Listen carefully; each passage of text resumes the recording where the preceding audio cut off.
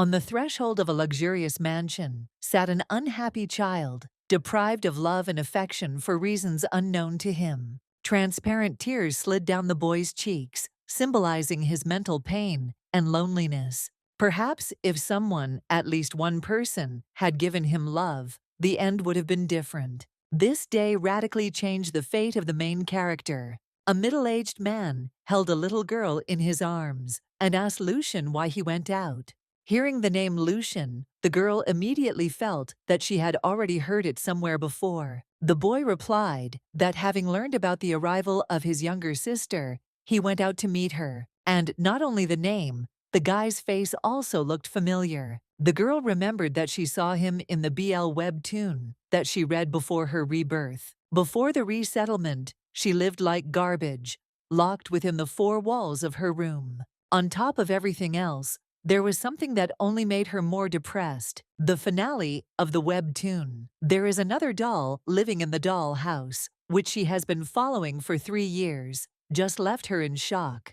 The heroine felt incredible disappointment and rage when she reached the end, full of sadness and joylessness. She fell asleep while writing a malicious comment to the author, and, opening her eyes, the girl saw a completely new world in front of her. At first, she was confused, not understanding where she was and what was happening. But being an experienced reader, she immediately assumed that this was the very resettlement she had only heard about. The heroine was fond of reading web novels and, quickly realizing what was what, thought about what kind of story she found herself in, a novel or a manhwa. The girl's parents suddenly entered the room, a woman with golden hair and azure eyes, and a man with green hair and light red eyes. They joyfully approached the girl and, patting her on the head, praised her for her outfit and appearance, saying how beautiful she was. The love of caring parents for the body, into which the heroine moved, step by step healed her soul, which was once empty and gloomy. Over time, the girl became completely accustomed to the life of the only daughter of the Orlando Count family, Rachel D. Orlando. The Count couple had to leave for a while, so they said goodbye to the girl and asked her to wait for them. Even if their love was not intended for the real heroine, it was enough for her. She just wanted to continue to live such a happy life. But that day was the last. That day, her parents had a carriage accident and left this world. While Rachel was drowning in her sadness, her uncle took over the title and the entire family line. Then an imperial duke came to her, who expressed his deepest condolences for the tragedy that happened to the Orlando couple, and said that he was her godfather. Despite all her uncle's protests, the Duke turned to the girl and told her that he was a close friend of her father and wanted to adopt her, promising that from now on she could live in peace, since he would protect her. At that moment, she felt that she was safer with this man than with her greedy uncle. Taking the girl, the Duke got into the carriage, and they headed to his mansion. There was silence in the carriage. All the way they rode in silence. Looking at her new guardian, Rachel tried to remember where she had heard the name Duke Leon. The heroine, getting out of the carriage, saw in front of her a beautiful mansion that rose majestically in front of her. Rachel was amazed by his beauty and grandeur. Suddenly, the Duke, smiling, picked up the baby in his arms. He looked at her with a look full of longing and said that everything that belonged to the ducal family was now hers. The Duke gently hugged the baby to himself and said that she was Liam's daughter, and therefore she was like his own daughter to him too. Their conversation was interrupted by the Duke's son, who called his father. Then the Duke looked sternly at his son and asked why he went out. The Duke was pleased with the answer of his son Lucian, who said that he had gone out to meet his younger sister. He introduced Rachel de Orlando to his son Lucian and said that they would now live together as one family. The young man seemed familiar to her. His long eyelashes, gold-colored eyes, scarlet lips, indifference on his face, and even a small mole right under his eye. This was the main character of the BL webtoon that the girl read before her rebirth. Lucian was her favorite hero, the repentant madman, Lucian de Leon. The heroine was stunned when, looking at her, the Duke added that she would soon become Rachel de Leon. It was at this moment that the girl realized who exactly she had possessed. In the novel, Rachel, whose body she took over, was Lucian's younger sister. Duke Leon spoiled her too much as a child, and turning into an arrogant scoundrel, she bullied Lucian in every possible way. Therefore, in the end, she turned out to be cannon fodder, the very first to fall at the hands of Lucian. The heroine was horrified, realizing what role she was playing in this story. The Duke and Lucian looked at the girl with confusion. The heroine only thought that she did not want to die. Moreover, she did not want to die at the hands of her pet. First of all, the Duke took the girl to her room, which was quite large and colorful, and as soon as she was alone, she plopped down on the large and comfortable sofa.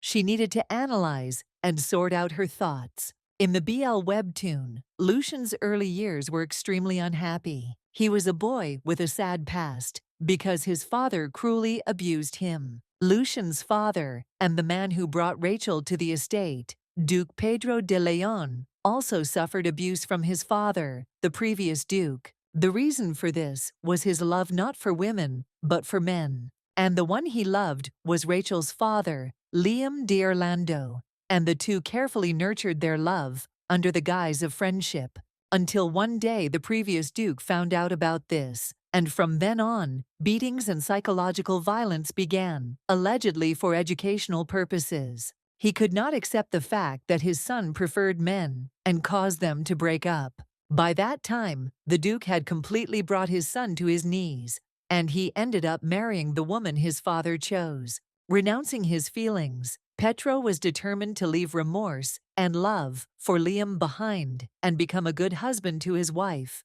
and a wonderful father to his unborn child. However, he was never able to love his son, who was like two peas in a pod, like his hated father. As soon as the heroine remembered how it all began, she took a deep breath, because male love figured even in the history of fathers. But the most important thing for her now is Lucian's condition and the fear of her own death.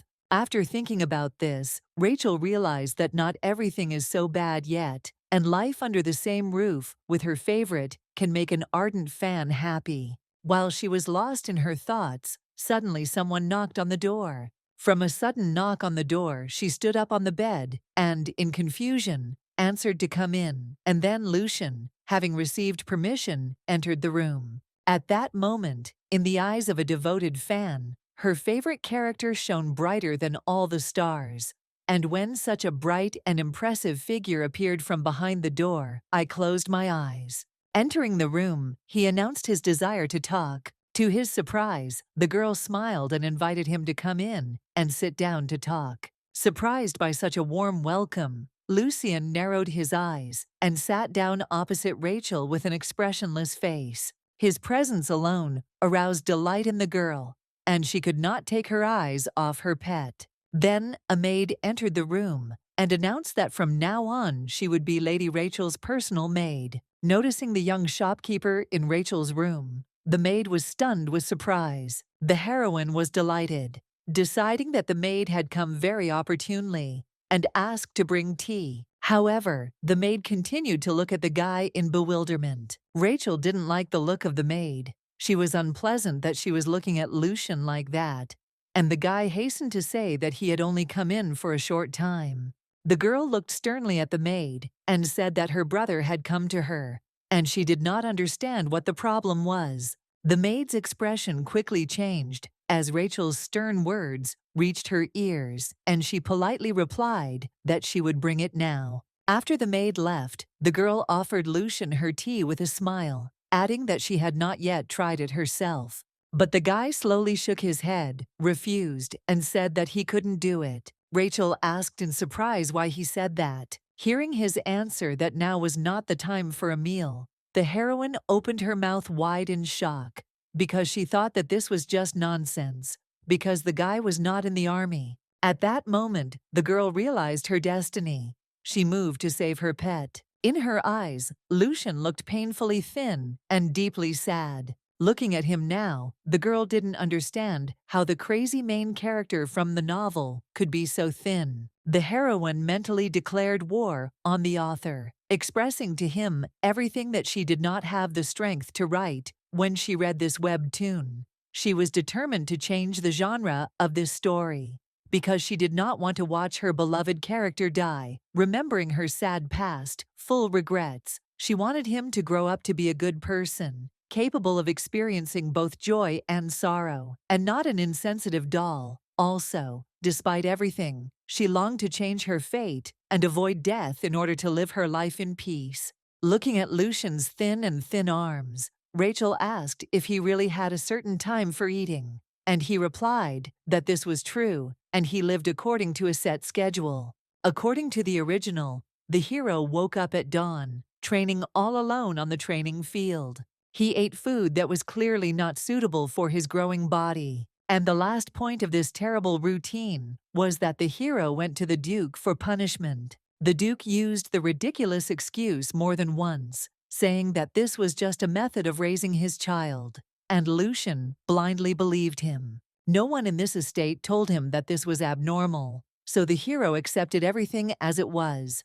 Rachel decided to start implementing her plan to save her pet by talking about the strategy of Plan A and Plan B, and suggested that he create 2 routines at once for peace of mind. She explained to Lucian that the first was the main one, and the second was needed in case the first did not go according to plan. The hero blinked in confusion when he heard her words, since this was the first time he had heard about it. Hearing his slightly subdued voice, Rachel quickly added that he knew this now, and if he made 2 routines to be prepared for unexpected situations, life might become a little easier. Lucian answered a little thoughtfully that he needed his father's permission. The heroine looked at her lover with pity and asked him to be sure to get permission. She had read the original and already knew what to expect, but she didn't think that his life was so similar to a doll's. Lucian was stunned when he heard Rachel say that he was now her brother and they were one family. Defiantly wiping away her tears, the heroine said that her family always got together for tea. After listening to the girl, the hero nodded slightly and promised to ask his father's permission. Rachel thanked her brother with a bright smile. She said she would look forward to it. After tea, the girl asked Lucian, saying that she had a lot of fun. She said this from the bottom of her heart, to which the hero, leaving the room, smiled slightly for the first time. But as soon as the door of the room closed, his expression changed and the smile disappeared from his lips. Initially, he assumed that Rachel would be just a small child who did not understand anything. However, during the tea party, he noticed that she was smart and was immediately able to determine her position. After meeting her, Lucian also realized that her situation was different from his, who had failed to even gain recognition from the head of the family. He thought that perhaps she had deliberately given him the impossible task of drinking tea. After Lucian left, the maid formally introduced herself again, saying that her name was Amber and that she was her personal maid. Rachel greeted her with a polite smile. After the official part, the maid said that she would help her change into a new dress and take her to the dining room. Rachel changed and followed Amber into the dining room. As Rachel walked down the hallway, she thought about her next steps. Firstly, the heroine had to avoid the pitiful end prepared for her by the original. Secondly, she wanted to save her pet Lucian from terror. And to achieve her goals, first of all, she had to change the Duke's feelings. While she was thinking about the Duke, she also thought about Lucian's mother and wondered if she would be present at the dinner. Duchess Camilla de Leon is Duke Pedro's partner in a political marriage. As far as the heroine knew, the Duchess suffered from depression.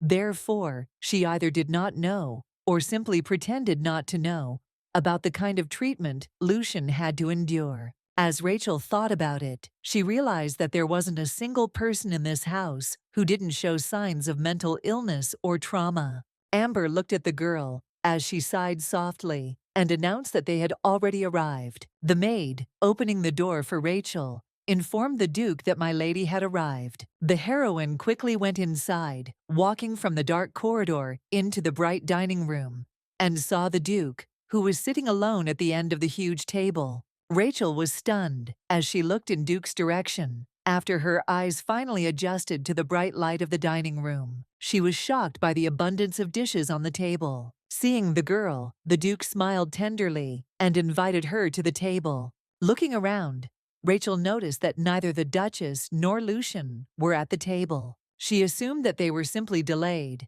and rather quickly walked over to the seat next to the Duke, and, with Amber's help, sat down in her chair. Taking her place at the table, the girl greeted the Duke, who was in high spirits, with a smile. Since there were too many dishes on the table, the heroine casually asked if anyone else would come, to which the Duke replied with a smile that he wanted to spend time alone with his daughter. Hearing with what tenderness the man called her daughter, the heroine understood why the real Rachel behaved so arrogantly with the others. Rachel thanked him without any extravagance. She appreciated the kindness with which he treated her, and how attached he was to her. However, this was a little burdensome for the girl, since she believed that this care should be reserved for Lucian. She felt somehow out of place, because from her point of view she was taking away all the love that belonged to Lucian. Although Rachel smiled, she felt completely uneasy in such an atmosphere. Rachel looked at the Duke and asked permission to ask a question. After receiving permission, she asked if he really intended to adopt her. The Duke was slightly surprised to hear her question, and with all seriousness answered positively, saying that it was the duty of a godfather to become her guardian. As the heroine thought everything was happening, as in the original story, she quickly nodded, letting her know that she understood everything. Rachel was lost in her own thoughts for a moment. Then the Duke asked in a friendly voice, which was in stark contrast to his attitude a few minutes ago, if she had any more questions. Taking the opportunity, Rachel decided to ask about what interested her most, whether he was eating with his older brother. She looked at the Duke, her huge shining eyes expressing the hope that after her question he would invite Lucian to the table. However, he only replied that Lucian had his own meal schedule. Hearing these words, the girl's face changed dramatically. She saw no point in a strict schedule that made the child's life more difficult. Trying to be as nice as possible, Rachel looked at the Duke and said that she would like to sit at the same table with everyone. The Duke was slightly surprised and winced a little. Seeing his reluctance, she suggested that perhaps the Duke considered her request too impudent. Rachel was already upset when suddenly the Duke smiled kindly at her again and promised to fulfill any wish of his daughter, after which he coldly ordered the servant to bring that child. The happy thought that she could share dinner with her favorite overshadowed her mind, and the heroine joyfully thanked the Duke. The cold expression on the man's face was replaced by a gentle one, like the misty morning sun. Looking at the girl, the Duke gently stroked a strand of her hair and, as if remembering someone very dear, said that she also constantly thanks. The heroine was always insightful and therefore very sensitive to changes in a person's mood, and always tried to understand what he was feeling. She understood the reason he loved her. It was all because of her father. Looking at her, he saw Liam. If the heroine did not know this, then, most likely, she would be like the original Rachel, and although the heroine understood everything, for some reason she was offended in her soul. The servant quickly brought Lucian. The boy, whose face showed confusion, noticed Rachel and froze for a moment. The heroine, seeing her favorite, was lost in thoughts about how irresistible he was. Entering the dining room, Lucian took a seat opposite Rachel.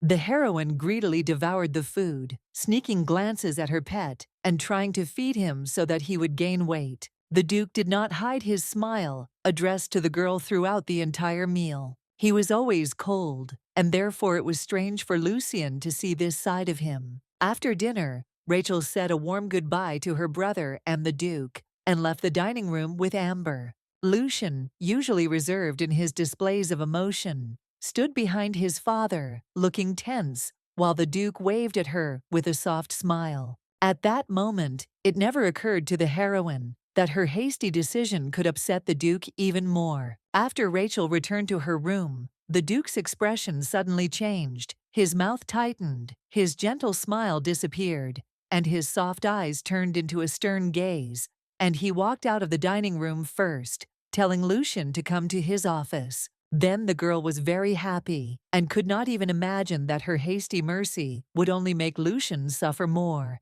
She could not even imagine such an outcome, even in her worst nightmare. Just recently, Lucian had dinner with his father, and it made him feel as if his father had finally acknowledged him. However, in the office where he was being taught discipline, the Duke, in his usual stern tone, asked about his meeting with Rachel without permission. The Duke was angry and reprimanded Lucian for meeting Rachel without his knowledge. The boy stood in the office with an indifferent face, as usual. But today he did not want to be here. He remembered the little girl's smile when she called him brother and thanked him for drinking tea together. Since Rachel called him brother, he also told his father that he visited her because she was now his little sister.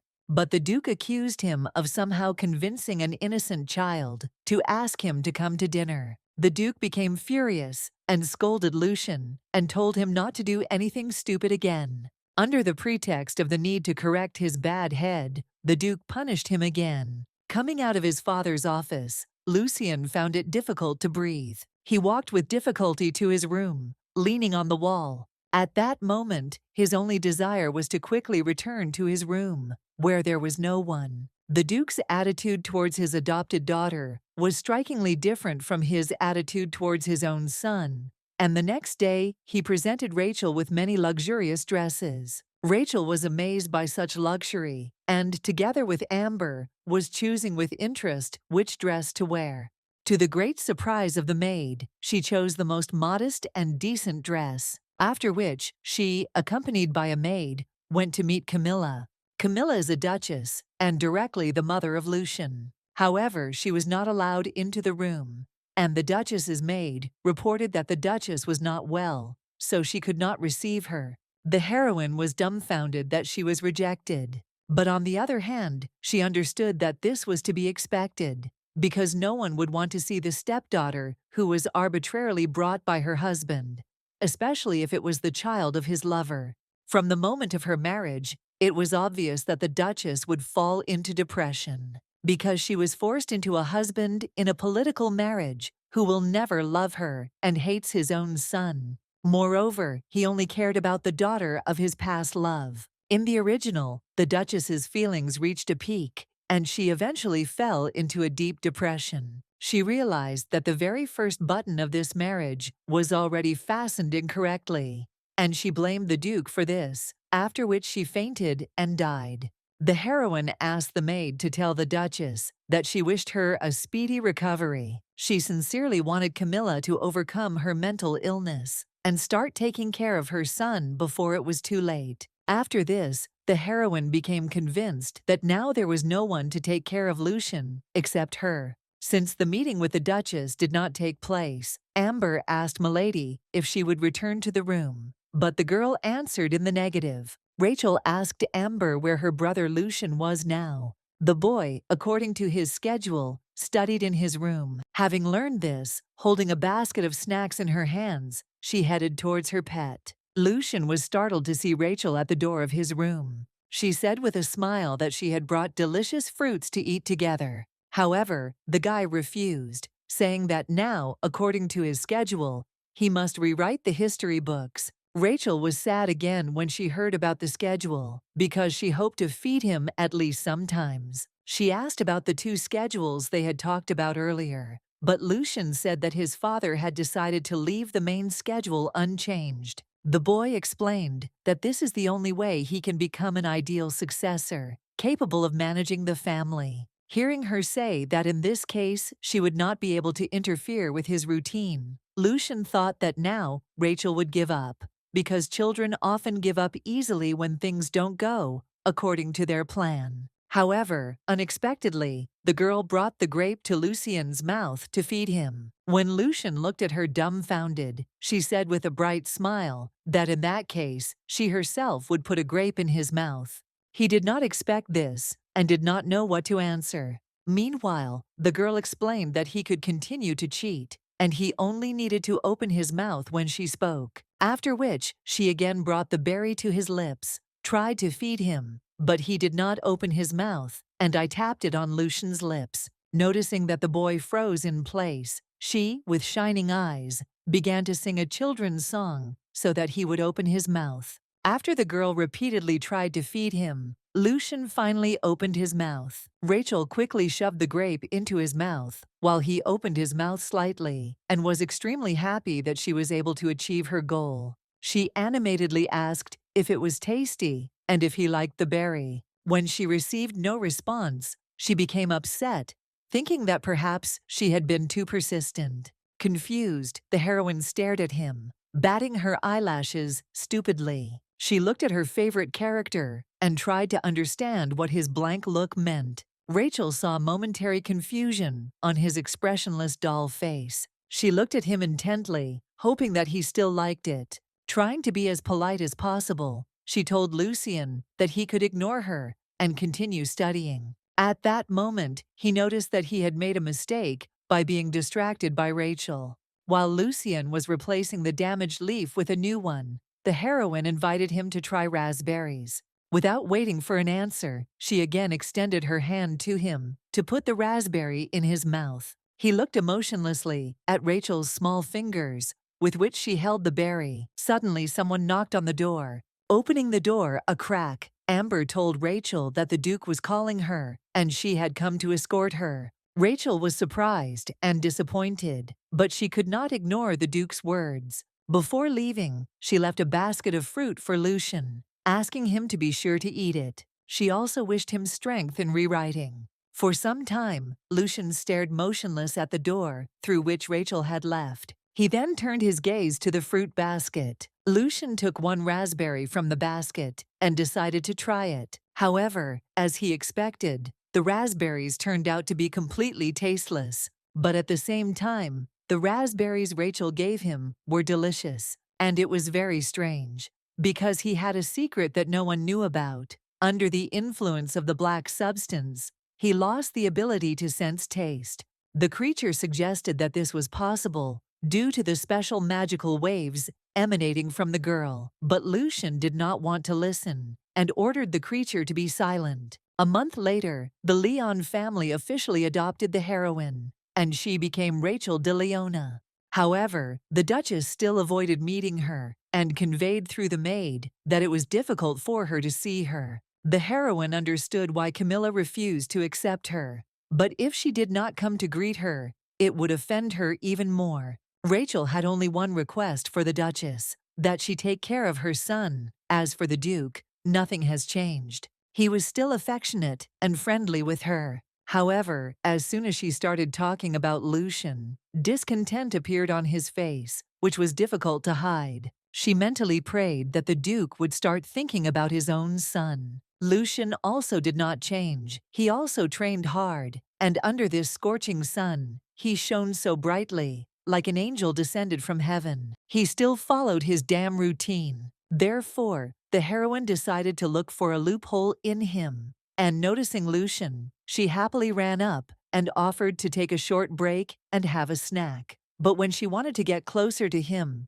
he took a step back. The heroine was so surprised by his reaction that she froze in place. Lucian was embarrassed. He did not understand why he did this. He turned away from her and said that it was dangerous, so she should not come near him while he was training. The heroine called him cheerfully again, and he, hearing her voice, turned to her. Pointing to a bench nearby, she suggested that he sit down so that he could rest a little and drink the refreshing iced tea that she had brought. Lucian agreed, and putting his sword aside, walked over to the bench and sat down next to Rachel. His sweaty black hair, plastered to his forehead, glistened like obsidian.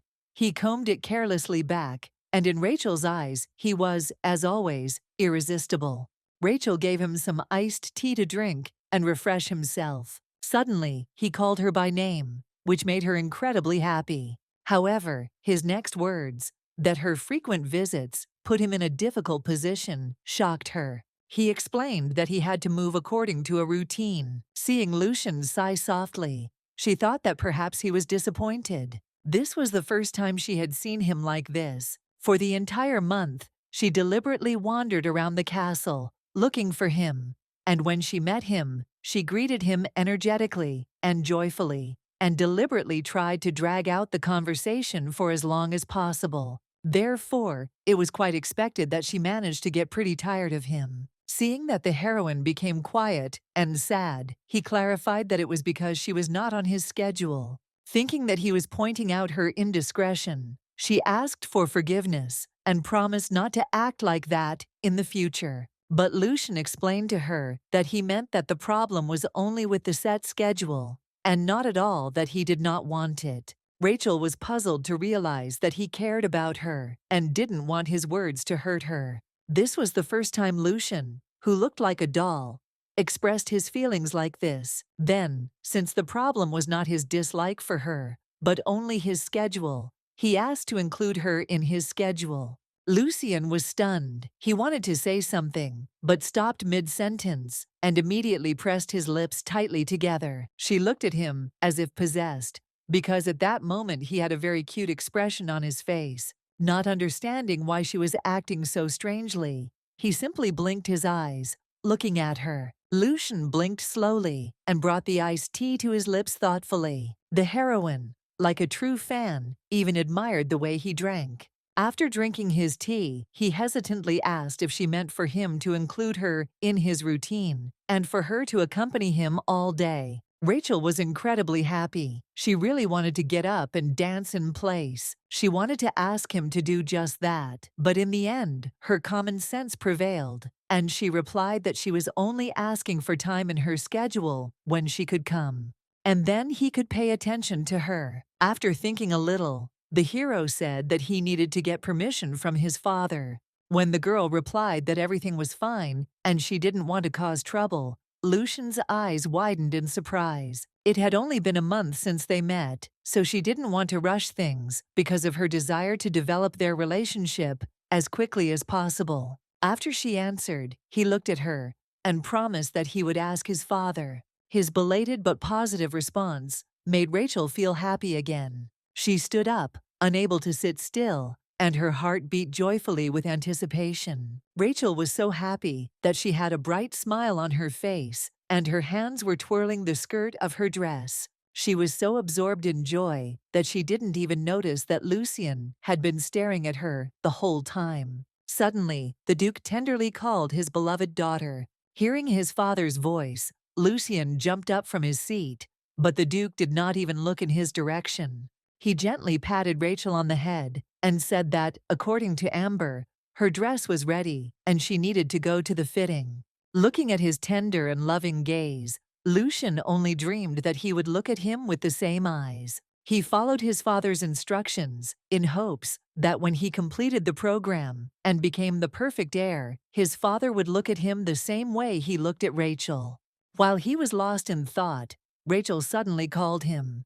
Rachel smiled at him and waved, telling him she had to go. But Lucian did not answer her, but only silently looked after her. When the girl left, the Duke's expression changed abruptly, and he called out to his son in a voice as cold as ice. Lucian looked at his father, who turned to him with hatred in his voice, and ordered him to go to the office. When they entered the office, the Duke again began to beat his son, as he was dissatisfied with his communication with Rachel. The Duke, furious, asked Lucian why Rachel continued to seek a meeting with him. Lucian could not answer his father's question because he also did not know what the reason was.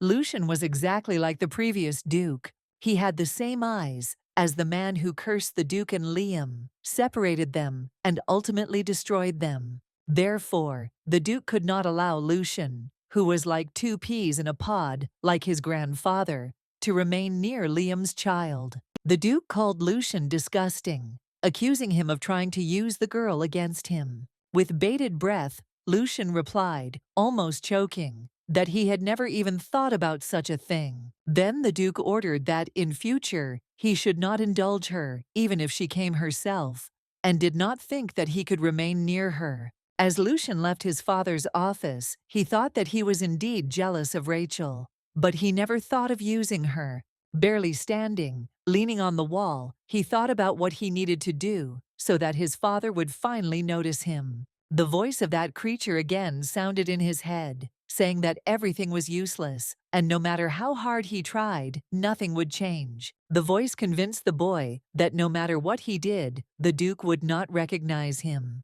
Although Lucian wanted to object, in fact, he also understood that in his father's eyes, he was like a ghost without a shadow. Taking advantage of the boy's despair, the black creature tried to take over his body, promising eternal peace in return.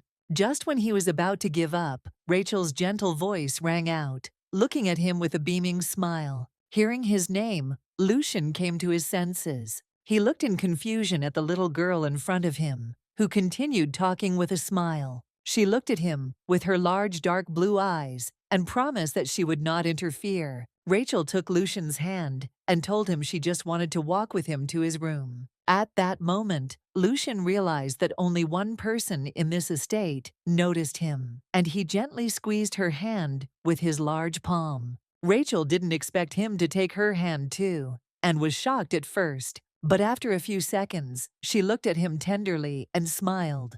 To prevent him from changing his mind and withdrawing his hand, she pulled him along with her with a bright smile, calling him to go further. While they walked, the heroine excitedly thought only that her favorite took her hand. Rachel asked the hero if the next item on his schedule was rewriting history books, and he answered in the affirmative. Very soon they were supposed to reach Lucian's room, but the heroine did not want to let go of Lucian's hand. To make the moment last as long as possible, Rachel complained that her legs hurt, after which she looked at him with her shining eyes and asked if they could stop for a while and rest. Seeing that Lucian was lost in thought, she began to worry that he would leave her and leave. But the next second, he dropped to one knee in front of her and gently called her name. The girl was extremely surprised and embarrassed by Lucian's act. She was speechless in amazement. Rachel couldn't believe her luck. Lucian was carrying her on his back. She was incredibly happy. A feeling of delight and happiness overwhelmed her so much that it seemed as if she was going crazy from an excess of emotions. Suddenly, Lucian called Rachel, and she jumped in surprise. He said that they had already reached his room. The heroine was a little disappointed when Lucian let her go to the floor. However, she didn't want to distract him any further, so she smiled and thanked him for reporting. Lucian still hummed emotionlessly and told her to go rest. After saying goodbye, she waved her hand and wished him good luck in the remaining matters. Although she tried to smile, she was sad because she wanted to stay with him longer. Closing the door behind him, Lucian felt the same. He looked at the doors behind which the heroine stood, but did not dare to open them. The hero entered the room and continued to follow his schedule. The next day, Rachel decided to try to visit the Duchess again, and to her great surprise, the maid said that she asked her to come in. Hearing this, the heroine was very happy that Camille finally allowed her to greet her. She was happy that her relationship with Lucian and the Duchess had begun to develop. However, she noticed that the maid, despite being adopted by the Duke, still called her by her real name, Erando. Just hearing this made her realize that the Duchess was thinking about her, but she wasn't offended by it. All she wanted was for the Duchess to take care of Lucian. Led by the maid, Rachel entered the room where the Duchess was sitting on the sofa by the window, enjoying the rays of sunlight. The heroine greeted her and introduced herself, saying her name, Rachel de Orlando. Without answering her greeting, the Duchess asked the girl if she knew what a mirage was. Continuing to look out the window, she said that in the country next to the empire, there is a desert, covered entirely with dry sands. The Duchess heard a story from a traveler who fell behind the caravan and wandered alone in the desert for several days. While wandering along the road, a thirsty traveler came across an oasis with clear water right in the middle of the desert.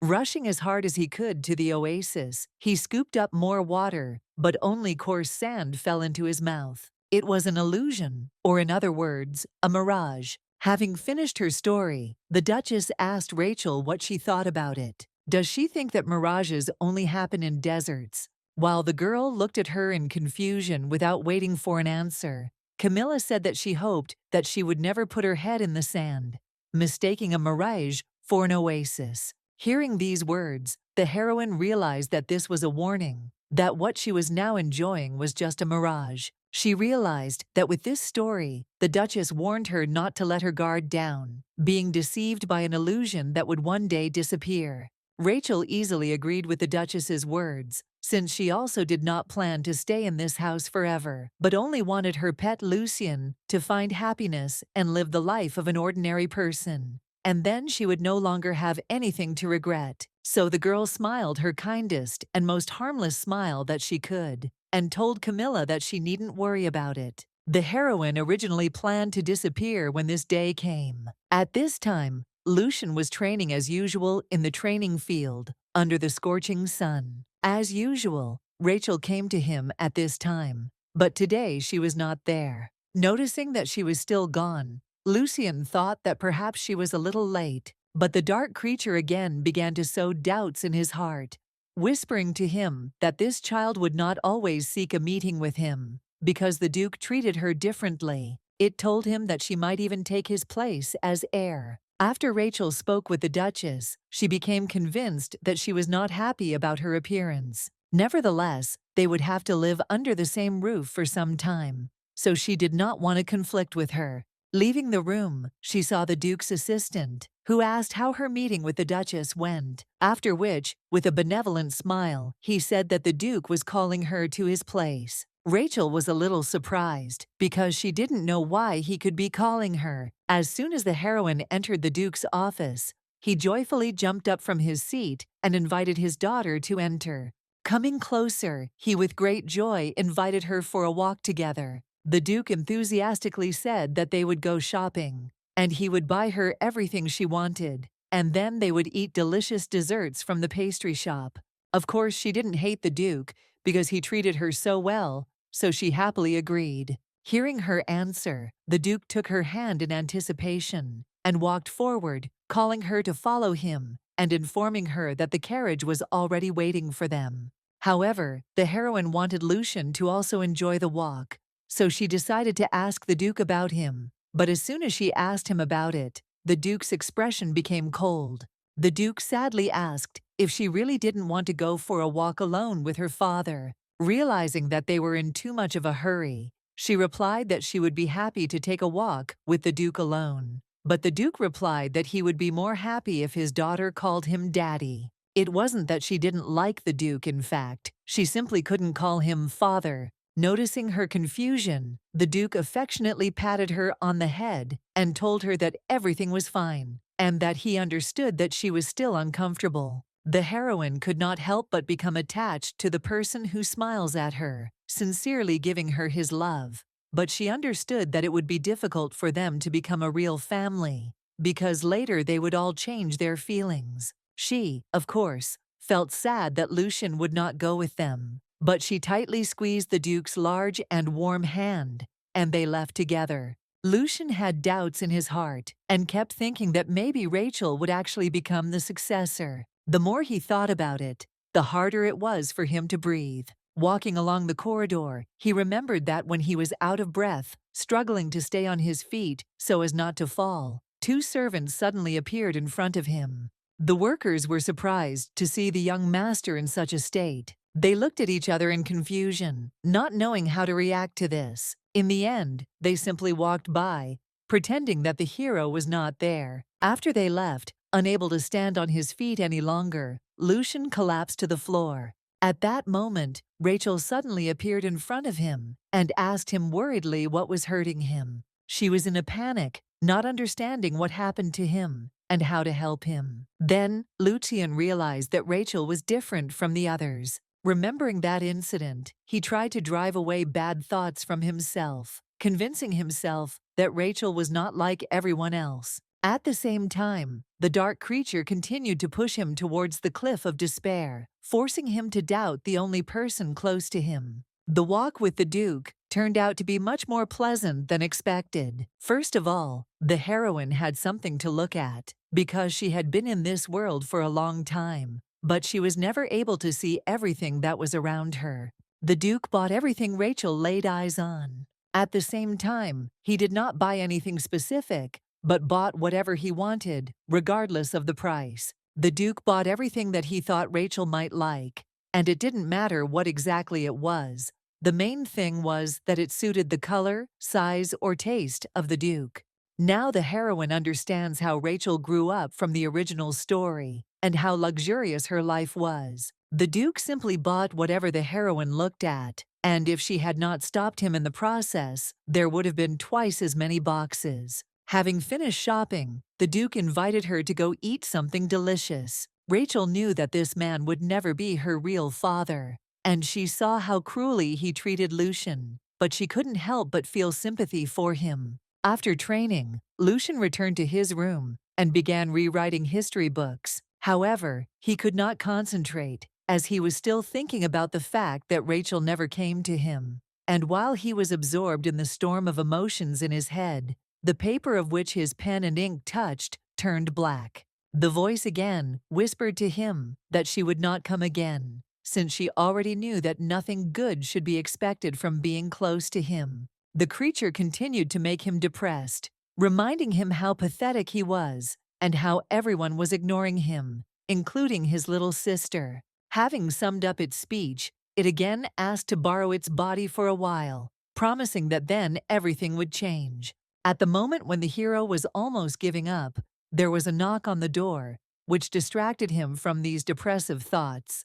Lucian turned his head to look at the door as it slowly opened to reveal Rachel's small face with a bright smile as she greeted her beloved brother, making sure that, as she thought, her brother was busy texting in the room. She entered the room, and Lucian's heart began to beat faster as Rachel began to move closer to him. As she came closer, she told Lucian that she had gone for a walk with the Duke and expressed her regrets at not being able to go with him. But in return, she bought a lot of goodies and was happy to share them with Lucian. He couldn't take his eyes off Rachel, who stood with a large basket in her hands. The heroine was happy that when she came to visit the hero, she did not do so empty-handed. Although he did not understand his own emotions, his condition spoke for itself. He was incredibly glad that she had not forgotten about him. He was always there during this time, although the only one who noticed was Rachel.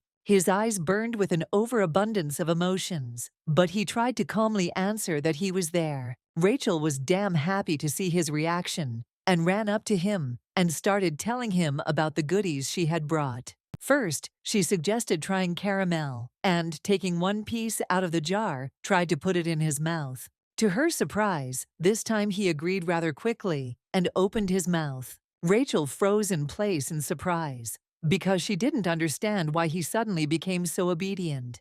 Taking this opportunity, she decided to quickly get another caramel to feed him, but Lucian asked to wait a little. He pulled the chair closer so that she could sit down, and he sat down opposite her to make it easier to communicate. The heroine was very happy when she realized that in this way, he allocated time for her in his schedule. Lucian asked her if she had been with her father all day, and Rachel answered in the affirmative, saying that she and the Duke had gone for a walk. After which, she happily asked if he really missed her, which greatly embarrassed him. Having received no answer, she admitted that she herself really missed him. Hearing this, Lucian blushed slightly and smiled. Rachel was delighted to see his smile. However, she would be even happier if he smiled wider. Hearing her say that a wide smile would look even cuter, Lucian was surprised. Rachel didn't want to say it out loud, so realizing her mistake and afraid that Lucian would distance himself from her again, she accidentally dropped the basket of sweets. All the desserts she had chosen so carefully ended up on the floor. She wanted to pick them up, but Lucian grabbed her hand and told her to sit down. He did it unconsciously, but when he came to his senses, he was already firmly holding her wrist. Fearing that he might have grabbed too hard and hurt her, he immediately let go of her hand and asked if everything was okay. The heroine was very glad that Lucian cared so much about her. While Lucian picked up the desserts, Rachel continued to mentally praise and admire her favorite. Having finished singing his praises, she offered her help. However, after the fall, all the desserts already looked unsightly. Rachel was very upset, as she wanted Lucian to try them. Initially, they were beautiful, but now they looked unpresentable and unappetizing. Seeing how upset she was, Lutzman tried to calm her down. He thanked her with a smile, as he understood how hard she had tried for him. His dazzling smile embarrassed the heroine, and she, blushing, replied that he had nothing to thank her for. He also promised that he would definitely get permission from his father to spend time with her, and that he will certainly add it to his routine. Rachel was immensely happy that Lucian remembered her request. She smiled beautifully again and replied that she would look forward to it. The heroine was very happy that the current Lucian was not at all like that crazy tyrant from the book. Although the appearance of the cakes had deteriorated, this should not have affected the taste, so she again began to feed her brother. She wanted to achieve a happy ending for herself and her pet at any cost. Night fell, and the city was shrouded in darkness. After finishing her conversation with Lucian, Rachel returned to her room. The stupid smile did not leave her face, since the shining smile of his pet was still standing before her eyes. She thought that she had nothing more to wish for, but suddenly she remembered that there was something. Now she was eager to see Lucian and Noah live a happy life. In the original, the two met an unhappy end. Although they loved each other, they could not avoid the misunderstandings accumulated due to lack of communication, and several canon characters who were in love with Noah only fueled these misunderstandings. Comparing her age and Lucian's age, the heroine came to the conclusion that the original story she knew had already begun. The main culprit of the tragic end of the novel and the most significant secondary character, Oscar, was soon to appear. In the original, the hero, having killed everyone on his way, went to his beloved. He slowly walked towards the bed where his beloved Noah lay. Lucian gently stroked Noah's golden hair. Looking at his lifeless body, Lucian asked how he could live without him. Then, without the slightest regret or hesitation, he followed his beloved, plunging the sword into his chest. Seeing the death of her pet, Rachel woke up sharply, feeling a rapid heartbeat and breathing. Realizing that it was just a dream, she felt relieved. At the end of the original story, after Noah's death, Lucian ended his own life. The heroine could not allow Lucian to die, because at all costs, she was determined to change the end. Rachel wanted to achieve an ending where Lucian and Noah found happiness, and she calmly left the Leon family. After the girl left, Lucian continued to look at the jar of caramel candies for a while. Having woken up, the heroine first hurried to her pet,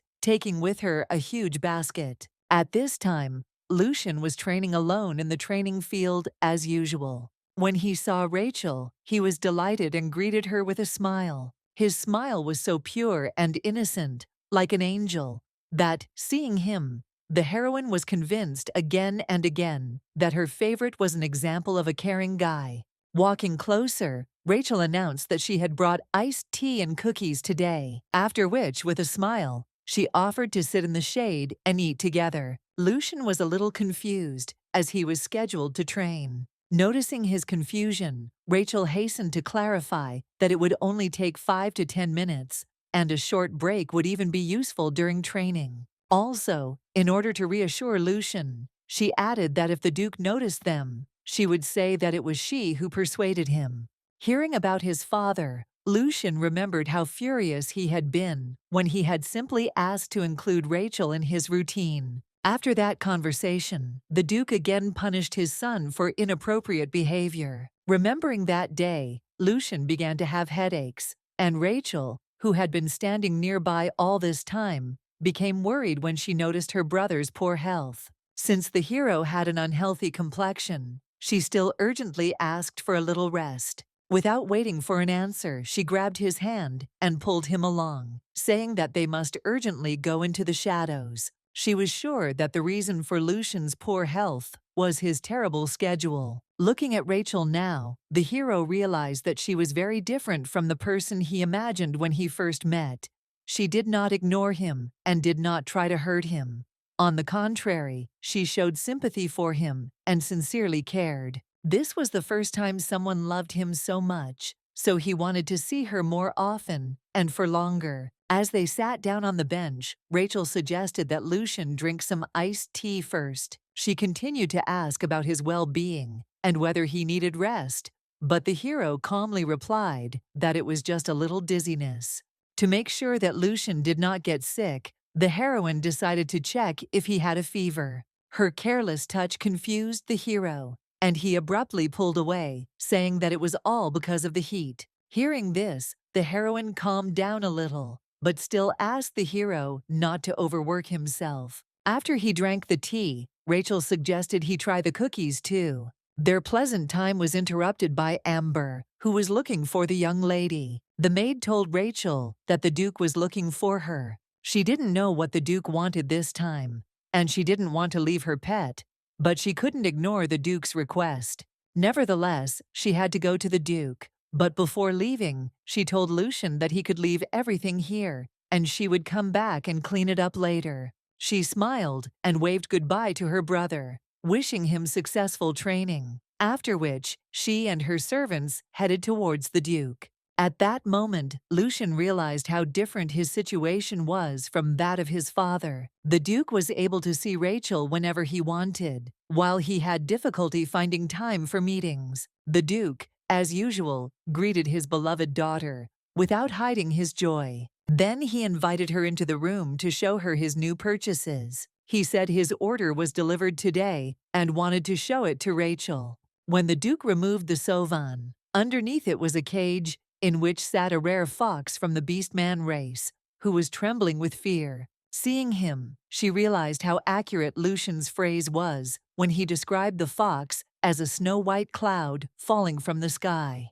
Rachel immediately realized that Oscar was a minor character in the novel. The main form of the beast people race was bestial, but upon reaching puberty, they could turn into humans. They had the same mental abilities as humans, but in the Leona's empire, the beast people were treated worse than ever. People kidnapped them and sold them as pets or slaves, and the real Rachel also received a gift from Duke Oscar, purchased in the same way. That Rachel was no different from other people and mocked him in every possible way. Naturally, after this, Oscar fell in love with Noah, who treated everyone with warmth. Oscar later escaped, taking Noah with him, who had been captured by Lucian. And Lucian believed that Noah got close to him in order to fool him. Lucian recaptured Noah and imprisoned him in a room where not a ray of light could penetrate. After being transformed into Lucian's personal doll,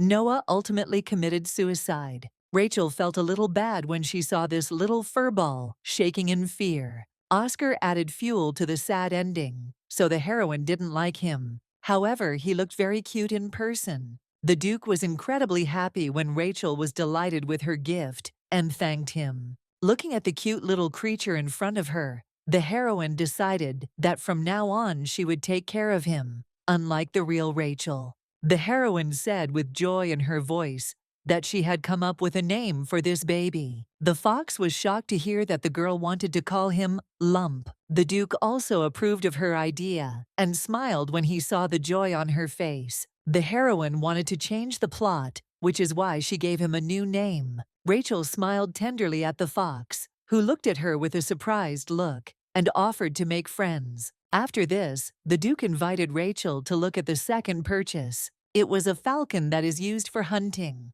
Rachel couldn't contain her admiration when she saw this majestic bird. Looking at the falcon, Rachel immediately decided to name him Damien. The fox was annoyed to realize that the girl who came up with such a wonderful name called him Lump. However, despite the fox's displeasure, Rachel was not going to give in and thought that the name Lump sounded cute. Suddenly, she noticed a collar on the fox's neck and told the Duke that this thing looked very tight. The Duke explained to her that this was a magical device in the form of a collar. He said that the collar was created by a high-level magician, and only stronger magic could destroy it. The Duke explained to her that falcons have been trained since childhood, so there will be no problems with him. But foxes are wild animals and can resist, and if the fox attacks her, the collar will squeeze its throat. After listening to him, the heroine thought that this was too cruel a method of taming.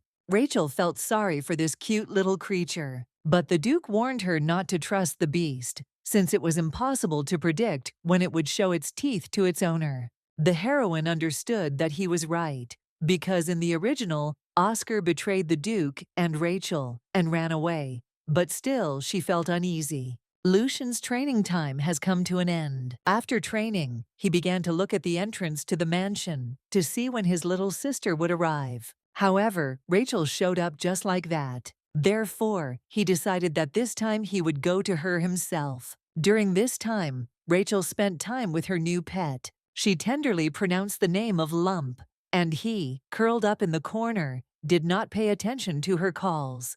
Rachel didn't know what to do, since little Lump didn't want to get out from under the bed. She addressed him with kind words, begged, and even tried to persuade him, but everything was in vain. Then she decided to lure him with delicious food. She offered him candies that even beastmen could eat. His large red eyes, sparkling like precious stones, moved restlessly, and he looked at the unfamiliar candy with disbelief.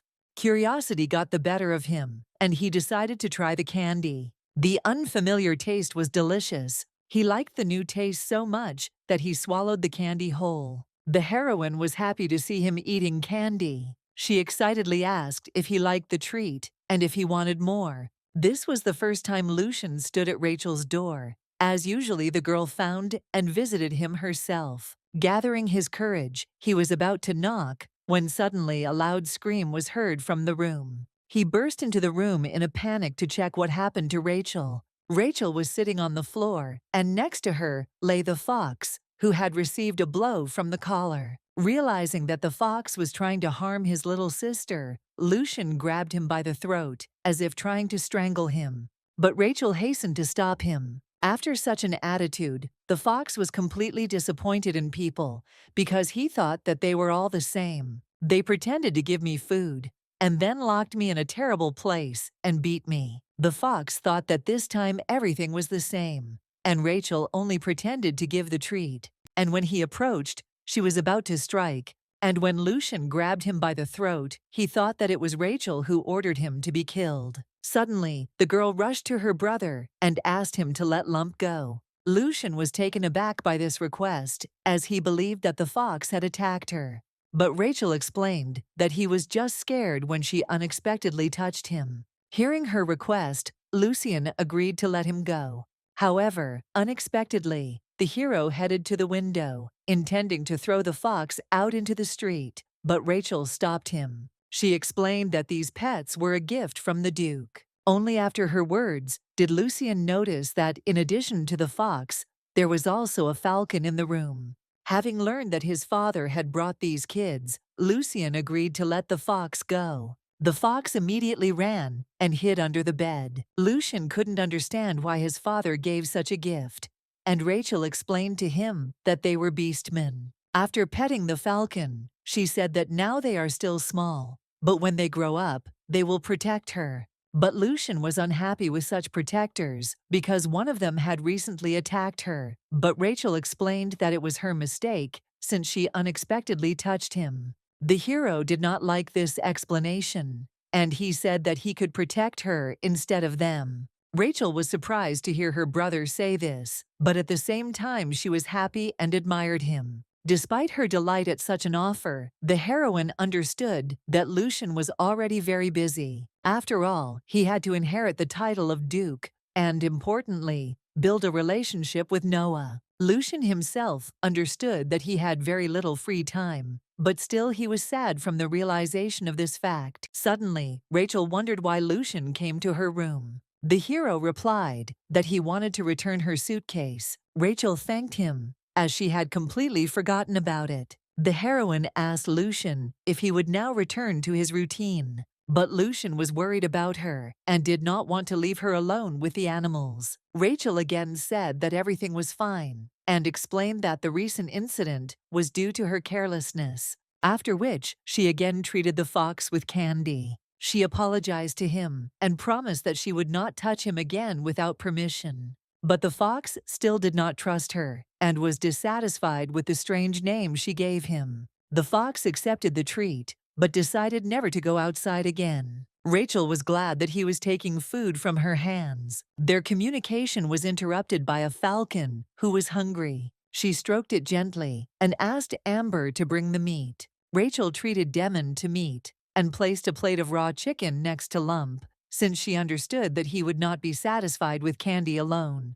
Lump's mouth watered at the sight of meat. Rachel was delighted when she saw that the fox was eating the meat with gusto. All this time Lucien watched Rachel, who was delighted with her pets. He was saddened by the knowledge that he would now have to share his little sister, not only with the Duke, but also with these creatures. While he was thinking, Rachel suddenly took his hand and suggested that they have a snack together. She brought Lucien grapes and told him that he needed to eat, at least a little, before returning to his studies, because it was difficult to concentrate on an empty stomach. The heroine tried to make her pet feel comfortable, while he just wanted to be close to her. Noticing that he was in no hurry to fade away, Rachel began to feed him again. She started singing the nursery rhyme again, waiting for Lucien to open his mouth. The hero smiled slightly and opened his mouth slightly. It seemed that he was already accustomed to this behavior of Rachel. After a week, the beastmen had already become accustomed to their new habitat, and Rachel began to spend time with them, outside and for walks. She arranged a competition between a hawk and a fox. She praised the winner and treated them to treats, thereby training and taming them. To cheer up the loser, she also gave him a small piece of candy. Lucien watched from afar as his little sister trained her falcon and fox. He worried that she might have come to love her animals much more than she loved him. Noticing her brother, Rachel ran up to him and offered to try training the animals too, explaining what exactly needed to be done. Rachel explained that the winner is determined by who brings the disc first. The falcon and fox were ready, awaiting Lucien's attack. After listening to the heroine's explanations, Lucien threw the disc towards the forest with all his might. Demian and Kamochek immediately rushed after him, trying to get ahead of each other. Rachel was worried, thinking that perhaps the hero had gone too far, but Lucien distracted her from her thoughts and suggested that she rest in the shade because the sun was very hot. The heroine happily agreed, since her arm was already hurting from throwing the discus. While they were sitting on the bench, she spoke with delight about her little animals, about what they were like and what they became. She was especially glad that she was able to win the fox's trust. She also liked that the seemingly majestic Demian was actually cute and constantly clung to her. While talking about her pets, Rachel suddenly thought that maybe the kids wouldn't be able to find the disc because it had flown very far away. Lucien was unpleasant that, even while with him, the heroine continued to think about those animals. Rachel, carried away by her stories, did not even notice this and was surprised when the hero reminded her that she was now with him. She looked at him in confusion, not understanding what exactly he was trying to say. Demian and Kamochek returned faster than Rachel thought, and this time the fox won. But the falcon did not want to admit defeat and pushed the fox so that he did not have time to get to Rachel. As a result, a fight broke out between them, and the heroine ran towards them to stop the quarrel. In the end, they only calmed down after Rachel promised to give a reward to both of them. Lucien stood back again and watched them, thinking that it would be better if these beasts disappeared into the forest. Suddenly, the Duke's voice was heard calling Rachel. The Duke, without hiding his happiness, came up and praised the heroine for still playing with the beast people today. He walked past his son, ignoring him as if he were invisible. The Duke was relieved to learn that his daughter liked obedient and cute babies. Suddenly, his expression changed, and he coldly asked Lucien why he was not at training. The Duke scolded him for skipping school. Rachel became worried that the Duke would punish Lucien again, and suddenly interrupted their conversation, explaining that his brother had only come because he was worried about her. She asked the Duke not to scold Lucien, and he smiled again and gently stroked her head, trying to calm her down. Since Rachel was nearby, the Duke only told his son to return to the training ground. Lucien could not contradict his father, so he had to leave Rachel. The Duke again lovingly turned to the heroine with a request to give him some time. He said that since she had said that she wanted to buy toys for the Beastmen, they would go buy them together. Having said this, the Duke sent Rachel and Amber to change clothes. Although Rachel wanted to stay with Lucian longer, she had to say goodbye to him. Lucian also wanted to spend time with her, so that no one would interfere, and the time would be entirely given to only the two of them. After changing, Rachel went shopping with the Duke. She chose products for her babies very carefully. The Duke, in turn, only asked if she liked this or that product. As soon as she answered that she liked something, the Duke immediately bought it. It didn't matter to him whether this thing was needed or not, he just wanted to make his daughter happy. When the Duke suggested that they look at something else, Rachel refused because she believed that he had already purchased more than he needed. The Duke gently took her hand and invited her to go to the carriage. At that moment, the heroine felt that she seemed to have become younger, not only in body, but also in soul. It was hard to believe that such a kind man could treat Lucian so cruelly. The heroine was confused, not knowing how she should treat the Duke. It would be easier for her if the Duke treated her the same way he treated Lucian. Noticing that the girl sighed often, the Duke asked if she needed anything else. He was ready to fulfill any of her requests. More than anything, she wanted to ask him to be kind to Lucian. But at the same time, she understood that it was too early to talk about it, so she tactfully refused, saying that she already had everything. The Duke noticed that Rachel could not express herself freely and decided that she was still uncomfortable around him.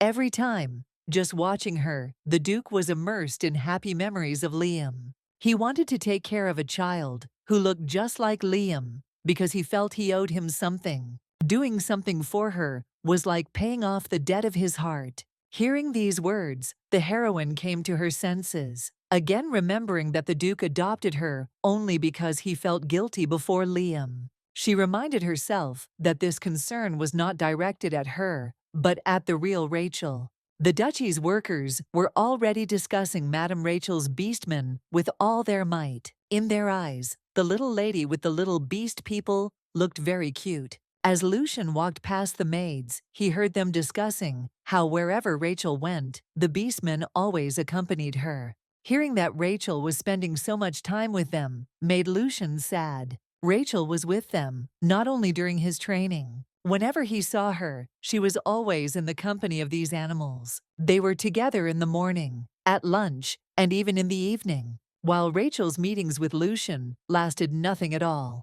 On the other hand, Lucian avoided Rachel every time because of the routine. The hero plunged into darkness again, and disturbing thoughts that Rachel had new toys, therefore she had no reason to hang out with him, gripped his mind. The dark creature continued to whisper that to Rachel he was just one of many toys. There was emptiness in Lucian's eyes again. Despite Rachel's opinion of him, all Lucian wanted was for her to stay by his side. Lucian believed that the problem was her beastmen. They may have looked tame now, but they are wild animals. The hero was worried that someday they might change and attack Rachel. His heart was uneasy, and if he could not separate Rachel from the beast people, then all he could do was be by her side. Arriving in her room, Rachel happily showed the beastmen her purchases. She invited them to take turns opening the boxes and seeing what was inside. While she was talking about shopping, Kamochek brought in a jar of sweets.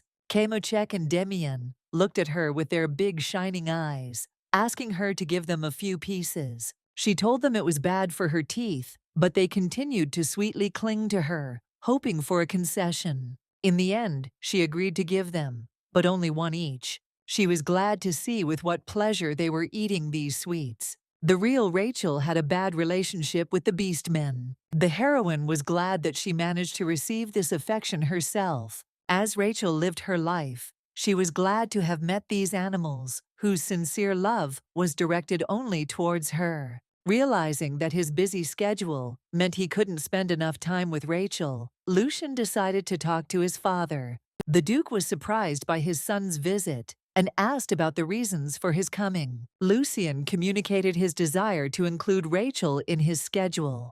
He asked to make time in his schedule to meet with Rachel. The Duke resolutely refused this request, as he was categorically against their meetings with Rachel. Lucian explained that he was worried about her safety and wanted to make sure the beastmen didn't harm her. But the Duke was sure that they were just pets, and there would be no danger. He ordered Lucian to put useless thoughts out of his head and focus on the lessons of the air. After some time, Rachel decided to organize a hunting competition between Demian and Kamochak.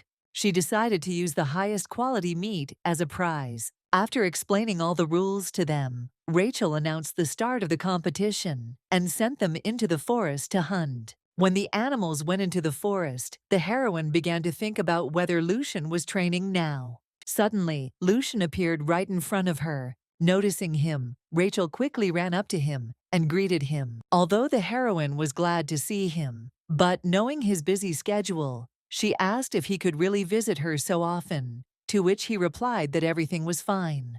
Rachel was puzzled to realize that he cared about her, and that was why he visited so often. She was immensely happy about this and thanked him. In response, Lucian unexpectedly apologized and said that he had not yet been able to get permission for time together in his schedule. But the heroine was already very happy that Lucian had not forgotten her request and was ready to wait as long as necessary. She told Lucian that the kids had gone hunting and suggested they take a walk together to the training area. When they got there, Rachel asked Lucian if he would come see her after training so they could return home together. The hero smiled slightly and agreed. Having agreed with Lucian, she wished him successful training and returned to the beast people. The hero's facial expression changed significantly after she left. Looking after her, he thought that it would be better if these animals did not return at all, and then Rachel would be his only. Lucian's fleeting thoughts made him feel ashamed. Shaking his head to regain his composure, Lucian returned to his training. He wanted to become the ideal heir to firmly demand a change in his routine. When Rachel returned, she saw that no one had returned yet. She decided to pour water for them in advance, so that when they returned, they could quench their thirst. Hearing some sounds, she raised her head and saw that a white fox, returning from the forest, had dragged someone along with it. Running back in fear, she was trying to break away from her pursuer. Seeing this, Rachel screamed in horror and, stumbling, fell back. Hearing her scream, Lucian quickly ran towards her, worried that his little sister might have gotten hurt. Seeing his little sister in danger, Lucian instinctively moved forward.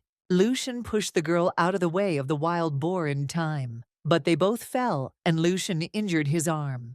Despite this, the hero did not take his eyes off the wild boar. Noticing that he was preparing to attack, Lucian told Rachel to run in the other direction. Lucian stood up and ran towards the boar. Rachel called after him worriedly, trying to stop him. Lucian had never heard a voice that sounded like this. He felt worry and anxiety in it. The brief uneasiness quickly went away, and Lucian, who was looking in the direction of the boar, jumped up, attacking.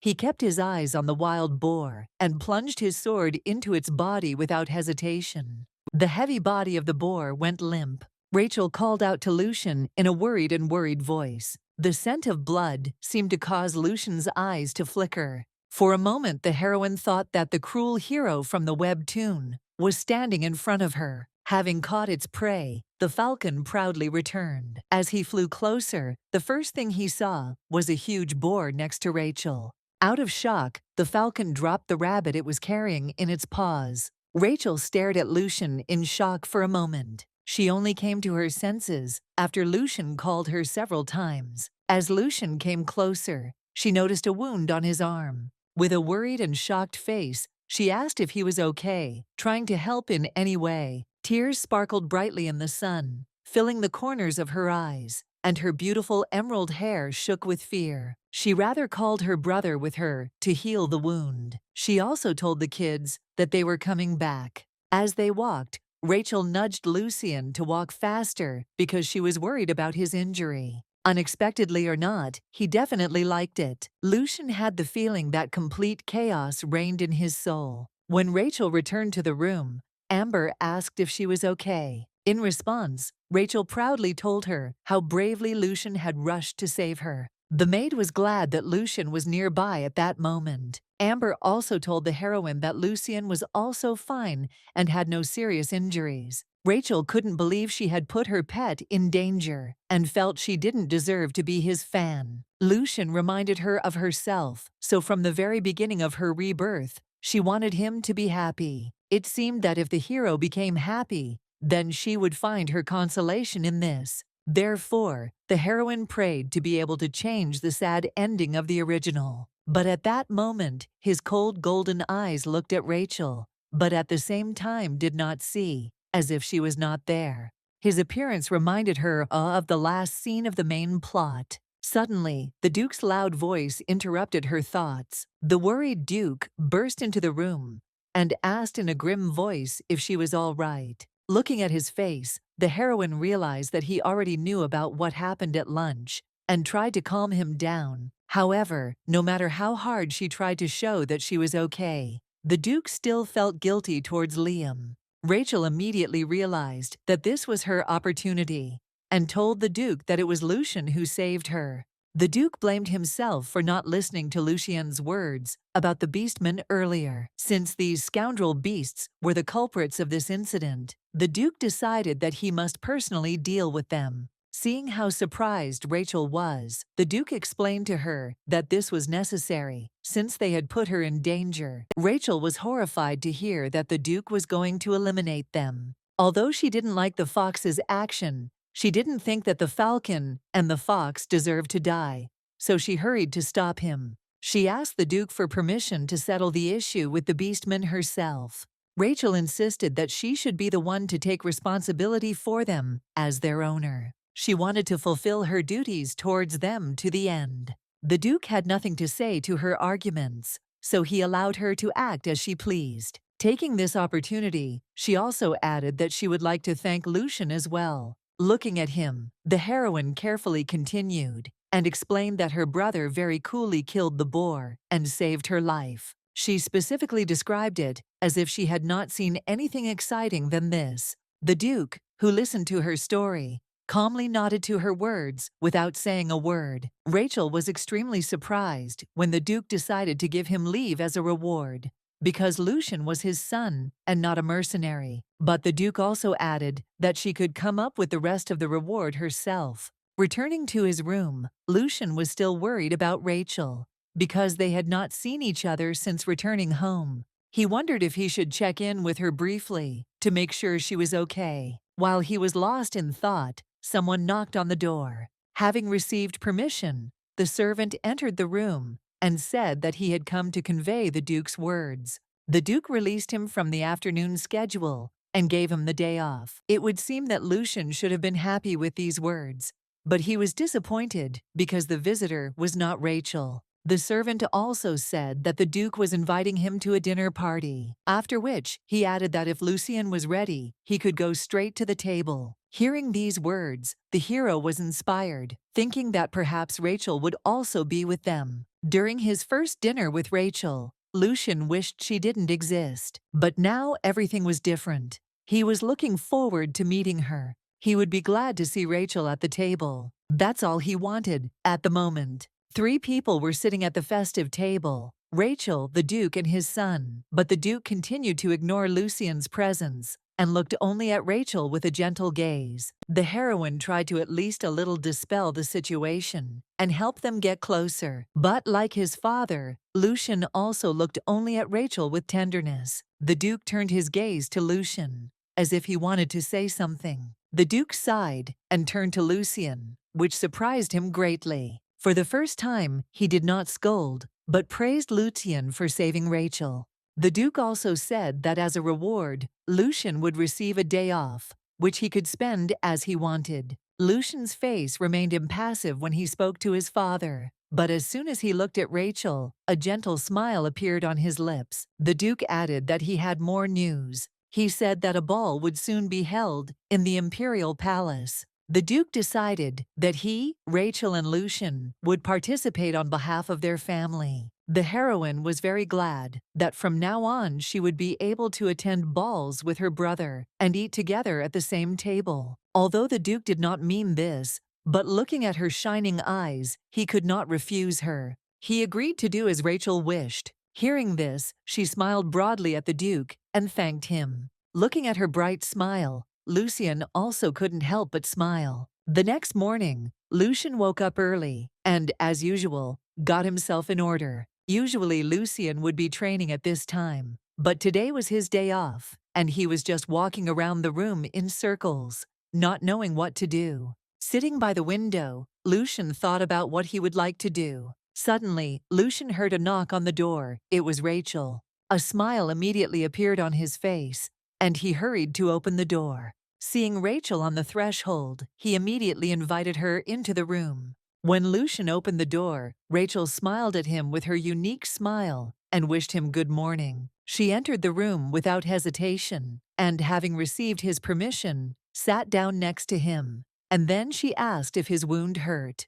Although Lucien replied that there was nothing serious, Rachel could not calm down so easily and asked to see the wound. She was worried that if she didn't pay attention to the wound, it might get bigger. Therefore, the heroine brought iodine with her to treat his wound. At that moment, Lucien was very happy to see his sister's eyes looking at him. After treating the wound with iodine, Rachel bandaged her arm. Lucien thanked her and smiled his bright smile, which suited his appearance very well, and his gaze did not contain the indifference that he usually showed to other people. Noticing changes in the hero's mood, the heroine thought that it was all because of the day off, because every person needs rest. After finishing treating the wound, Rachel took Lucien's hand and suggested they go have breakfast together. This time, only the two of them sat at the large table, because the Duke left early in the morning on business for the duchy. The maid said that the Duke would not be at breakfast and left. She also added that if they needed anything, they could ring the bell. The heroine was even a little glad that she would have breakfast alone with her pet. Lucien also felt more comfortable in his father's absence. Taking advantage of the fact that the Duke was not around, Rachel tried to fatten up her pet. Lucien, in turn, tried to put food on Rachel's plate. He wanted them to enjoy delicious food together. The heroine was incredibly glad that her favorite was not the tyrant from the book, but a caring guy. While they were eating, she asked what he planned to do on his long-awaited day off. Lucien didn't have any ideas. He just wanted to spend this time with his sister. In the eyes of his devoted admirer, Lucien seemed very sweet. Having answered her question, Lucien asked a counter question about what she was going to do after breakfast. Rachel's expression changed dramatically. She answered with a sad voice that she was going to say goodbye to the beast people. After breakfast, Rachel asked the servant to bring a cage with a fox and a falcon. When he brought the beastmen, she thanked him and released him, saying that she would be with her brother. Looking at them, the heroine thought that most likely they had suffered a lot. She tried to say something, but the beastmen began whining and flapping their wings and stuck to the wall of the cage. She had no choice but to give them freedom. When Rachel opened the lock, they carefully walked out of the cage. They joyfully rushed to their owner, as if trying to say something. Rachel asked them to calm down a little. She then gave them something to eat, assuming that they had not been fed all this time. The kids ate the meat with pleasure, gobbling it up on both cheeks. This was the last time the heroine could feed them. Looking at the tight collar, Rachel wanted to take it off, but didn't know how. Seeing his sister's worried look, Lucien asked what happened. Rachel said that Lump has a restraining collar on his neck. It's a magical device, and she doesn't know how to remove it. Then Lucien offered his help. The heroine was surprised at this proposal, because she did not know how exactly he could help. She was shocked when Lucien walked over and removed the collar without much difficulty. Rachel didn't know that her brother could use magic. She clearly remembered that in the original, Lucien did not use magic. According to her memories, Lucien was a sword master, not a magician at all. Even in the original, when Noah asked to remove Oscar's collar, he called a magician to solve the problem. Having compared all the available information, the heroine came to the conclusion that due to the fact that she changed the plot, Lucien's hidden attitudes were revealed. As an ardent fan of Lucien, Rachel quickly accepted this news, since usually mad tyrants, as characters, are talented in everything. Seeing the joyful expression on the girl's face, Lucian came closer and asked with a smile if she was happy now. Without hesitation, she responded positively and thanked me. Lucian was glad to see the happiness in Rachel's eyes. Their conversation was interrupted by the beastman, who had finished eating. Seeing that the plates were already empty, Rachel gently patted them one last time, after which she informed them that now they would have to separate, since otherwise the Duke might get rid of them. Hearing her words, the kids shuddered. Standing up, she said that now they were free and should quickly run away and live a free life. The lump looked up at her, whining, and his red jewel-like eyes sparkled brightly in the sun. Instead of hugging Lump, she turned to Demian, telling him to fly as far away from here as possible. She also asked him to give the fox a lift to some suitable place. The lump began to rub under her feet, begging her to hug him. But Demian grabbed him and flew up. Listening to the cries of the little white lump, Rachel raised her head, watching the two disappear far into the sky. The heroine consoled herself with the fact that this was for the best, because if Oscar and Lucian were separated, the events of the original story could not happen. But no matter how hard she tried to convince herself that everything was for the best, tears involuntarily rolled from her eyes. Seeing her crying, Lucian became worried. Although it did not last long, she managed to become very attached to them. Lucian was at a loss. He didn't know what to do or how to console her, so he just gently hugged the girl to calm her down a little. Looking at her, he said softly that she still had him. When Rachel calmed down, they walked back to the mansion together. As they walked, Rachel remembered that Lucian had the day off today and suggested they quickly get through the training area. Suddenly, she noticed the Duchess. Camilla, as usual, was sitting in her room by the window, but Rachel seemed to be looking in their direction. Remembering that the Duchess was always looking out the window when meeting her, the heroine understood the reason.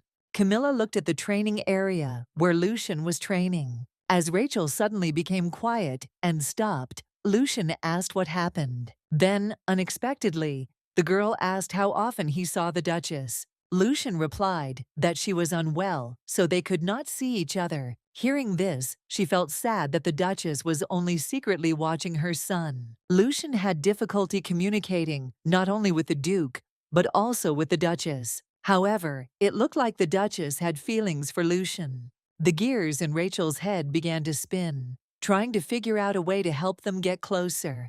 She finally came up with something and asked her brother if he liked to cook, after which she invited him to make cookies together, and they went to the kitchen. Rachel decided that if they baked cookies together, they would turn out especially delicious, and they could treat them to the Duchess. Lucian was very surprised, but agreed. They started cooking and started with the dough. Lucian kneaded the dough easily, while Rachel struggled with her bowl. So, after finishing his part of the work, Lucian helped Rachel knead her dough. The second step in Rachel's recipe was to divide the dough into equal portions, after which they decorated the dough with chocolate chips and almonds. Next, the dough needed to be baked in the oven, and Rachel entrusted Amber with this task. Finally, all they had to do was wait for the dough to bake. After a while, Amber brought the finished cookies to Rachel's room, where the guys were waiting for her. The chocolate chip almond cookies were ready. Rachel ordered the maid to divide the cookies into 2 portions and give one to the Duchess. She then took one cookie, walked over to Lucian, and invited him to try it first. Instead, Lucian broke the cookie in half and invited Rachel to try it together. Rachel sat down next to Lucian, and they began to eat at the same time. The heroine really liked the cookies. She especially liked that she and Lucian baked them together. The hero also thought the cookies were delicious and agreed with her. Then Rachel wondered if the Duchess would like their creation. Lucian answered hesitantly that it was possible. The heroine mentally prayed that the sweetness of the cookies they had prepared would at least slightly dispel the sadness in the Duchess's soul. The hero asked Rachel what they would do after finishing the cookies. He wanted to know how she usually spends her time. Rachel didn't know what to answer because, apart from following Lucian's routine, she didn't do anything else, so she was toiling around with boredom. However, after the appearance of the Beastmen, she became much more cheerful. Remembering them, she became sad again. Noticing this, Lucian lightly nudged her cheek with his finger, as if to remind her that he was nearby, and it helped. Rachel remembered that her favorite was with her and immediately perked up. She told Lucian that she used to just wander around, looking around the estate, after which she invited him to have lunch together in a beautiful garden. At this time, Amber handed the plate of cookies to the Duchess's maid. Camilla, as usual, was sitting on the sofa by the window. Entering the room, the maid said that Rachel had sent her cookies. She also clarified that the lady and the young master prepared it together. The Duchess was shocked by this information. While Camilla was confused, the maid carefully placed the cookies on the table next to her. The Duchess noticed that Lucian had changed recently, thanks to Rachel. Amber carefully combed her young mistress's hair.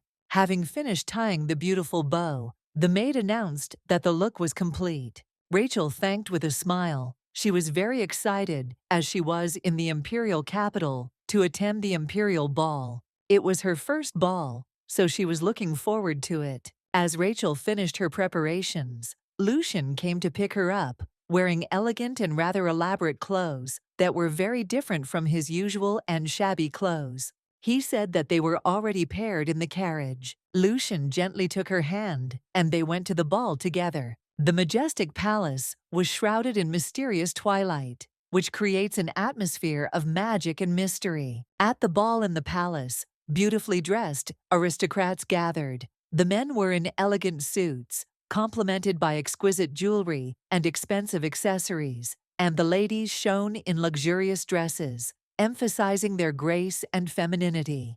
When the master of ceremonies announced the arrival of Pedro, Lucien, and Rachel de Leon, everyone present turned their gaze to the entrance. The Duke's family entered the ballroom majestically, like royalty arriving at a celebration. The Duke walking proudly in front, his posture straight and his gaze confident, followed by Lucien and Rachel, each carrying their share of grandeur and nobility. Rachel was incredibly happy and proud of how dazzling her pet looked, while at the same time, Lucian felt uncomfortable. All eyes were fixed on them, and the guests animatedly discussed their appearance. Lucian could clearly hear the guests discussing all the members of his family. Many aristocrats believed that the Duke would not recognize Lucian as his heir. Noticing Lucian's distant look, Rachel became worried because she didn't understand the reason for his upset. While the Duke was talking with other aristocrats, Rachel stared at Lucian, not knowing how to help him. The Duke needed to discuss some matters with other nobles, so he told Rachel that he would go away for a moment to talk. After the Duke left, she called out to Lucian, but noticed that he did not respond. The hero stood motionless and looked blankly at one point. Seeing how tense he was, Rachel assumed it was because of the unfamiliar surroundings. But before she could say a word, a young aristocrat approached her to introduce herself. A girl with fiery red hair and green eyes made a beautiful curtsy and introduced herself as Valisa, from the family of the Marquis of Berneau.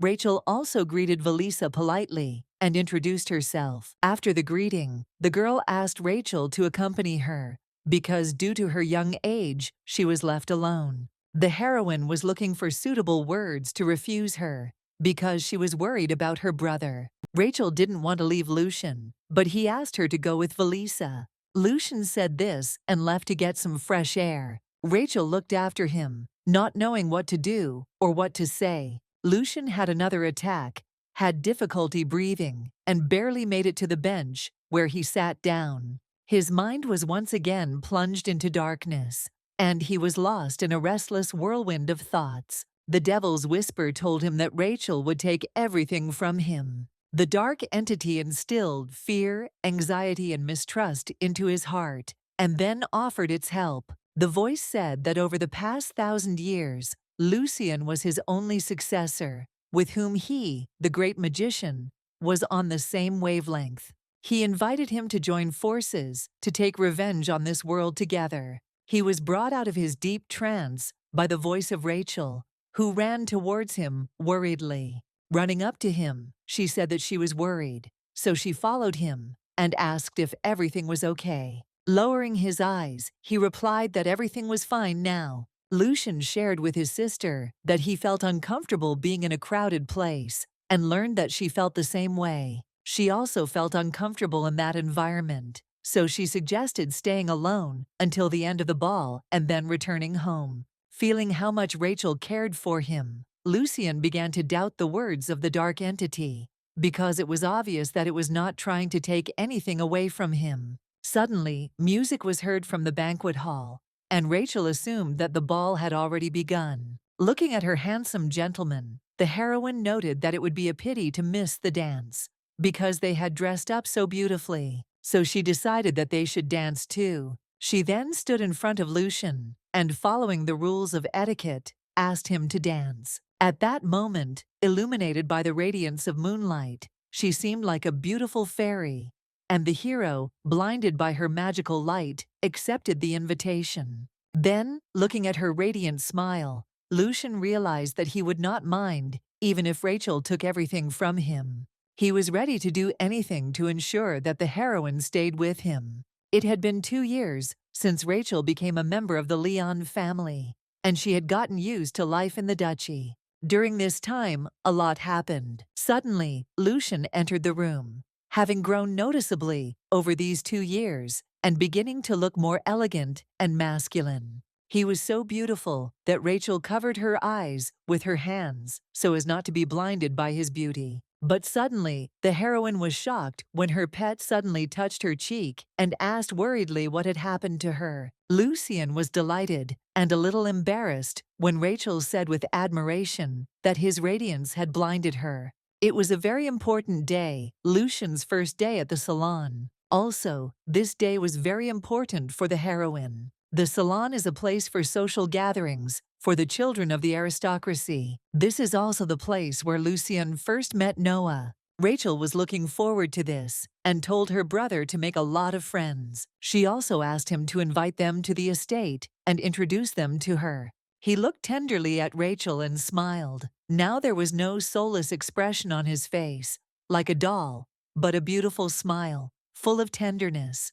No matter how many times she looked at him, Rachel could not stop admiring his beauty. Lucian's face no longer had the cold indifference of a mad tyrant, but instead the warm smile of a caring guy. The heroine was incredibly happy that Lucian was no longer the mad tyrant he was in the original. Seeing that Lucian was in her room for too long, Rachel told him that he might be late and took his hand to lead him to the carriage. Even though Lucian had changed a lot over the past 2 years, Rachel was still worried that by meeting Noah and falling in love with him, Lucian might turn into a love-obsessed tyrant, like in the original story. Rachel walked her brother to the carriage to say goodbye and wish him luck. However, standing next to Rachel, Lucian did not want to let go of her hand and leave. Lucian smiled at Rachel and said he'd be back soon, and Rachel waved to him as he got into the carriage. The black horses of the Duke's estate ran furiously away from the mansion. Watching the back of the carriage quickly disappear, the heroine soon returned to the mansion. After Lucian left, Amber told Rachel that she had already prepared everything. The maid then invited the young lady to come into the kitchen. Rachel went out in a good mood to get ready to meet her friends. Accompanied by Amber, the heroine went to the Duke's kitchen. When she first baked cookies, she couldn't even really make the dough, but all these 2 years, she trained hard. After learning that the Duchess had a reaction to the cookies she and Lucian made, Rachel began to try harder, although since then, there has been no response, and the heroine has never even seen her. But thanks to this, her cookie-making skills have improved significantly. Soon after this, Rachel's friends arrived and sat down at a round table, where there was already tea and fragrant cookies. Velisa looked at the cute cookies on the table and complimented Rachel on her cooking skills. 2 other girls also joined her words. They noted that it was even a pity to have such beauty. Rachel was pleased to hear compliments from her new friends and thanked them with a smile. Rachel met Valisa 2 years ago at the Imperial Ball, and she became close to Amy and Serena through Valisa. They were her only friends who were open to communication in a cold aristocratic society. Rachel was always incredibly proud when girls talked admiringly about her brother's achievements because she believed that he was the best. In addition, she needed to make strong connections for the future when she left the ducal family. She hoped that in the future she could rely on her close friends. After tea, Rachel said goodbye to her friends, wishing them a good day. After the carriages departed, Amber informed the heroine that it was time to return, but she replied that she would wait a little longer, since time was flying towards the evening, and Lucian would soon return. Seeing how tenderly Rachel spoke about him, Amber realized how much she liked him. She thought Rachel and Lucian would make a great couple. Rachel wanted to object, but the maid's next words, that she was worried about the heroine's marriage at such a young age, stunned her.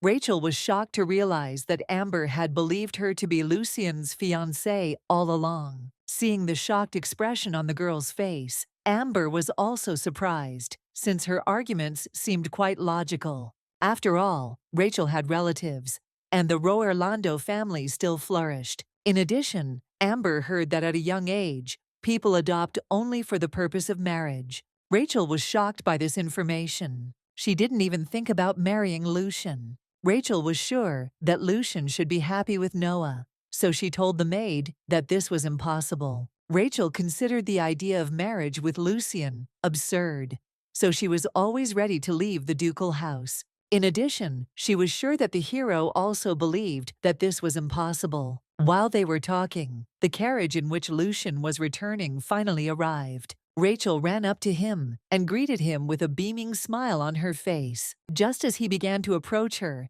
she saw another silhouette behind him. Rachel was surprised when a blond man followed Lucian out of the carriage. His narrowed sky-blue eyes settled on Rachel, and he smiled, greeted her, and introduced himself as Noah DeCastia. Rachel was speechless in surprise because she didn't expect it to happen so quickly. While the heroine looked at him with wide eyes and a shocked expression, Lucian reprimanded him for addressing the lady disrespectfully. Noah immediately apologized to her for his mistake and explained that in their salon, it is customary to communicate without taking into account titles and titles. So he accidentally forgot about the formalities. This was not written about in the novel, so the heroine was happy to learn something new about her pet. After greeting him, he looked at Rachel and asked her to be friends with an innocent smile. He was just as irresistible as Lucian, and Rachel accepted his offer without hesitation. Like a true fan, she immediately began asking about her relationship with Lucian. Noah said that he and Lucian became friends at the salon. Rachel was delighted to learn that she and Lucian had become friends on the first day they met. While the heroine admired the picture in front of her, Noah looked at her with a smile that seemed so sincere. Suddenly, Rachel said that her brother's friend was like a brother to her. She really wanted to make friends with the second main character of the story, so she suggested skipping the formalities. She also asked him for permission to address him as Brother Noah. He was surprised, but agreed, continuing to smile as sweetly. Lucian didn't say a word while Rachel talked to Noah. Noah explained that he had come to see her because Lucian had talked a lot about her and apologized for the unexpected visit. He looked flawless, his eyebrows were furrowed, as if he was facing some kind of problem, and the heroine immediately calmed him down, saying that everything was fine. Suddenly, Lucian shielded Rachel from Noah. Then he asked his new friend in a cold tone, suggesting that they meet another time, after which he said that it was time for him to return, which shocked Noah. Noah wanted to object, but Lucian said it was too late and quickly pushed him into the carriage. Rachel was also against it and wanted to talk more with Noah, but Lucian did not react to her request. Lucian picked up the heroine and headed into the mansion, ignoring all her protests. Rachel was surprised and did not understand what was happening and why Lucian was acting this way. With her arms around his neck, Rachel looked back at Noah. He simply smiled at her and waved. Rachel couldn't believe Noah's first appearance would end this way. The heroine continued to call her brother, trying to get at least some explanation. But he, without answering, rose with her in his arms, straight to his room. Rachel called him again, and he immediately looked at her with his big golden eyes. Seeing his sweet look, the heroine was enchanted and forgot about her anger. Before Rachel knew it, she was swayed by his beauty again. And although she did not understand the reason for his offense, Rachel was sure that Lucian would not behave this way without a serious reason. Rachel and Lucian sat on the couch, and Amber brought them snacks while dinner was being prepared. After the maid left, Rachel asked Lucian how his time in the salon was. Her throat was dry in anticipation of his answer, but he only replied that it was not bad. Rachel glared at him after such a meaningless answer. She thought that once Lucian met his true love, he would want to spend more time with him. Still, she advised him to visit the salon a few more times to make many friends. Suddenly, Rachel realized that her brother had come with Noah because she said to bring a friend. Lucian didn't even deny anything. He lowered his eyes in embarrassment and nodded slightly. Rachel was disappointed to learn that Lucian didn't bring Noah because he liked him. The heroine's eyes lit up with determination. She was ready to risk anything to achieve a happy ending for her pet.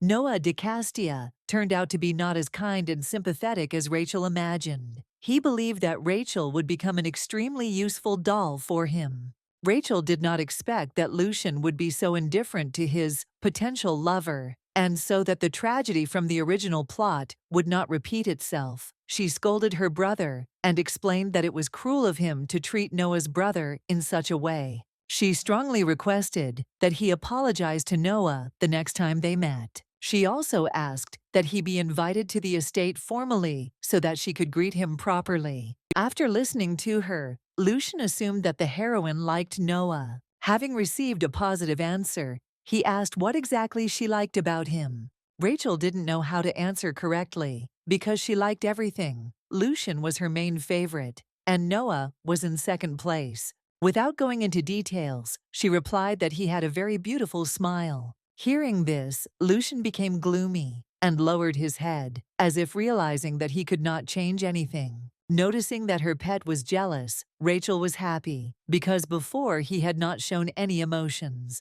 She smiled at Lucian and added that despite this, her brother still had the most beautiful smile. She also noted that most of all she likes to look at his smile. Joy appeared on his face when she said this, and he replied that he liked her smile the most. Rachel was pleased to see that he had learned to speak his mind. Their conversation was interrupted by the maid, who announced that dinner was served and invited them to the table. At dinner, the Duke asked Rachel how her meeting with her friends went. Rachel said with a smile that it was fun, and everyone congratulated Lucian on winning the fencing competition. Hearing this, Lucian smiled and asked them to convey his gratitude to them. Looking at him, the Duke asked in a cold tone whether he had done anything inappropriate at the meeting in the salon. Lucian was surprised that his father spoke to him at dinner and politely replied that he had not.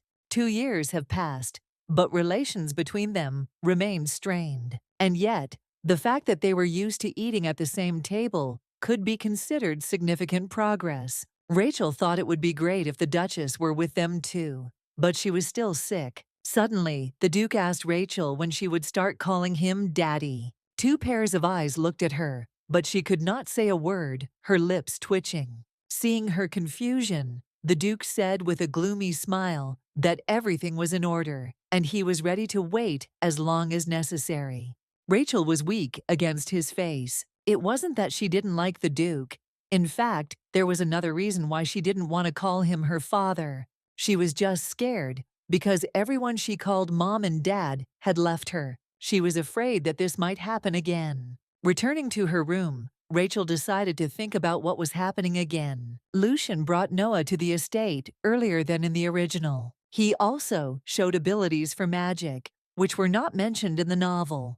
Rachel organized the contents of the original in a notebook. But if the plots start to vary so much, then these notes will not help her. A sudden knock on the door distracted her from her thoughts. She got up from her chair, smiled, and ran to her brother to ask why he came so late. As if about to say something important, he slowly parted his lips and asked if she wanted fruit. Noticing that Rachel was in her nightgown, Lucian assumed that she was getting ready to sleep. He was about to leave, but Rachel stopped him, saying that she wasn't planning on going to bed yet. Hearing this, Lucian decided to stop by for a while. Looking at this basket, Rachel remembered how she used to carry it to Lucian herself. Setting the basket he had brought down on the table, Rachel took the grape and brought it to his lips. She did this so often that it became natural. As soon as the heroine quietly tapped the grapes between his closed lips, the stiffness on his face began to melt,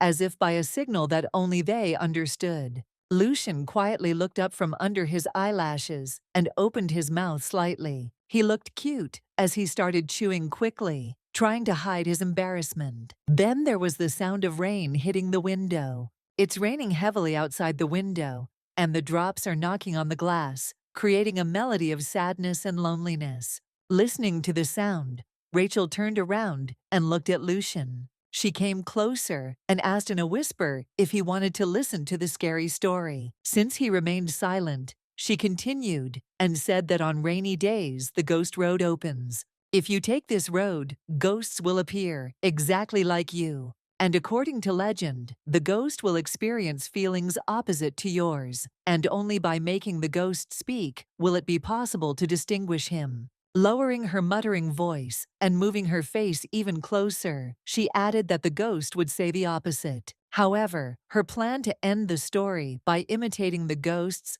failed miserably, as when she finished her story, thunder and lightning sounded loudly behind her. After which, lightning flashed and thunder roared. It seemed to her that the window was about to break. Out of fear and surprise, she covered her ears and jumped onto the bed. At this moment, Rachel remembered her past life again. Fear gripped her body. Memories of her past life filled her mind, as if she were there again and experiencing it all. The day her adoptive parents hit her for the first time, she sat alone in a cold closet behind a locked door. That day, thunder rumbled and lightning flashed outside the window, just like now. The heroine was afraid of this, and even now, being in Rachel's body, she could not get rid of old fears, but only trembled with horror. Seeing this, Lucian gently hugged her and stroked her head with his hand, moving his palm lower. He hugged her with his other hand and stroked her back soothingly. Lucian held Rachel tightly to his chest, trying to cover her ears so she wouldn't hear the thunder. Feeling the warmth of his embrace, Rachel couldn't help but think about how nice it would have been if someone else had been with her that day. Lucian noticed that for some reason, the connection with the magical light was broken. The heroine laid her head on his shoulder and waited until the thunder died down, but eventually fell asleep without realizing it. He held his sister in his arms and simply sat still until the thunder had completely died down, and only then laid her down on the bed. Then he carefully covered her with a blanket, trying not to disturb her sleep. Moonlight filled the room, illuminating the hero's face, who smiled tenderly as he looked at his peacefully sleeping sister. He only smiled in front of Rachel and didn't feel any emotion. But after today, he had a new emotion that he felt when he saw Noah: dissatisfaction. Now he regretted not stopping him when he wanted to meet Rachel. When he thought about the heroine chatting affectionately with Noah, he had an unpleasant feeling, the same as when she interacted with the beast people. He gently ran his hand through her emerald hair and hesitantly said that Rachel loved him more than anyone, as if he was trying to convince himself of this. Waking up in the morning, Rachel instantly remembered the events of the previous night. She screamed in shame and kicked the blanket with all her might. If it weren't for the thunder, she would have finished the story and perhaps would have seen the frightened expression on her pet's face. But because of the thunder, everything went wrong, and she was the one who was scared. Her face burned with the thought that the thunder had caused her to fall asleep, screaming and squealing in his arms. However, she always found it difficult to sleep when the lightning flickered. But yesterday, thanks to Lucian, she was able to sleep soundly.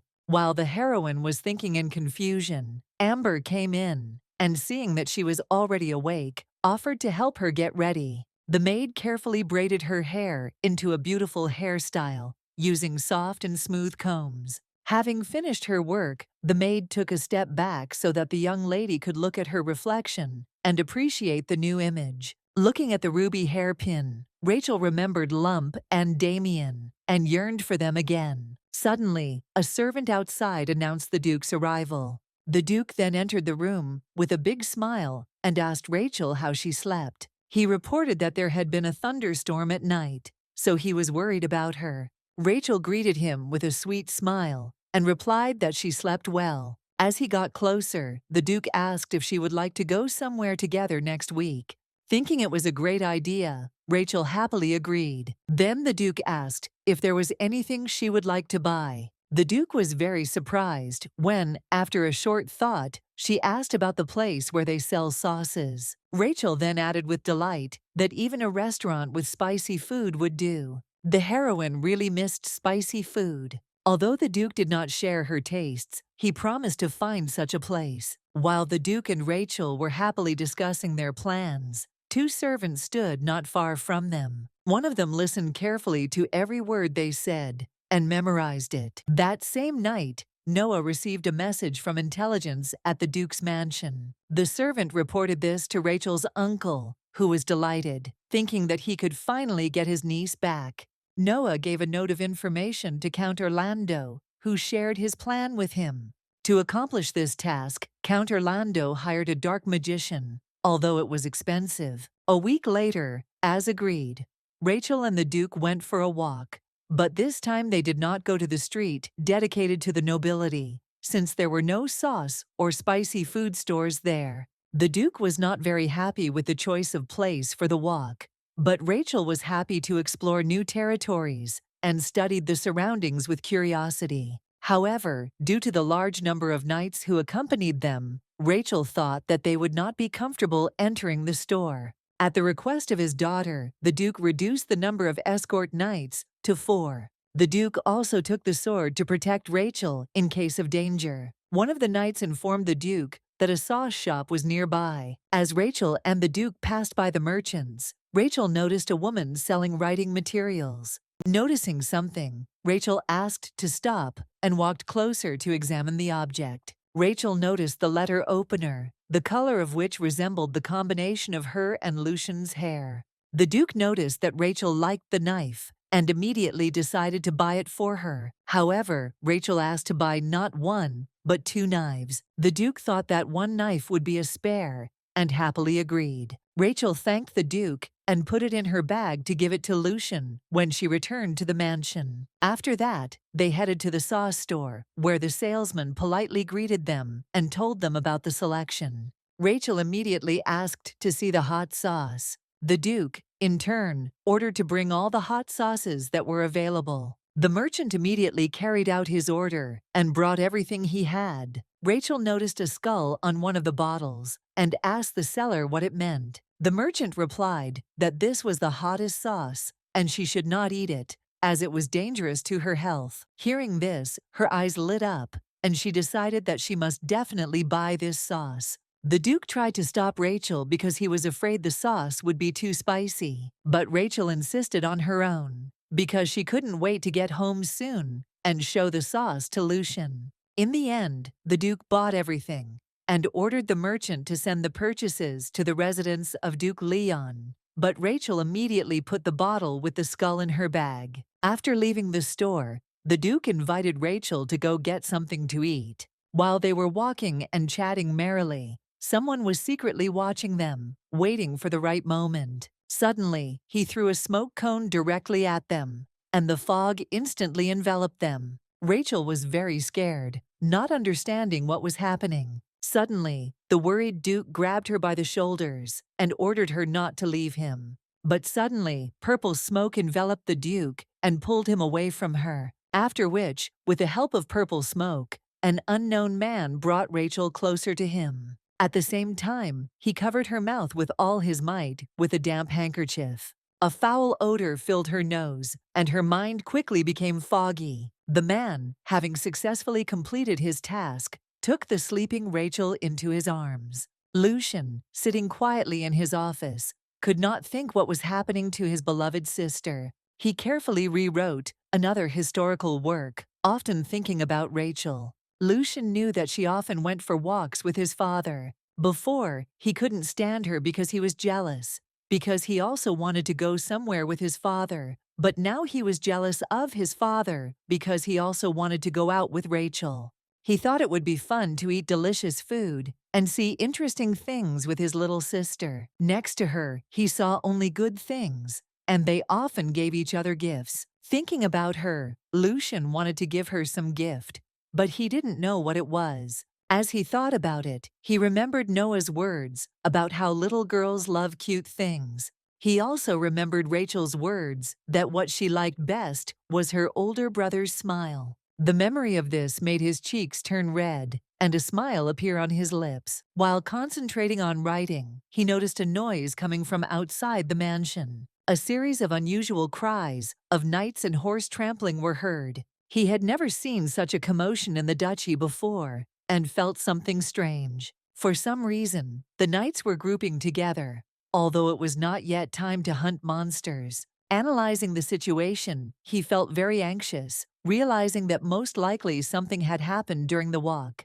The situation must have been dire, as the Duke's knights were in a hurry to get somewhere. Even the staff of the mansion gathered at the entrance and discussed the attack on the Duke. Lucian ran outside and in a panic called the butler, who was standing next to other workers of the duchy. The servants were shocked to see him in this state, as he had always been quiet and reserved. Lucian quickly climbed onto his horse, and without hesitation, he began to gallop. The butler ran out in front of Lucian, who was already planning to leave the palace. He stopped his horse a couple of centimeters from the butler. Then he looked coldly at the elderly man and said that if he wanted to die, then let him do it somewhere else. His words took the butler by surprise, but he soon came to his senses and in a low voice asked Lucian to dismount from his horse, adding that the Duke would return safe and sound, and if he left like that, he would become a burden to the Duke. Sitting on a black horse, Lucian lowered his golden eyes, which seemed as if they were made of cold metal, and asked in a stern tone how he dared to command him. His cold tone made the butler tremble involuntarily, but Lucian did not have time to deal with him. Lucian was alarmed, but did not show it. Instead, he firmly ordered the butler to leave, and he obediently stepped aside. Lucian quickly galloped away, and the butler remained in a stupor, watching the retreating silhouette of the young master. The butler was amazed, because he had never seen Lucian like this before. The roar of the enraged Duke, like the growl of a wild beast, was heard in the alley. He chastised the knights for the complete lack of discipline in the order. The Duke was furious that they had missed the man who kidnapped Rachel. Hearing his father's words, Lucian called him to make his presence known. Seeing him, the Duke asked in surprise why he was there, and most importantly, he scolded him for going out unaccompanied, being the Duke's successor. After which, he ordered the knights to escort Lucian to the palace. Having received the order, the knights headed towards the young master, but Lucian used his magical powers to stop them. Everyone present, including the Duke, was amazed at his strength. He had never contradicted a single word his father said, but now everything had changed, and for the first time in his life, he refused to carry out his order. The Duke needed to send Lucian back, since the heir should be safe in emergency situations. But before he could say anything, he galloped away. The knights who were closer to him followed him, but Lucian was faster. In his head, Lucian was already grouping the information he had heard, and in his head he called Encho-sensei. This was the first time the hero had addressed him, so he grumpily asked what happened. At some point, Encho's voice sounded in his head, and Lucian did not remember when this first happened. But this crafty magician usually did not listen to anyone, so the hero did not allow him to speak. Ignoring Encho-sensei's grumbling, Lucian asked him to find Rachel with a trembling voice. He literally begged his sensei to find his little sister. Seeing the despair in Lucian's eyes, Encho thought that he had a chance to absorb the young man's body and take revenge. Rachel woke up with a severe headache and couldn't figure out what voice was in her head. Blinking a few times, she opened her eyes with difficulty, and her blurry vision gradually cleared. She looked around in fear, trying to figure out where she was. It turned out that she was in the middle of a dense forest, where even the night sky was not visible. Rachel remembered being kidnapped, but much to her surprise, her arms and legs were free. Not far from her, she heard the voices of some people who were drinking and discussing that the Duke of Leon had hired an expensive spirit. Among them was her uncle, who said in high spirits that despite her childish appearance, they would still be able to take advantage of Lady Leon's status. The kidnappers were so drunk that they didn't even notice that Rachel was already awake. Seeing her uncle among the criminals, Rachel was not surprised, because she knew that he was against her adoption from the very beginning.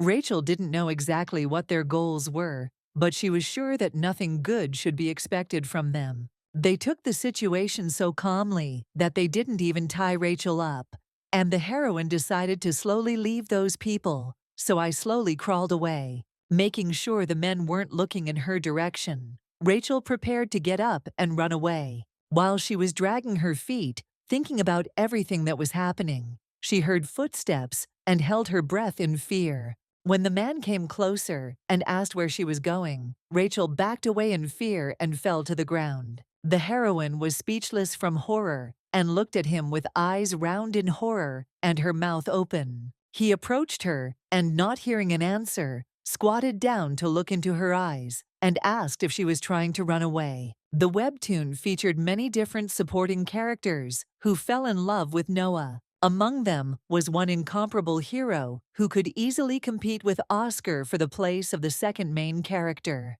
However, this man wasn't obsessed with Noah. He was just psychotic. It was the dark spirit summoner, Elliot Aiden, who was standing in front of Rachel right now. Seeing the color of his hair and spirit, the heroine immediately realized that it was Elliot. Squeezing her hand tighter, he irritably asked why she was ignoring him and repeated his question again. Rachel didn't try to ignore him. She was just in shock because she didn't know he was involved in her kidnapping. When she finally spoke, Elliot grinned and demanded that she answer his question. While the heroine was busy trying to answer something in her own defense, he warned that if she wandered around, she would cause him problems. Seeing that the heroine was looking away, he grabbed her chin and forced her to look into his eyes, telling her to look at him while talking. Looking at his face, she realized that it was not for nothing that they called him a beautiful madman, because everything about him was truly beautiful,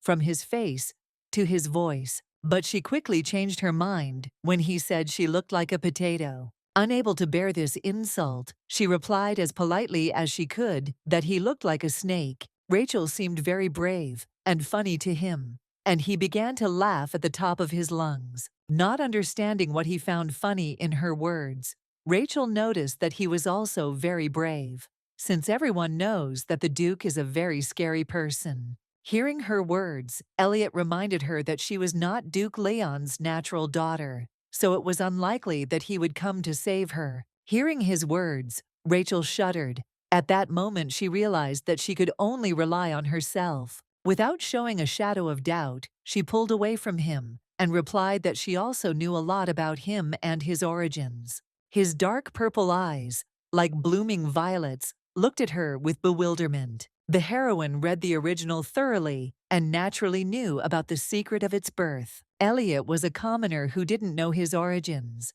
and what he wanted most was to know who his father was. Having heard that this secret was connected with the honor of the imperial family, he was skeptical about it, considering it nonsense. However, curiosity got the better of him, and he decided to listen to this nonsense to the end. Then the heroine, lowering her voice, said that since he was a commoner and had never seen the emperor, he did not know that His Majesty had the same shiny purple hair as him. At her words, he stopped breathing and leaned closer to her to hear her story. But instead of finishing her speech, Rachel squirted black sauce right on his face. It was not difficult for Encho-sensei to fulfill Lucien's request to find Rachel, and with her unique energy waves, it was even easier. However, he revealed that to use search magic, he needed a physical body, and he was in a state of soul. Then the hero, without hesitation, invited him to occupy his body. Ensho immediately agreed, because this is what he had been striving for all this time. While Lucian was talking to Enkyo, the knights were finally able to find him. But at that moment it was no longer Lucian who was in front of them, but his ancestor Encho, who had taken over his body. Despite the fact that the hero ignored all their words, the knights continued to persuade him to return to the estate. Suddenly, Ensho turned to them, and looking at them with his black eyes, released a huge magical power with a grin. Its magical waves were dark in color, and, under the influence of black magic, gave off an ominous feeling. Ensho was pleased with his descendant, since he turned out to be a good vessel for his soul. However, this was not enough to contain all his magical power, and yet Lucian was so capable that he could even suppress him, a great magician. Therefore, he decided to wait until the vessel grew further. In the meantime, Ensho was forced to fulfill the requests of his arrogant descendant. At that moment, closing his eyes in pain, Elliot wandered through the forest in search of Rachel, screaming loudly and cursing her. The heroine hid nearby behind a tree and covered her nose and mouth with her hands, trembling with fear so as not to breathe or make a sound. However, it was not a branch that she accidentally stepped on. Hearing the sound, Elliot instantly identified its source and angrily directed his energy in that direction. Rachel ran away in horror. Shadow spirits created by Elliot haunted Rachel. The heroine had difficulty dodging them. She ran as fast as she could, but still she clearly heard the voice of a madman. Running away from the voice, she became disorientated and fell. Suddenly, someone came up to her and asked if she was okay. Hearing a voice right in front of her, Rachel screamed in horror for him to go away. She was afraid to even look at him, but when he heard the question of who she was running from, she realized that it was not Elliot and looked up. The stranger, without waiting for an answer, took Rachel in his arms and offered help with a smile. Having uttered these words, he quickly ran with her, and only then, seeing his face, did the heroine realize that it was Oscar, that is, Lump. Hearing his name from Rachel's lips, the fox was delighted. He was incredibly happy to meet the hostess, and that she was able to recognize him. When they reached a safe place, Lump lowered Rachel to the ground, and then she asked him how he had lived all this time. Since they met in the forest, the heroine assumed that he had lived here all the time. However, the fox said that this was not so, and he lived with the falcon. She was surprised to learn that she and Demian lived together. Taking the opportunity, Lumpy complained that only the falcon had a cool name, and demanded that Rachel change his name. He also explained that he did not bring the boar with him on purpose. The Lump told how everything really happened, and was offended that, despite the fact that he did it unintentionally, the mistress left him. Rachel looked at him with complete bewilderment, because Lump had never been so emotional before. The fox began to cry from the memories, telling what happened at that time. When Rachel saw Lumpy crying, she felt sad, but not knowing how to console him, she could only apologize. At that moment, the fox, covered in tears, demanded that the mistress take responsibility. The heroine did not know how to react, and agreed, but only if the Duke did not mind. The place where they were hiding looked like a cave, and suddenly someone's footsteps were heard outside. Rachel tensed, thinking it was Elliot, but a handsome man with dark brown hair and light brown eyes entered the cave and greeted his owner politely. Hearing him call her mistress, Rachel guessed that it was Damien. He came and sat down next to Lump, after which he told how much they trained, so that they could see her again in the future. The heroine could not even imagine that she would meet the beast people again like this. She shed tears at the count. She was pleased to see them after so much time. But the sweet reunion moment was ruined by Rachel's loud stomach growling. In this awkward situation, she covered her stomach with her hands, trying to suppress the rumbling in her stomach. Realizing that Rachel was hungry, Damien immediately took the form of a falcon and flew to get food for his mistress. The fox also wanted to court the heroine, so he ran out after him, saying that he would get it first. Rachel laughed as she watched them. Thanks to them, she was able to relax a little and stop worrying. Having determined Rachel's location, Enko immediately rushed into the forest. Once in the forest, he left Lucian's body, reporting that they had already arrived. Opening his eyes, the hero found that he was standing in front of the cave, where, according to Encho-sensei, Rachel was located. He felt the energy of his sister in the cave that was right in front of him, and jumping off his horse, he ran towards her. Approaching the entrance, he began to loudly call for Rachel, in the hope that she was okay. As soon as the excitement and fear subsided, fatigue took its toll, and Rachel fell asleep. Seeing her with her eyes closed, Lucian decided that something had happened to her and hurried towards her. He desperately called her, trying to wake her up, but the girl did not respond, so he hugged her and shook her slightly to wake her up. It was only when she opened her eyes slightly and said that she was fine, for the first time in a very long time, that Lucian could finally breathe calmly. Hearing that Rachel was not injured, he hugged her tightly, as if he did not want to let her go anywhere ever again. Feeling the warmth of her brother, a feeling of relief washed over her, and she burst into tears. Lucian gently and carefully hugged her with one arm and stroked her back soothingly with the other. When he noticed they were being watched, his golden eyes lit up, and he prepared to protect Rachel. Dimian and Lump came to the cave, bringing fruit for their mistress. Rachel smiled and told Lucian that it was the falcon and the fox, and that they were the ones who saved her. She also said that they had lived here all this time. Unlike Rachel, Lucian didn't look happy that they were seeing each other again. The Lump happily ran up to Rachel and boasted that he had brought a lot of apples for her. The falcon suggested starting with the small fruits that he brought, so as not to upset the stomach. They both offered their fruits to Rachel at the same time,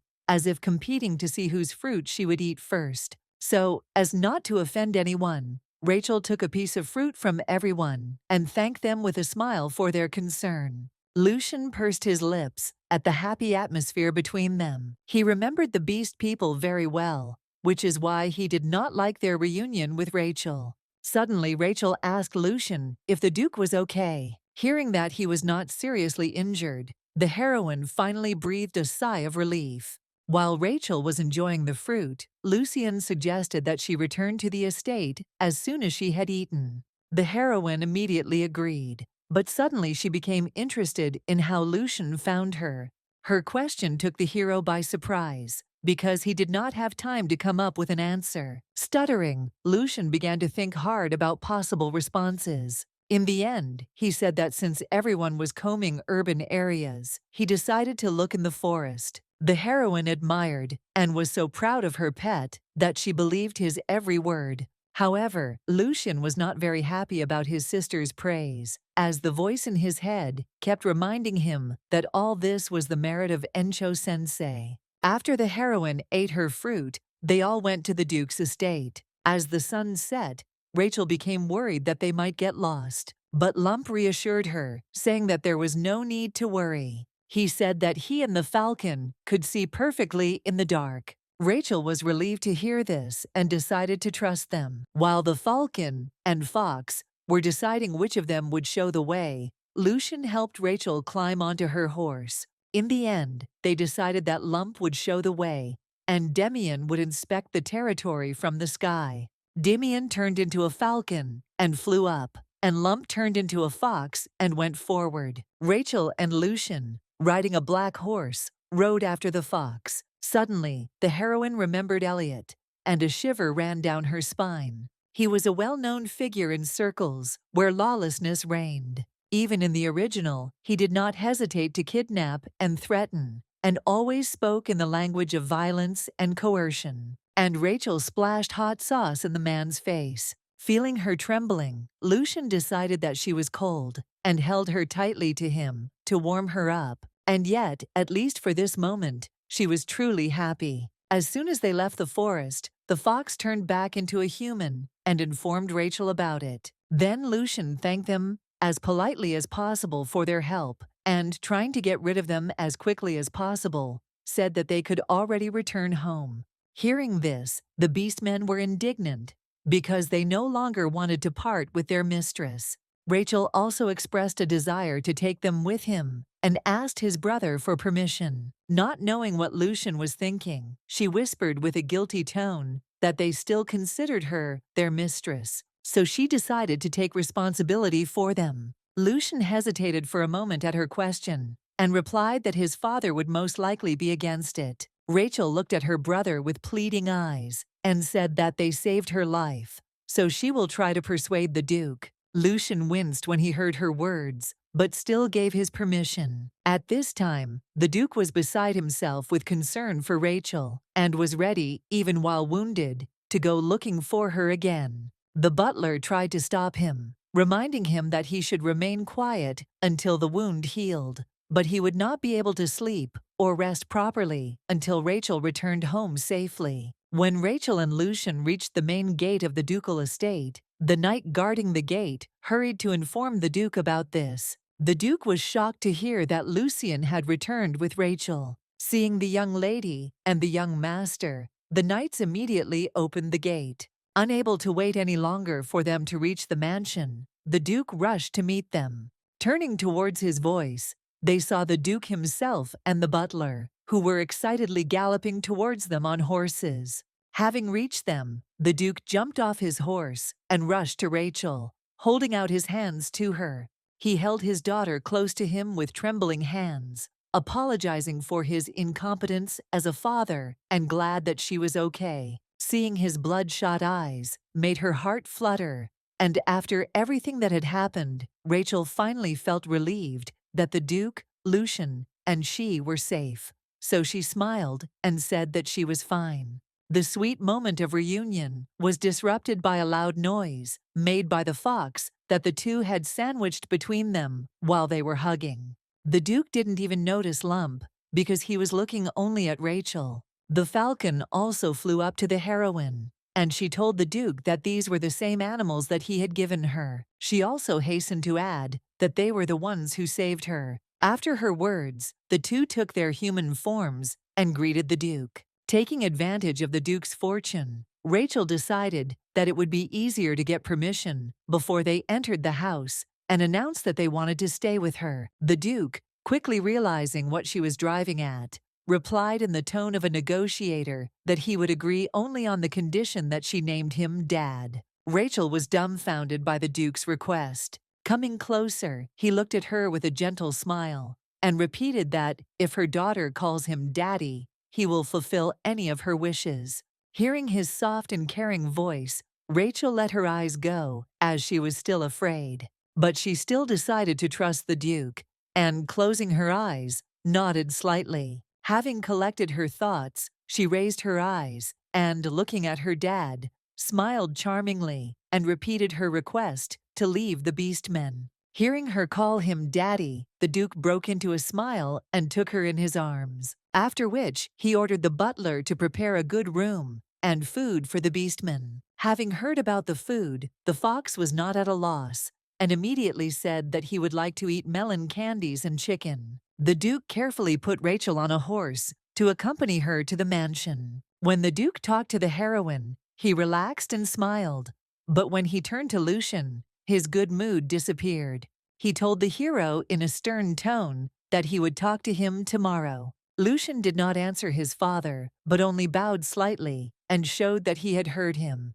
After a long and unsuccessful search, Rachel Elliott tiredly sat down on the grass near the tree. His eyes were still burning from the sauce that the heroine splashed in his face, and he was determined to take revenge on this scoundrel. Having escorted his daughter to the room, the Duke continued to worry and ask about her well-being. Rachel assured him that she was fine and asked him to go rest too. The Duke smiled tenderly at her, wished her good night, and left. As soon as he left Rachel's room, his expression changed dramatically. Lucian appeared to his father in a new light. He could not even imagine that the boy had a talent for magic. From generation to generation, the Leon family produced many talented swordsmen, but there were none who mastered magic. Except for one person, the strongest magician in the entire history of the Leonis Empire, a rebel who planned to destroy it. Encho de Leon. These thoughts made him feel anxious.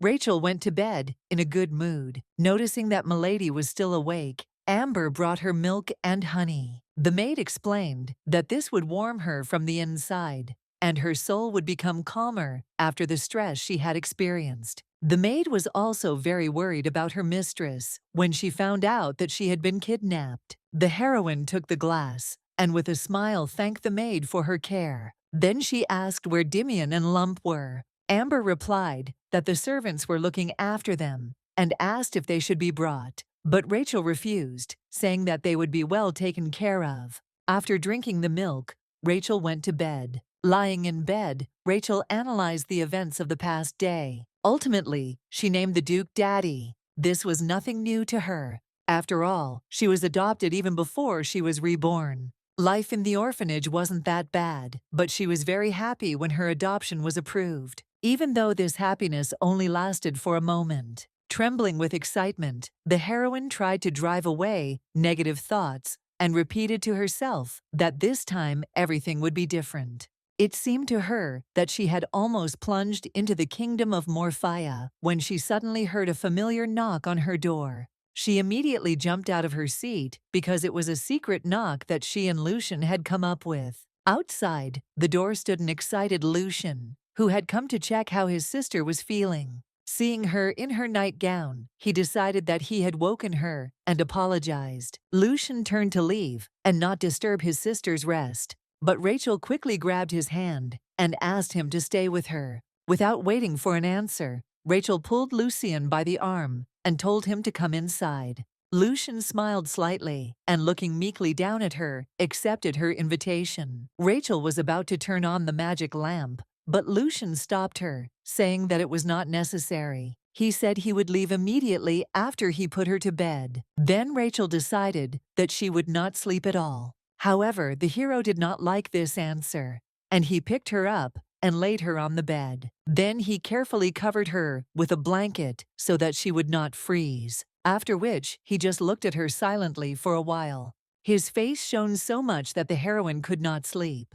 Rachel turned to him and thanked him warmly, saying that she was very glad when he came to her. Lucian's eyes widened, then curved into crescent moons, and he smiled softly. At this moment, the heroine was once again convinced that her favorite was the cutest. She was worried that later, when the hero became closer to Noah, these moments might disappear. Still, Rachel enjoyed the atmosphere while she could. Her thoughts were interrupted by Lucian, who gently stroked her head and asked her to fall asleep. Rachel yawned and replied that she didn't want to sleep yet. Despite this, her eyes slowly closed, and soon she was fast asleep.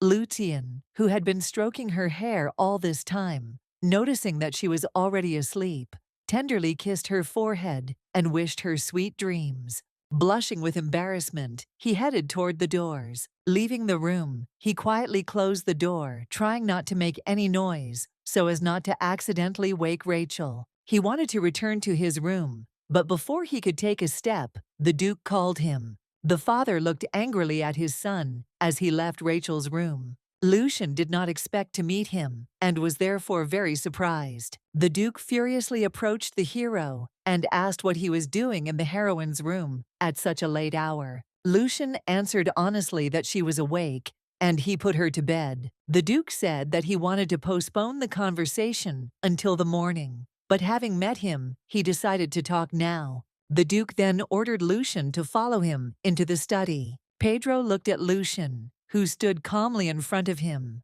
and scolded him for not fulfilling his duties as heir. If the head of the family is in danger, the heir is obliged to protect his family and home. However, Lucian left the house without permission, and this threatened him with deprivation of his place as heir. But even after his father's threats, Lucian did not flinch. The Duke noticed that his behavior was different from what it had been before. Usually his face showed almost nothing, but he always became confused when it came to the right of inheritance. But now he didn't even move, as if no matter what his father said, he wouldn't care, it wouldn't hurt him. The enraged Duke ordered his son to return to his room and think about his actions. Lucian nodded calmly and replied that in that case, he would go to his room. After that, Lucian, without feeling an ounce of regret, turned and left. The Duke only adopted Rachel to protect her and keep her safe, because after the death of Liam and his wife, Orlando's family began to take unexpected steps.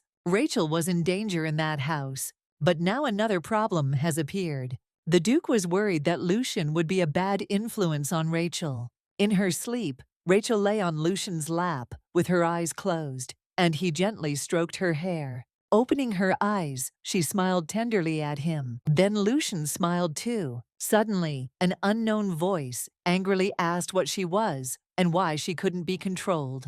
Horrified, Rachel woke up from her sleep. Opening her eyes, Rachel saw a worried Amber next to her, who was waiting for her to wake up. The maid said that she had a high temperature during the night. Suddenly, Rachel felt an ache all over her body. Since Rachel was having trouble moving and it was getting close to lunch, the maid offered to bring her some cream soup. As soon as Amber opened the door to leave, the worried beastmen rushed into the room. Having assumed human form, Damien and Lump ran up to Rachel, vying with each other, asking about her well-being. Rachel tried to calm them down and replied with a smile that she was just a little overtired. Since the falcon and fox were making a lot of noise, Amber reprimanded them and said that the lady needed peace, after which she escorted them out of the room. Some time passed, and the worried Duke also came to visit Rachel. With a voice trembling with anger, he cursed the kidnappers, because of whose actions his daughter fell ill, and promised that he would definitely punish them. But even in front of the Duke, the maid did not retreat. She informed him that the lady needed rest and asked him to leave the room. After this, the heroine spent several days in bed, and Amber carefully looked after her. She was also visited by friends who learned about what had happened. Rachel told them about her abduction and how she managed to escape by throwing hot sauce in the face of one of her kidnappers. Hearing this, they were surprised and delighted by the courage of their friend. And there was one more guest whom the heroine was especially happy about, Duchess Camilla de Leon. Having learned about what had happened, the Duchess visited Rachel and inquired about her well-being. Rachel responded with surprise that she was feeling much better already. Camilla felt relieved to learn that despite the severe fright, the girl was okay. The heroine was surprised to hear wishes for a speedy recovery from the Duchess. Rachel thanked her sincerely for her concern. However, she was a little sad because she never saw Lucian and was unable to give him her gift. Lucian was punished all this time and was imprisoned in his room. His head was filled with thoughts about his sister because he had heard rumors about her poor health, but he could not visit her. Taking this opportunity, Encho-sensei added fuel to the fire, reminding him of his lack of power. Encho manipulates Lucian's affection for Rachel, instilling in him the idea that he should become a duke. After all, if he inherits the title and becomes the head of the family, everything in this house will obey his will. But now this was impossible, so Encho offered his help. In exchange for Lucian lending him his body, Encho promised to help him see Rachel. The hero doubted whether to accept the offer. The last time Encho took over his body, he felt as if his consciousness and his very being were disappearing. At that moment, the hero was scared. Therefore, he refused, saying that for now, he would obey the will of the current head of the family. However, he had no intention of living forever with his father's permission. Until this moment, all he wanted was to take the place of heir and gain his father's recognition. But now, there was a person who understood him, so he no longer needed anyone's recognition. However, he understood that now he needed power so that he would no longer dance to someone else's tune. Rachel woke up and stretched sweetly. She felt that her whole body was stiff from lying for a long time. The room was flooded with sunlight streaming through the open curtains, and suddenly, Rachel heard voices outside. Under her window, Lump and Demian were happily chatting about something. Watching him from the window, Rachel was happy to see that they were doing well. Since the heroine had already recovered, she decided to go visit Lucian. Suddenly, someone knocked on the door. Having received permission, Amber entered the room and told Rachel that a guest had come to see her, my Lord Castia. Rachel was overjoyed when she heard that Noah had come to see her. Noah drank tea in the guest room, waiting for the heroine. After changing, Rachel happily ran to Noah so as not to keep him waiting. Noah was surprised to see an energetic Rachel because he thought she was sick, but the girl cheerfully reported that she already felt great. Noah smiled politely back and said he was glad to hear that. Rachel was delighted with the dazzling beauty of her second favorite. Noah asked Rachel if it was true that Lucian was under house arrest. After receiving confirmation, Noah expressed his sympathy for this. But on the other hand, he thought that perhaps this was for the best, since otherwise the hero would have driven him away again. Rachel gladly agreed to Noah's offer to talk longer this time. But she immediately regretted it, because she believed that Noah should improve his relationship with Lucian. Unexpectedly, Noah said that he is a big tea drinker. He also praised the skill of the servants who served the tea. Noah talked non-stop about the tea, and Rachel tried to follow his train of thought. Hearing him say that this tea gives a warming aroma, she was surprised, because this type of tea, on the contrary, gives an invigorating effect. Suddenly, she remembered the words from a scary story about ghosts, that a ghost expresses the opposite feelings from a person. For a moment, fear and horror took possession of her. However, she quickly pulled herself together and threw away these ridiculous thoughts. She tried to carry on a conversation with my lord, but was shocked to hear that he drinks 10 cups of tea a day. Looking at the person in front of her, the heroine realized that this Noah was giving off a completely different feeling than the original one. Suddenly, Noah looked at her with his piercing gaze and asked if she was really Rachel. Hearing these words, she was so shocked that her heart almost stopped, while the gears in her brain were constantly turning, trying to comprehend what was happening. The guy winked playfully and laughingly said that he was just joking. He explained his joke by the well-known opinion that people change dramatically once they experience a serious shock. Suddenly, Noah lowered his eyes and muttered quietly that Cassandra was not finished yet. Rachel didn't hear his words because of the guy's quiet voice and asked him to repeat, but he continued to drink tea and said that he was talking to himself. Noah then thanked her for her time and expressed his joy that she was feeling healthy. As he left, he said goodbye and asked to say hello to Lucian. Rachel walked him to the carriage and waited for him to leave. Looking after him, Rachel thought that this was her first full conversation with Noah. He was too different from the Noah she knew, so much so that anyone who knows the original would curse that the character's image is completely destroyed. It was as if another person had moved into him. Considering that she herself had inhabited Rachel's body, it didn't seem so incredible. For a moment she thought Noah had actually moved. But the heroine immediately drove away these thoughts, believing that this could not be. Since a person is not two-dimensional, she assumed that Noah also had sides that she didn't know about. After seeing Noah off, Rachel and Amber returned back to the mansion. At this time, the Duke, as usual, was working in his office. Suddenly, he was informed that Lady Rachel wanted to meet him. Having received permission, she entered and greeted the Duke with a smile. Again, hearing the Duke's address from her lips, the man was upset. He reminded her that she should call him Daddy. Then Rachel awkwardly corrected her mistake and called him Daddy. Only then did he ask about the reasons for her visit. Hearing that she had come to find out if he had captured the kidnappers, the Duke became a little upset. He was depressed because he had not yet been able to catch them. Upon learning of this, Rachel wondered if she should tell him that her uncle was among the kidnappers. However, she was not yet completely sure of what was happening, and did not want to put Orlando's family in jeopardy in vain. Seeing that Rachel was thoughtful, the Duke decided that she was upset due to the lack of good news, and apologized. The heroine said that she had one request, and the Duke agreed to fulfill it. However, having learned that she wanted to see her brother, he refused her, justifying this by the fact that Lucian was now punished and was under arrest. The Duke explained that the reason lies in the actions of the hero, which do not correspond to the behavior of the heir. In response, Rachel reminded the Duke that her brother had come to save her, and that without his help, she would still be wandering through the forest. With a pitiful expression on her face, she said that she was very pained by the fact that her brother, who had suffered because of her, was also punished.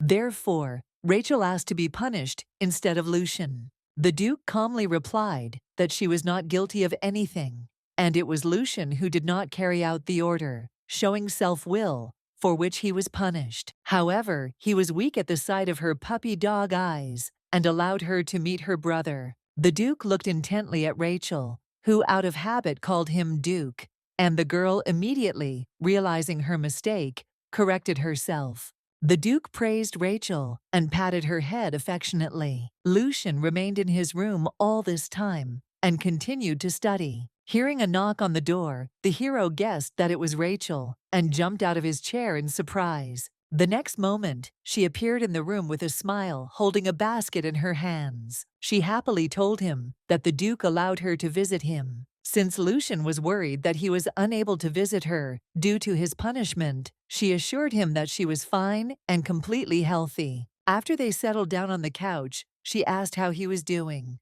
Rachel believed that the Duke was too cruel to his own son. She told Lucian that she had a gift for him and began looking for it in the basket. Opening the box, Rachel showed Lucian the letter opener and told him that it was the same as hers. Lucian immediately noticed that the color of the stone matched the color of Rachel's hair. The hero was very happy to receive a gift from his sister, but at the same time, he was embarrassed because he could not give her an equivalent gift. But Rachel reassured him, saying that he was the one who always helped her. Then she took out a box of cookies from the basket, which she had baked herself, and offered to treat her. Rachel was sure Lucian liked pecan cookies, but he only really tasted them when he was near her. She handed him one cookie with a smile and wished him bon appétit. Rachel knew Lucian very well, so he wanted to know more about him too.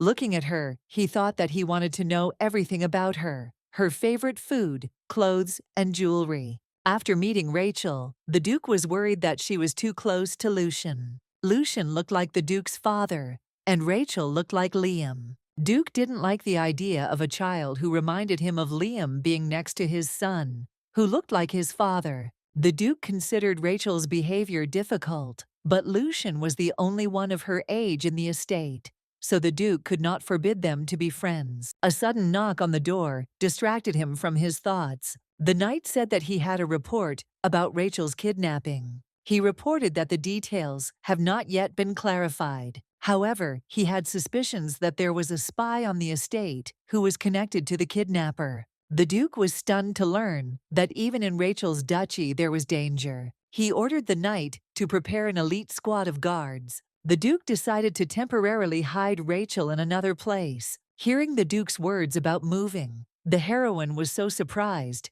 that she dropped the spoon she was using to eat the pudding. He said that she would leave tomorrow during the day. The Duke told her that there was a sea nearby, a cool and picturesque place, but the heroine never wanted to leave her favorite, so she asked the Duke to stay. However, no matter how much this saddened him, in the current situation, the Duke saw no other way out. The Duke told her that there was a spy on the estate who was in secret agreement with the kidnapper. Rachel was stunned to learn about the spy. The Duke promised her that he would definitely find him, and Rachel would leave the estate only for this period. After these words, the heroine could no longer object, but felt relieved that this was only temporary.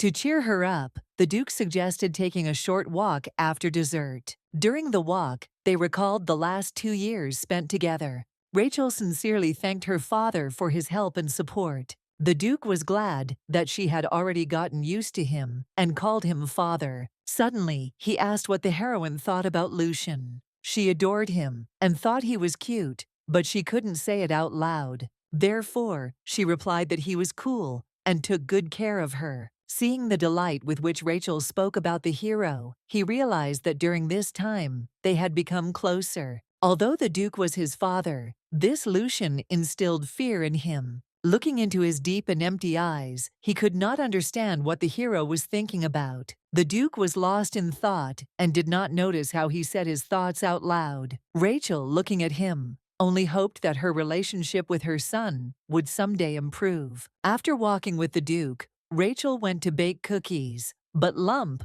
who had never seen someone bake before, asked her what she was doing. Having received the answer, the fox asked why she was doing this. Rachel wanted to give it to the person she was grateful to, the Duchess, since she had visited her during her illness. For one thing, she was going to say goodbye to her before leaving. Seeing the chocolates, Lump immediately licked his lips and asked Rachel if he could eat them. But Demian immediately took the bowl away from him and ordered him not to disturb the hostess. After which, Demian dragged Lump along with him to explain everything. The Duchess had been going for walks occasionally lately, so Rachel happily assumed she was feeling a little better. Then, the heroine went to the Duchess with cookies. Usually she passed them through the maid. The maid informed her mistress of Lady Orlando's visit. Camilla, who usually sat on the sofa by the window, allowed her to enter. Rachel smiled and thanked Camilla for allowing her to visit. The heroine said that she came to express gratitude for the care during her illness. She also talked about her departure to the South Villa.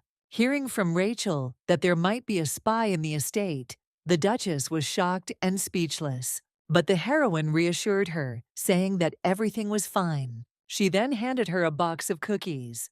Camilla gratefully accepted the treat and wished her a happy journey and a fun life in the South. Noticing her eyes warming, Rachel asked if she could write her letters. Although not for long, she would like to share how things are going in the villa. After thinking a little, the Duchess gave her permission. Hearing her answer, Rachel was delighted and thanked her, promising to send news as soon as she arrived. The heroine also asked her to take care of herself and her older brother, which surprised her. Rachel said that Lucian eats too little, although she forces him to eat more. But she was worried that in her absence, there would be no one to take care of him. So she thought it would be nice if the Duchess sometimes inquired about his health. The Duchess's eyes fluttered at her words, and she nodded in agreement. After leaving Camilla's room, Rachel ran to Lucian's room. She finished all her current affairs in advance, so that no one would disturb them. The heroine wanted to spend as much time as possible with her pet before leaving,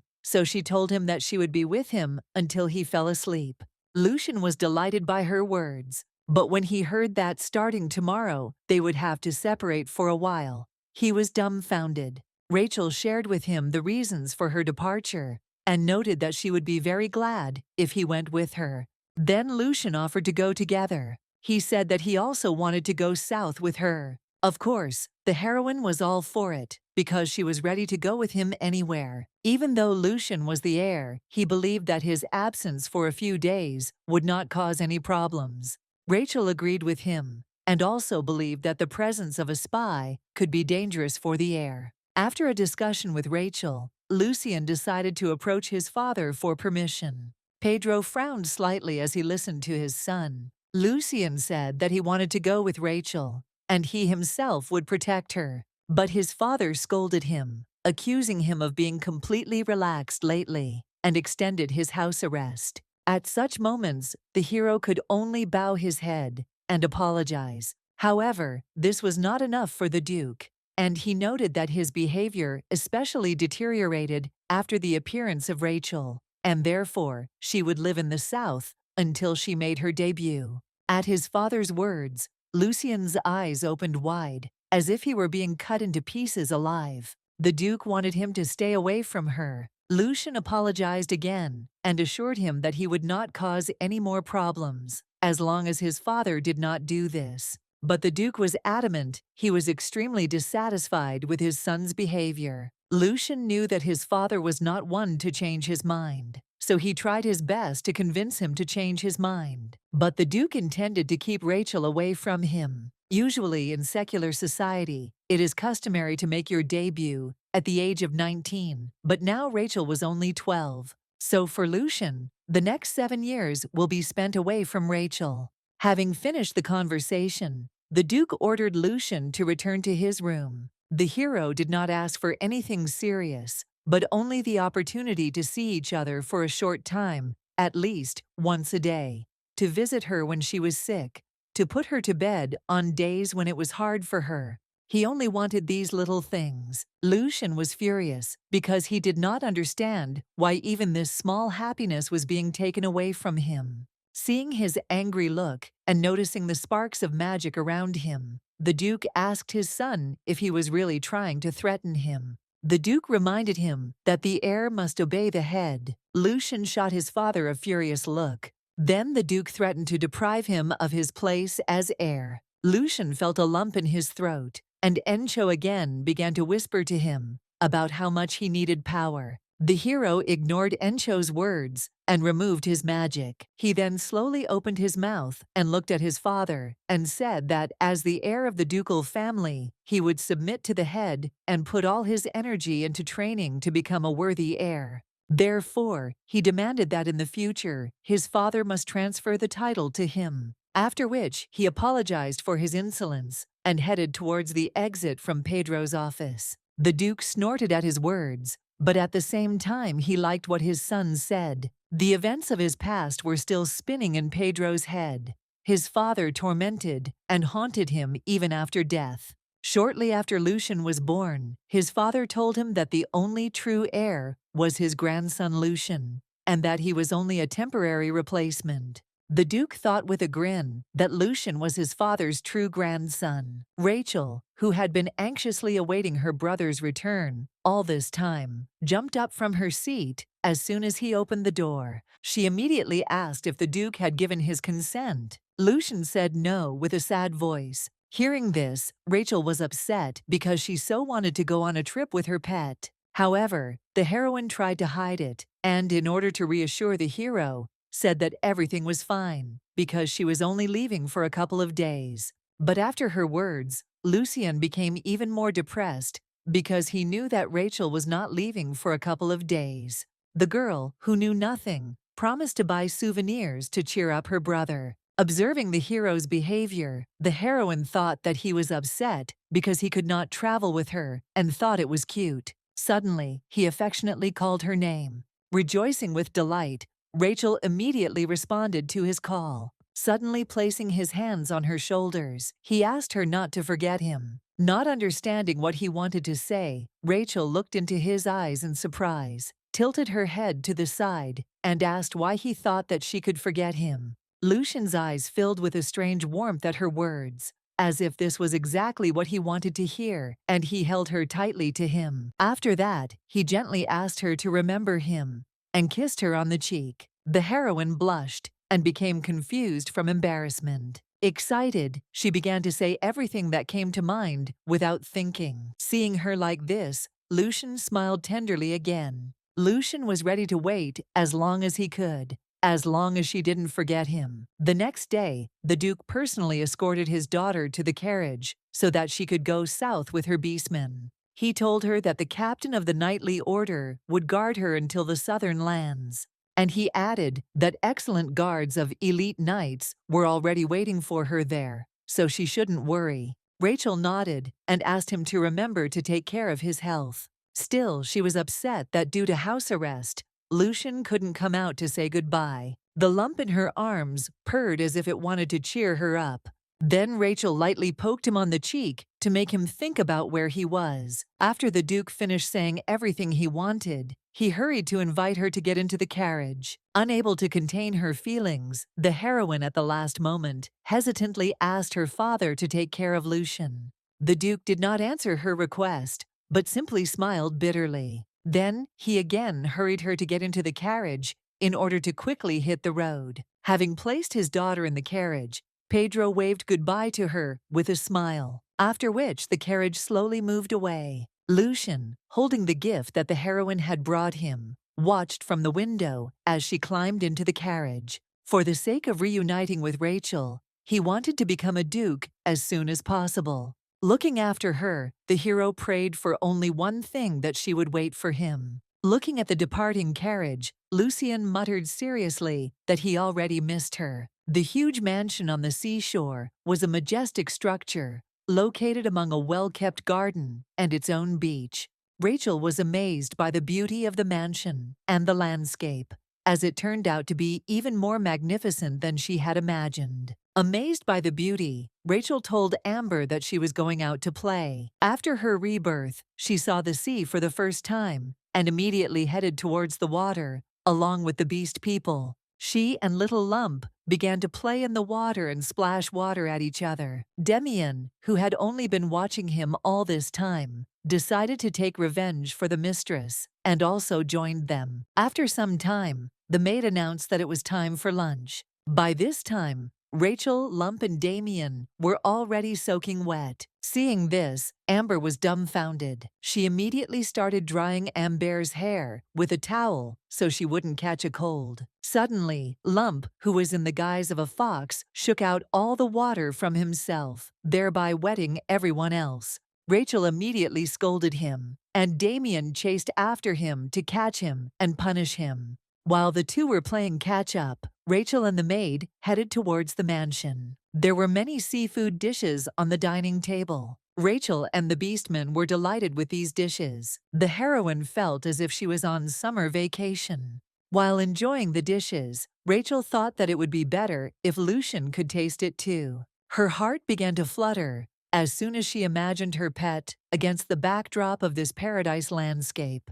While they were eating, the fox excitedly invited the hostess to return to play on the shore after eating. Rachel instantly agreed, but Amber was worried that they would probably catch a cold this way. For the first week, the heroine enjoyed new sensations. However, life in the South, which she perceived as a short vacation, dragged on for a month. Rachel felt bored and sad being away from her brother. She already wanted to go back. While she was suffering from idleness, Amber suddenly announced that the Duke had sent her a letter. Having learned about this, Rachel was very happy. She opened the letter in the hope that it was written there that the spy had already been caught and now she could return home. However, contrary to her expectations, the Duke informed him that she would have to stay there a little longer. After reading this, the heroine became despondent. She could not believe that she needed to hang around here any longer. Having thrown the letter, the girl began to beat the sofa with her hands and feet in despair. She was furious that she had been deceived, saying that it would not last long. Rachel wondered if she should write back that she didn't like it here, because then maybe he'd let her come back.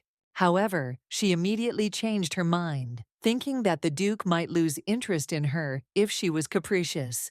And at the same time, she desperately wanted to see Lucian. Looking out the window, the heroine thought about her pet and wondered whether he had received her letter. All this time, Lucian diligently fulfilled all the demands of his father in order to maintain his place as heir. Passing by the young gentleman, the butler wished him good night. Looking at the hero, the butler noticed that he had an unhealthy complexion. He offered to help him, but he refused and went to his room. The man had no choice but to follow the young master's order and step aside. Encho continued to whisper in the hero's ear, trying to provoke him. However, as before, he continued to ignore him. Although he, Lucian, was exhausted, all his thoughts were about Rachel. Entering the room, the hero was upset because his father received a letter from Rachel, but he did not. Again, looking at the writing knife she had given him, he wondered why she didn't write to him. The butler knocked on the door of the Duke to give him some documents. With the master's permission, he entered his office and reported that he had brought letters from Mrs. Rachel. The butler then handed the Duke the folder of letters he had brought. One of the letters was intended for the Duchess, and the Duke told the butler to give the letter to her. Of the remaining ones, one was for the Duke, the other for Lucian. He put the letter that was intended for the hero in the drawer of his desk, along with the other letters addressed to him, after which he ordered the butler to bring him from now on all letters from Rachel and addressed to her. All this time, the heroine continued to live peacefully and carefree in the South. To relieve her boredom a little, she invited her friends to join her. The girls were delighted with the sea holiday, since it was their first time in the South. It's been 3 months since Rachel came to live in the South, and finally she managed to invite her friends there. When she returned to her room, The maid informed her that she had letters from the ducal estate. The first was another letter from the Duke, where he tenderly greeted his daughter. In the letter, he informed Rachel that during this time they had found a spy in the estate, but he turned out to be only a mercenary, blinded by money, and was not the main instigator. However, progress was being made in the investigation, and they suspected that a pseudo-religious organization was involved in the case. Rachel was surprised to read this because she didn't remember the original having such a world setting. After reading the letter further, she became furious, since the Duke further wrote that he would continue the investigation and send her accurate news. But in the meantime, he asked her to stay in the South a little longer. After reading the letter, Rachel sighed in disappointment, but she still assumed that she would not be able to return yet. Another letter came from the Duchess. In the past, she did not even let the heroine into her room, but now she answered her letters. Opening the letter, Rachel thought that this could most likely be considered proof that she had somewhat recovered from her mental illness. In the letter, the Duchess said that, despite the fact that it is still a warm season, the sea breeze is colder than it seems, so she should take care of her health.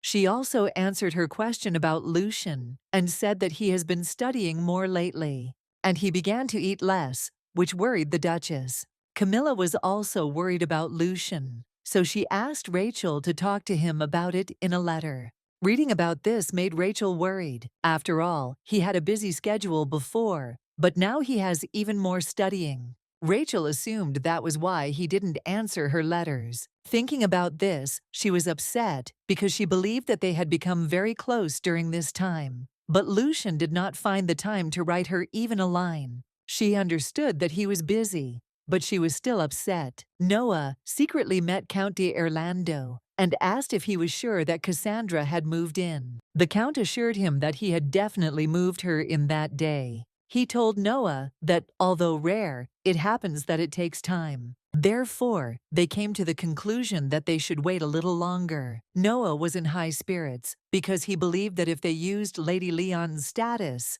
their business would go swimmingly. The Count shared his opinion, since one way or another, they all wanted the same thing, and believed that if they could take control, they would come to them in person. All this time, Lucian continued to write letters to Rachel again and again, to which during all this time, he never received answers. Encho continued to escalate the atmosphere, convincing him that the heroine had already forgotten about him. No matter how much Lucian tried to drive away these obsessive thoughts, the unreasonable absence of letters from Rachel gradually plunged him into despair.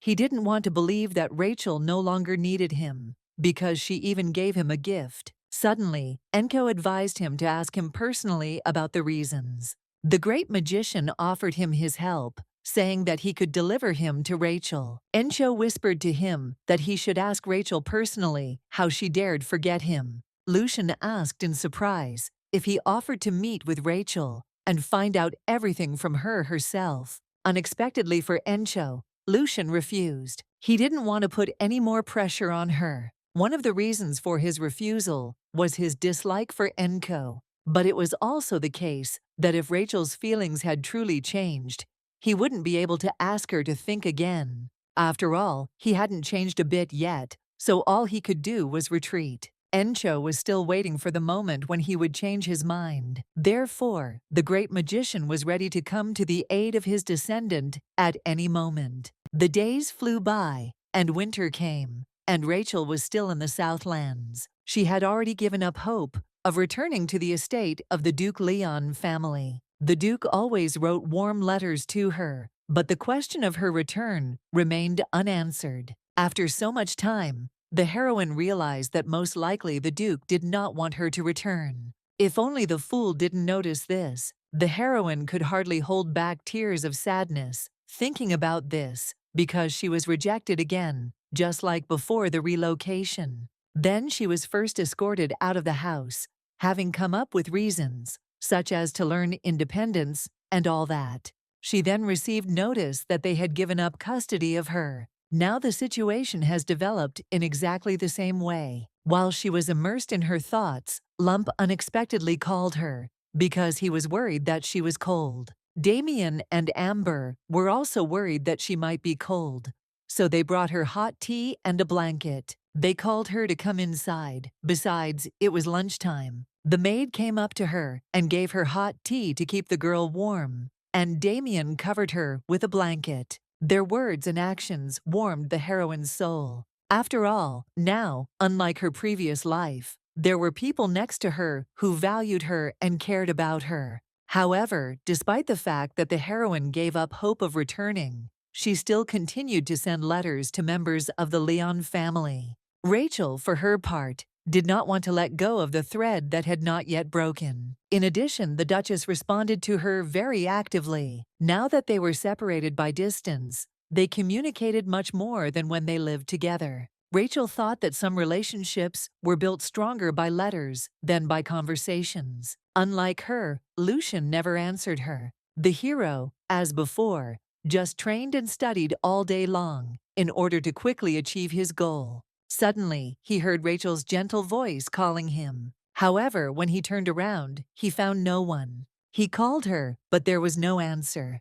Returning to his room, he began to copy the books, and suddenly, her clear and ringing voice was heard again in the silence. But this time, looking around, he did not find anyone. Over time, Lucian became more and more depressed, and recently even began to hallucinate. Encho expressed his sympathy for the fact that he was slowly going crazy. However, Lucian did not want to listen to him, so he ordered him to disappear. At that moment, Rachel's voice was heard again behind him, who, as usual, called him and asked where he was going. Then she ran up to him with a smile and offered to go together. He immediately turned around and excitedly tried to hug her. However, as soon as his hands touched her, she disappeared again. And again, her voice sounded behind him. Then, wherever he looked, the image of his sweet little sister stood before his eyes, and her gentle and affectionate voice, full of love and care,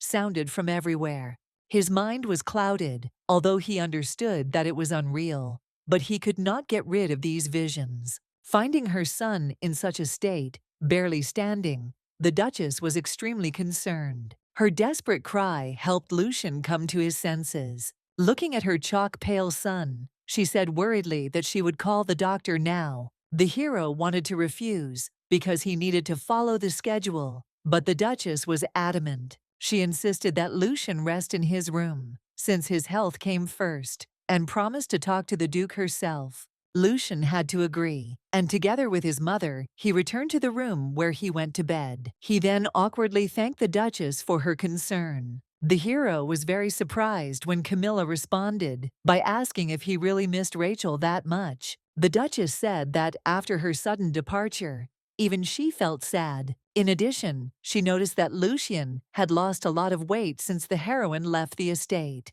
But what surprised the hero most of all was his mother's words that Rachel said that she also missed this place. Camilla told him that she and the heroine sometimes exchange letters. Upon learning of this, Lucian became even more upset because Rachel, who even wrote to the Duchess, for some reason did not send him a single letter. Rachel, as usual, had lunch and chatted happily with the beast people. She was very happy when the maid served seafood pasta with hot sauce. Since the fox didn't know what hot sauce was, Rachel couldn't wait for him to try it. While the heroine was enjoying the taste of spicy food, Damien and Lump almost choked on it. Amber hurried to pour water for them, but the fox was at a loss and did not understand why the mistress would eat this. The maid offered Rachel to drink some water too, but she refused and happily continued eating. Rachel made fun of the beast people that they could not know all the delights of spicy dishes, but Lump thought that she had strange preferences.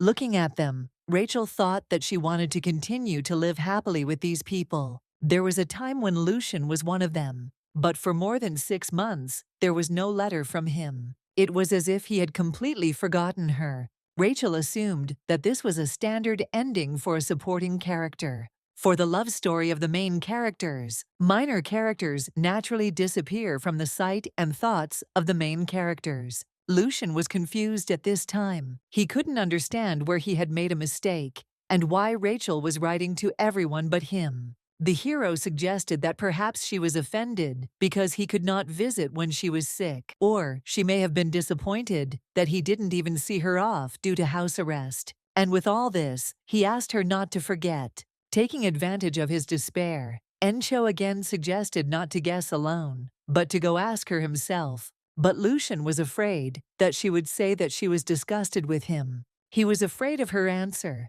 Encho continued to persuade him, saying that he would like to meet his beloved, even despite the contempt. The great magician said that he had a man whom he loved so much that he was ready to give his life. He was ready to even sell his soul to the devil if it would allow them to meet again. But Lucian had the opportunity to meet Rachel, and Encho was ready to help him. As a result, the hero agreed and turned to Encho for help. Like last time, the great magician inhabited the body of his descendant and teleported with him to the southern estate. He then left the hero's body, saying that they had already arrived. Lucian came to his senses and found himself standing in Rachel's room. Lucian hesitantly called out to the sleeping heroine. Seeing that the girl was already asleep, Encho suggested returning later, but Lucian refused to leave. Before meeting Rachel, the hero lived like a ghost. His father despised him, and he couldn't even see his mother. The servants of the estate had no choice but to adapt to the behavior of the owner. There was no place for Lucian anywhere. When the heroine first invited him to a tea party, he decided that she wanted to deceive him. But later Lucian realized that this was not so, and she only showed sincere friendliness. It seemed to him that through her, he was receiving recognition. It was enough for the hero that only Rachel would be there. However, he did not understand why she so suddenly decided to leave him. Suddenly, Rachel muttered Lucian's name in her sleep. The hero immediately ran up to her, worriedly.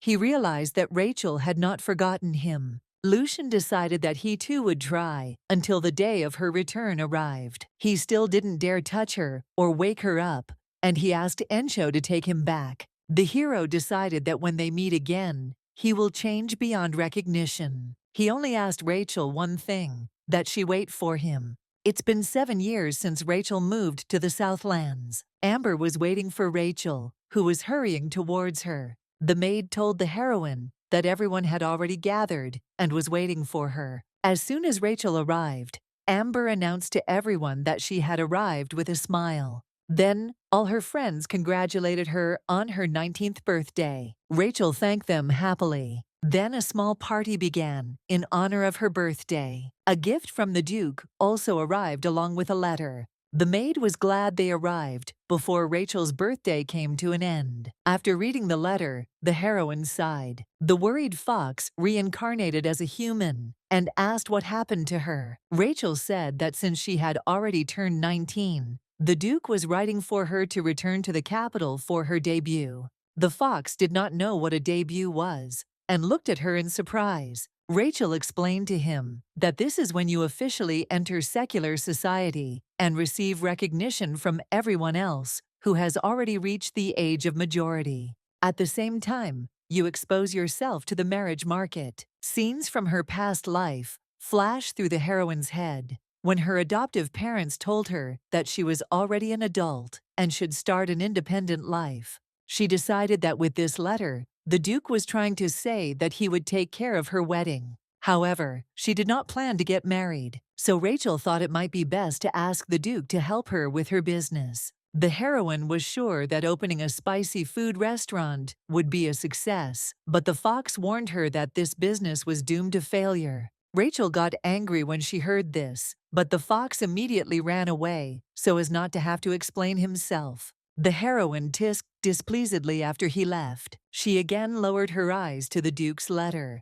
where he affectionately asked her to return to the capital as soon as possible. He wrote that for the first time in a long time, the whole family would gather together in the capital. All this time, the Duke often came to the south to see Rachel. The Duchess regularly responded to her letters, maintaining communication, but Lucian never answered her to a single letter. The heroine only knew that he was exterminating demonic creatures And that was from newspaper articles. Several years ago, attacks by demonic creatures began to break out throughout the empire, and Lucian and the Knightly Order of Leon are doing an excellent job of dealing with the problem. The heroine hoped that she would meet Lucian in the capital. He was already 24 years old, but Rachel could not imagine what he looked like because only his childhood image remained in her memory. The heroine was ready to leave the hero when the time came, but she was furious that they were forcibly separated.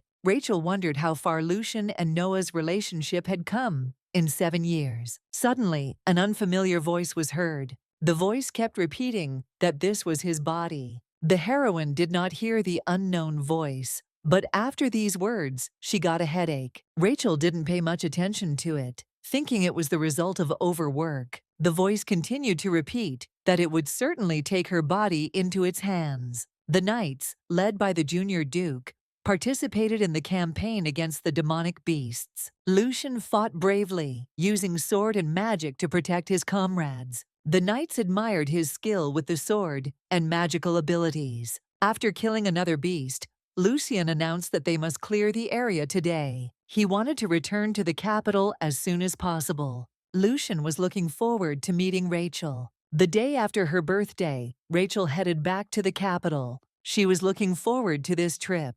And most of all, she wanted to meet her favorite again. While she was riding in the carriage, she accidentally dozed off. The unknown voice again began to insult her and try to take control of her body. Suddenly, she woke up with an uneasy feeling, hearing an incomprehensible voice. However, the fox and Amber, who were sitting right in front of her, did not hear anything. The maid assumed that the heroine had simply had a bad dream, and she said with a smile that they had already entered the gates of the estate. The last time Rachel came to the capital's estate was to prepare for the imperial ball. Thinking about the imperial ball, she remembered her and Lucian dancing in the garden, separately from everyone else. She longed for these times. When the carriage stopped, the butler opened the door and greeted her. As she stood to leave the carriage, Lucian gently called her name and extended his hand.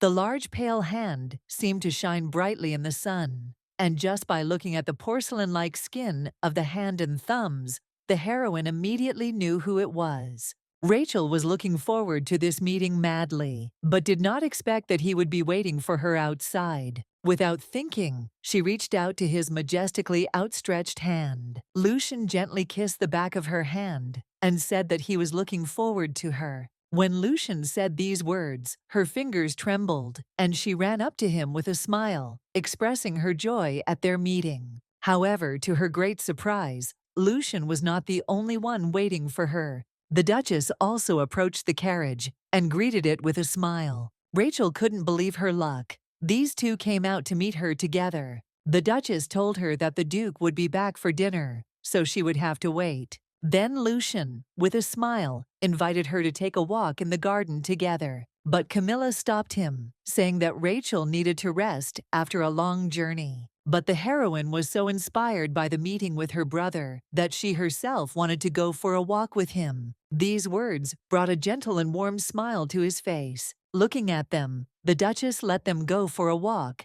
and she went to the mansion, saying that she would send the servants for them as soon as the table was set. Amber and the Beastman also left them and went to unpack their luggage. When everyone left, Rachel immediately took his hand and called him with a smile. They had often held hands like this when they were little, but now it felt different. He was taller than 7 years ago, as was Rachel. The heroine sulked at him because he did not answer her letters, but as soon as she saw him again, all the grievances disappeared. Looking at her pet, she thought about her relationship with Noah, because in the original, at about this age, they were already close. Her thoughts were interrupted by the gentle voice of Lucian, who said that he missed her. Rachel lowered her eyes in embarrassment and replied that she missed her too. Seeing the doubt in her eyes, he gently touched her cheek and lifted her head to look straight into her eyes. Lucian then reiterated that he missed her very much. Looking into his eyes,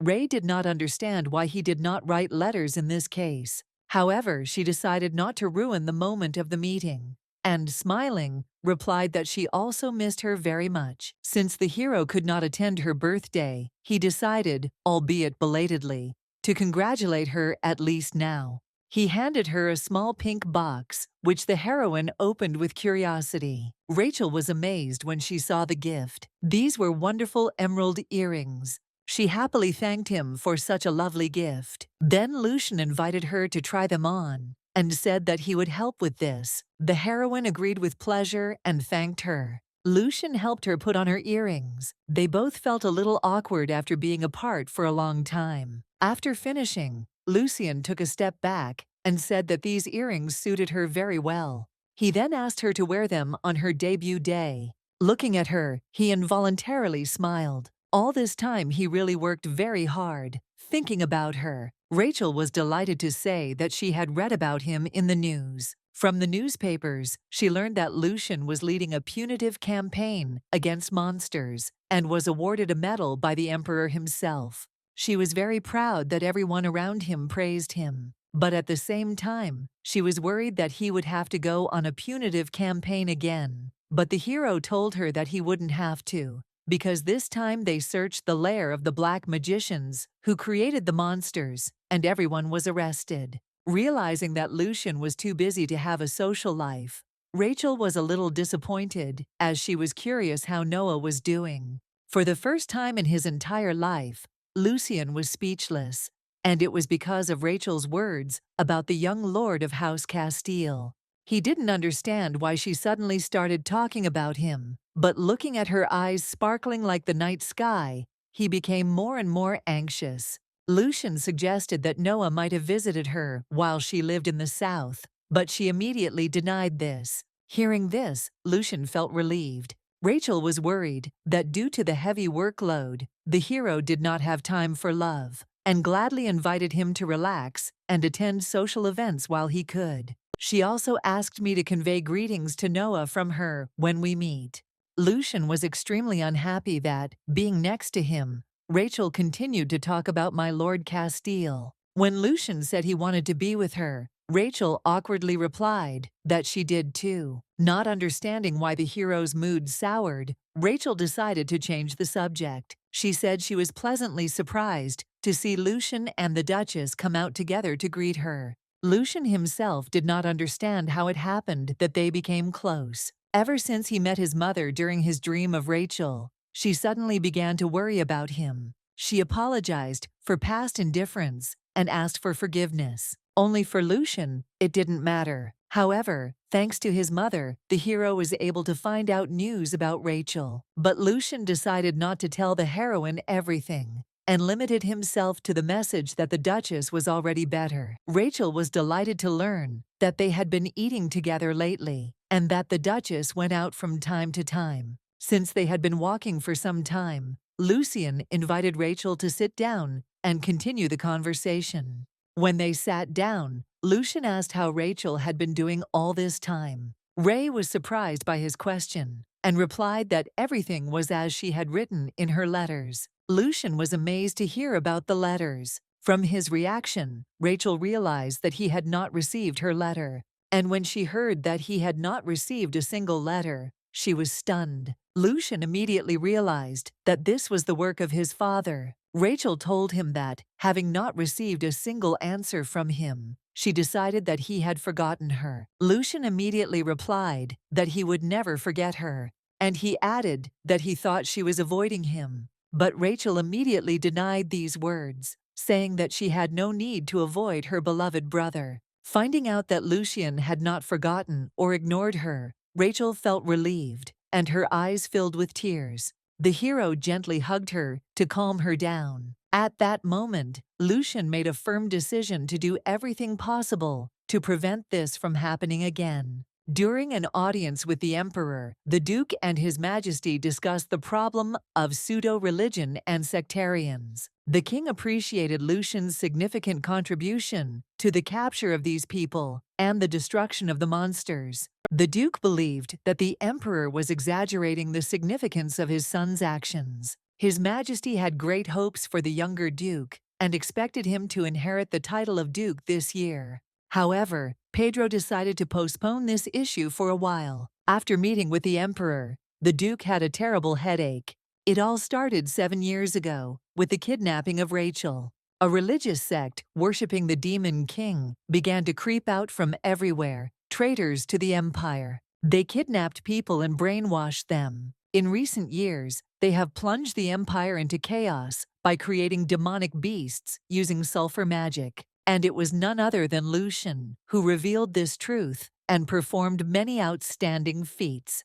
But the Duke still could not recognize him. His thoughts were interrupted by the voice of a servant who announced that they had already arrived. Opening the carriage door, the butler informed the Duke that Lady Rachel had already arrived. Pedro immediately rushed to her room to greet her. Despite the Duke's high spirits, Rachel greeted him coldly and formally. She was upset by the letters, so she decided to ask the question directly. The Duke was stunned to realize that she already knew everything. Pedro did not make excuses, since everything was obvious, and he understood that Rachel was most likely upset. He replied that he did so only out of concern for her. The Duke told her of his concerns about Lucian. He said he was worried that Lucian might be a bad influence on her. The more he talked, the more upset she became. The heroine realized that Pedro still sees his father in Lucian. Looking straight into the Duke's eyes, she said that the brother she knew was kinder and more sympathetic than anyone else. Rachel asked him to stop projecting someone else onto Lucian and accept him for who he is. This time the Duke promised to think about it. Lucian took the fruit basket and went to Rachel, just like old times. When he knocked on the door, Rachel, as before, came out to greet him with a bright smile. She happily took his hand with both of hers and pulled him along so that he entered the room. The heroine happily reported that she had found all the letters she had sent him and handed over the box with these letters. Lucian was so happy that he wanted to read them right away, but Rachel forbade him, telling him to read them in his room. She was too shy and did not want to be present while he read. They then sat down on the sofa, and Lucian gave her a basket of fruit. Remembering the old days, Rachel brought the grape to Lucian's mouth again to feed him. And again, she began to sing the same song as 7 years ago. Lucian smiled, and as before, parted his lips. Suddenly, Rachel asked him again about brother Noah. Lucian was unhappy and asked why she kept asking him about my lord Castius. Then Rachel realized that she was trying to force him to, obviously. She made the excuse that she just wanted her and Lucian to be friends. But this didn't make Lucian's mood any better. Rachel, as before, began to say that his brother was the best and sweetest, to cheer him up. But Lucian gagged her with a grape. Rachel was happy because this was the first time he had fed her. Returning to his room, he immediately began reading letters from Rachel. As he read them, he imagined Rachel, who had been writing unanswered letters all these 7 years. He complained that Rachel abandoned him, but it turned out to be the opposite. Lucian was glad that they were finally together, but he was bothered by her constant questions about Noah, and he even began to suspect that she liked him. Noticing Lucian in the corridor in the middle of the night, the Duke asked what he was doing there. But the hero did not explain anything, but only said that it was time for him to leave and left. For the Duke, his every step looked suspicious. He couldn't trust Lucian to be responsible for either the family or Rachel. Rachel was very glad that she and Lucian had cleared up the misunderstanding. True, she was upset by the Duke's attitude towards his son. The lump ran happily in the yard. He really liked their new home. Damien, as usual, followed him, trying to calm him down. Rachel loved watching her mischievous beastmen. In the original, Oscar was a character with a rebellious spirit who overreacted to everything. He suffered more than enough due to the fact that he was born a beastman, and this left many wounds on his soul. But now Oscar has become completely different, sweet and cheerful. Therefore, Rachel believed that since Oscar could change so much, then the relationship between the Duke and Lucian could too. Opening the door to her room, Rachel was extremely surprised. Standing outside the door was Lucian, who greeted her with a smile and told her that he had come for her. She immediately ran up to him joyfully. and together they headed to the dining room. Seeing Lucien in the morning, Rachel immediately felt that she had returned to the Leon family. Lucien also felt as if everything was finally falling into place. In a nightmare, they did not want to imagine that someone else would take the heroine's heart, and she would go to him. The hero was ready to do anything, just not to be separated from her again. Lucien was lost in thought and did not notice how Rachel called him several times. And finally coming to his senses, he asked her how the night went. Rachel replied with a smile that she slept like a baby. Lucien told her that he had read all the letters she wrote to him, and also thanked her that despite the fact that he did not have the opportunity to answer her, she continued to write. While they were talking, they did not notice how they reached the door of the dining room. As soon as they approached, the servants announced their arrival and opened the doors for them. The Duke and Duchess, who were already sitting at the table, invited them to join with a smile. Rachel was delighted to see that Camilla was also eating breakfast with them. The Duchess invited her to sit next to her, and she happily agreed. Approaching the table, the hero ordered his cutlery to be moved to an adjacent place. He decided to sit opposite Rachel, just like old times. The heroine told the Duchess that they sat like this at the table in childhood. Then Camilla invited everyone to sit opposite each other this time. The Duke was surprised, but agreed after he moved. They started breakfast. After breakfast, the heroine went for a walk around the capital with the Beast People, as Lucien was busy working with documents. Suddenly, she saw Noah in the city. Rachel immediately ordered the carriage to stop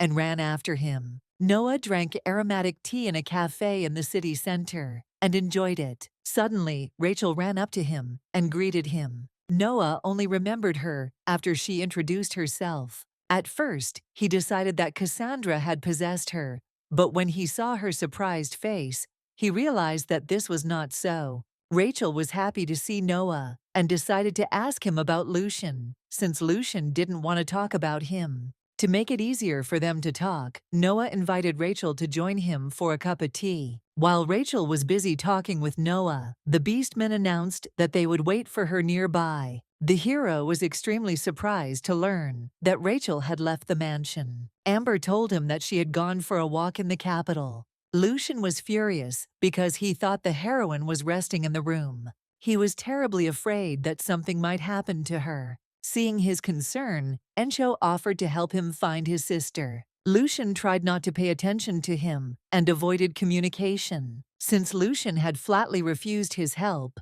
Encho thought that perhaps it would be better to hide it on purpose. But he told Rachel about his favorite cafe and tea. Rachel tried the tea he recommended and liked it, but he tried to win her sympathy and gave her various strange compliments. Watching his behavior, Rachel understood why Noah and Lucien were never able to get close. Suddenly, their conversation was interrupted by Lucien, who burst into the cafe worriedly. Rachel was very surprised to see Lucien. Noticing Noah next to Rachel, Lucien angrily asked what he had to do with her. The shocked guy replied that they were just drinking tea together. Then Lucien said that, with his permission, he too would join them. Rachel and Noah then began discussing Rachel's debut and her look that day. Lucien, silently watching them, could barely contain his rage. He showed with all his appearance that he did not like Noah. The heroine was disappointed because the relationship between Lucien and Noah was not like a romantic story.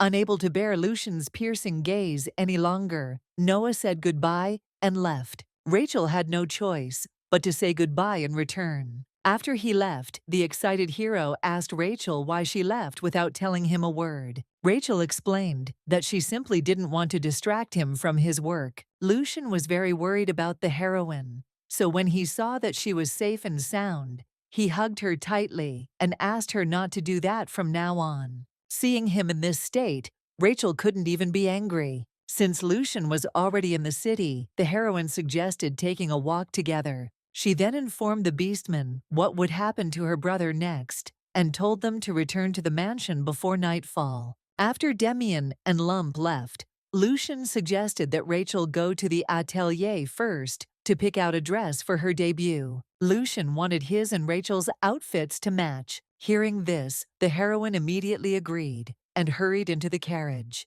The king believed that the debutante ball was the most appropriate moment to introduce the prince. He was sure that everyone would praise the appearance of a new prince. Elliot, Lucian, and Rachel were busy choosing the right outfits for their debut until the evening. Then they headed to the mansion in high spirits. That day, the heroine was very tired, so she dozed off in the carriage, and Lucian gently hugged her shoulders to make it more comfortable for her to sleep. Suddenly, Encho asked him who he wanted to be for Rachel. The hero did not know what to answer. He wanted to be the closest person to her. Unexpectedly, the great magician said that the heroine looked very familiar, and he had seen her somewhere. When they arrived, Lucian decided not to wake the heroine and took her in his arms. A worried Duke ran out to meet them, very worried because they had returned too late. Lucian told him that they had been in the studio all this time. The Duke tried to reprimand him for walking late at night, but Lucian did not listen to him and returned to the mansion, since it was cold outside.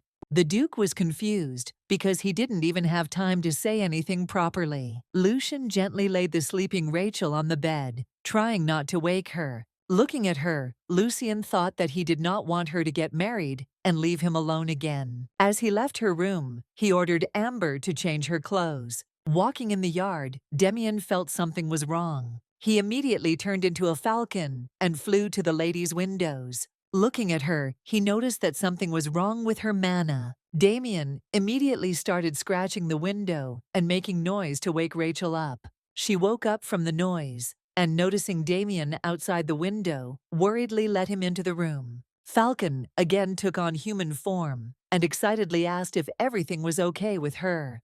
He told Rachel that something strange was happening with her mana, but Rachel didn't even know what mana was. Demian explained to her that this is a unique energy that fills her soul. He said that the Falcon Beastman had the ability to recognize the color and flow of mana, and her mana had just become cloudy.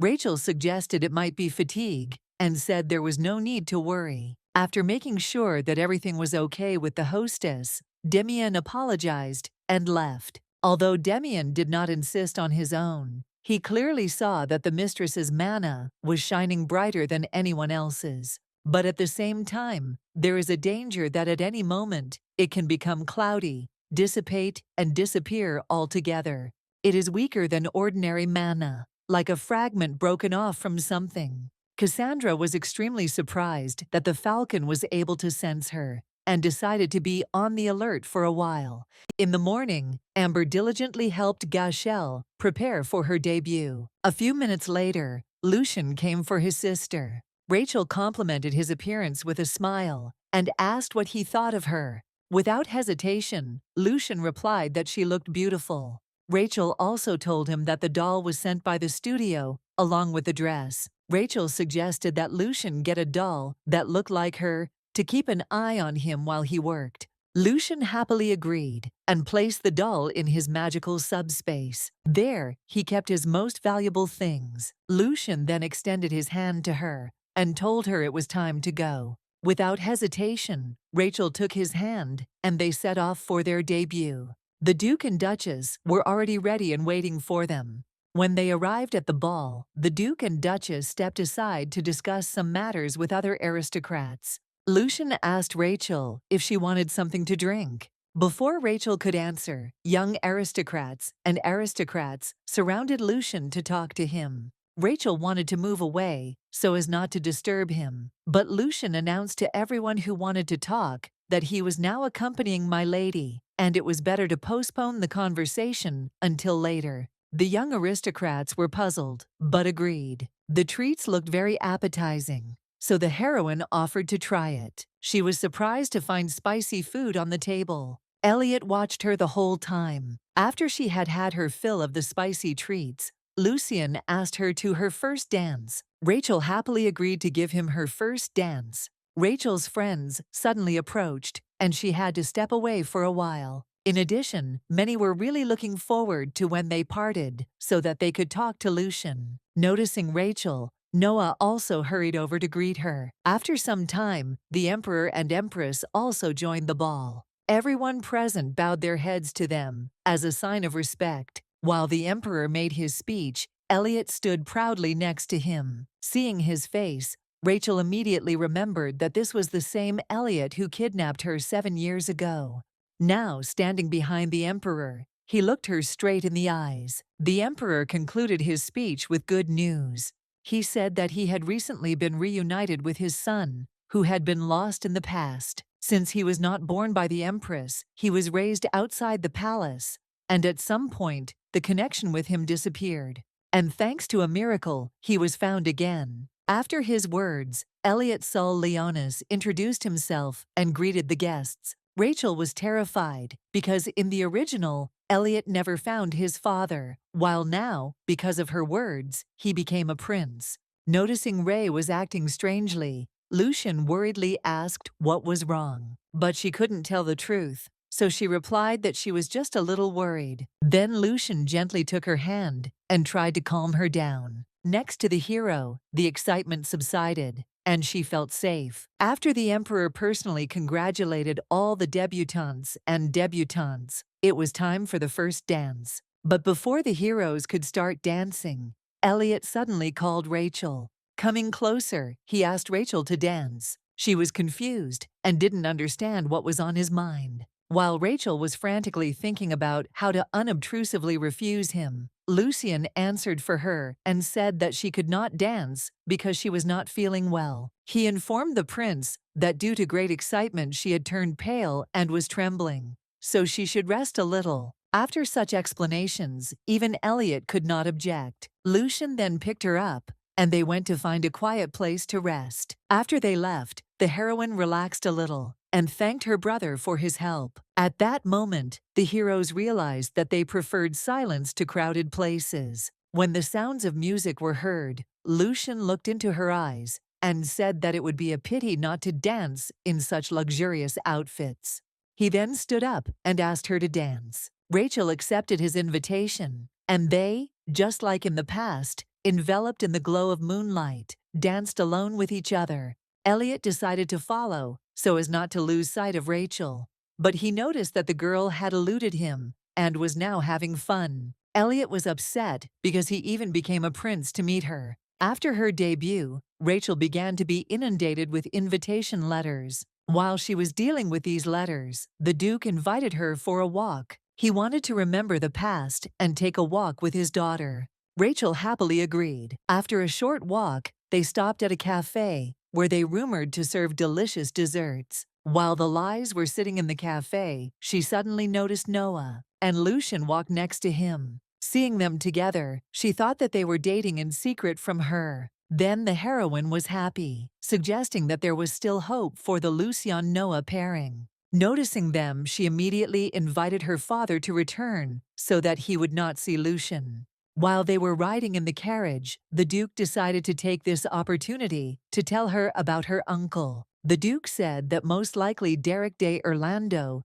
is related to the religious sect that kidnapped her. Then he asked if she knew anything about it. Then Rachel said that when she was kidnapped, she saw her uncle in the company of some strange group of people. The Duke was stunned by this news, but the heroine added that she wasn't sure, so she didn't tell. Noah was glad that the younger Duke visited the restaurant under his management. He also invited Lucian to come along with Rachel, but the hero left without answering his invitation. Having reached the carriage, Lucian asked his assistant about some information, and he replied that the materials received were inside. There were papers in the carriage containing information about Noah. Noah de Castia has been rapidly expanding his business lately. However, this also drove him into huge debts, and currently, the proceeds do not cover the investment. After reading this, Lucian was convinced that Noah was not suitable for Rachel. When he returned home, he was greeted by Rachel. She ran up to him as usual and greeted him. Rachel waited with sparkling eyes for Lucian to share with her his love story with Noah, but Lucian did not understand what she was trying to achieve, because the one he likes is her. Suddenly, the hero asked Rachel if she liked Noah. The heroine answered without hesitation that she liked it. Hearing this, Lucian became upset. Seeing that Lucian's mood instantly soured after her answer, Rachel came to the conclusion that Lucian was incorrectly assuming that they were in a love triangle. She hastened to explain to him that everything was wrong. Rachel explained that she doesn't have feelings for Noah and doesn't want to become his girlfriend. She explained that she was only interested in Noah as a person. After these words, Lucian felt relieved. Rachel also told Lucian that she went out with the Duke and bought him a gift. The gift was dessert, which she happily fed to Lucian.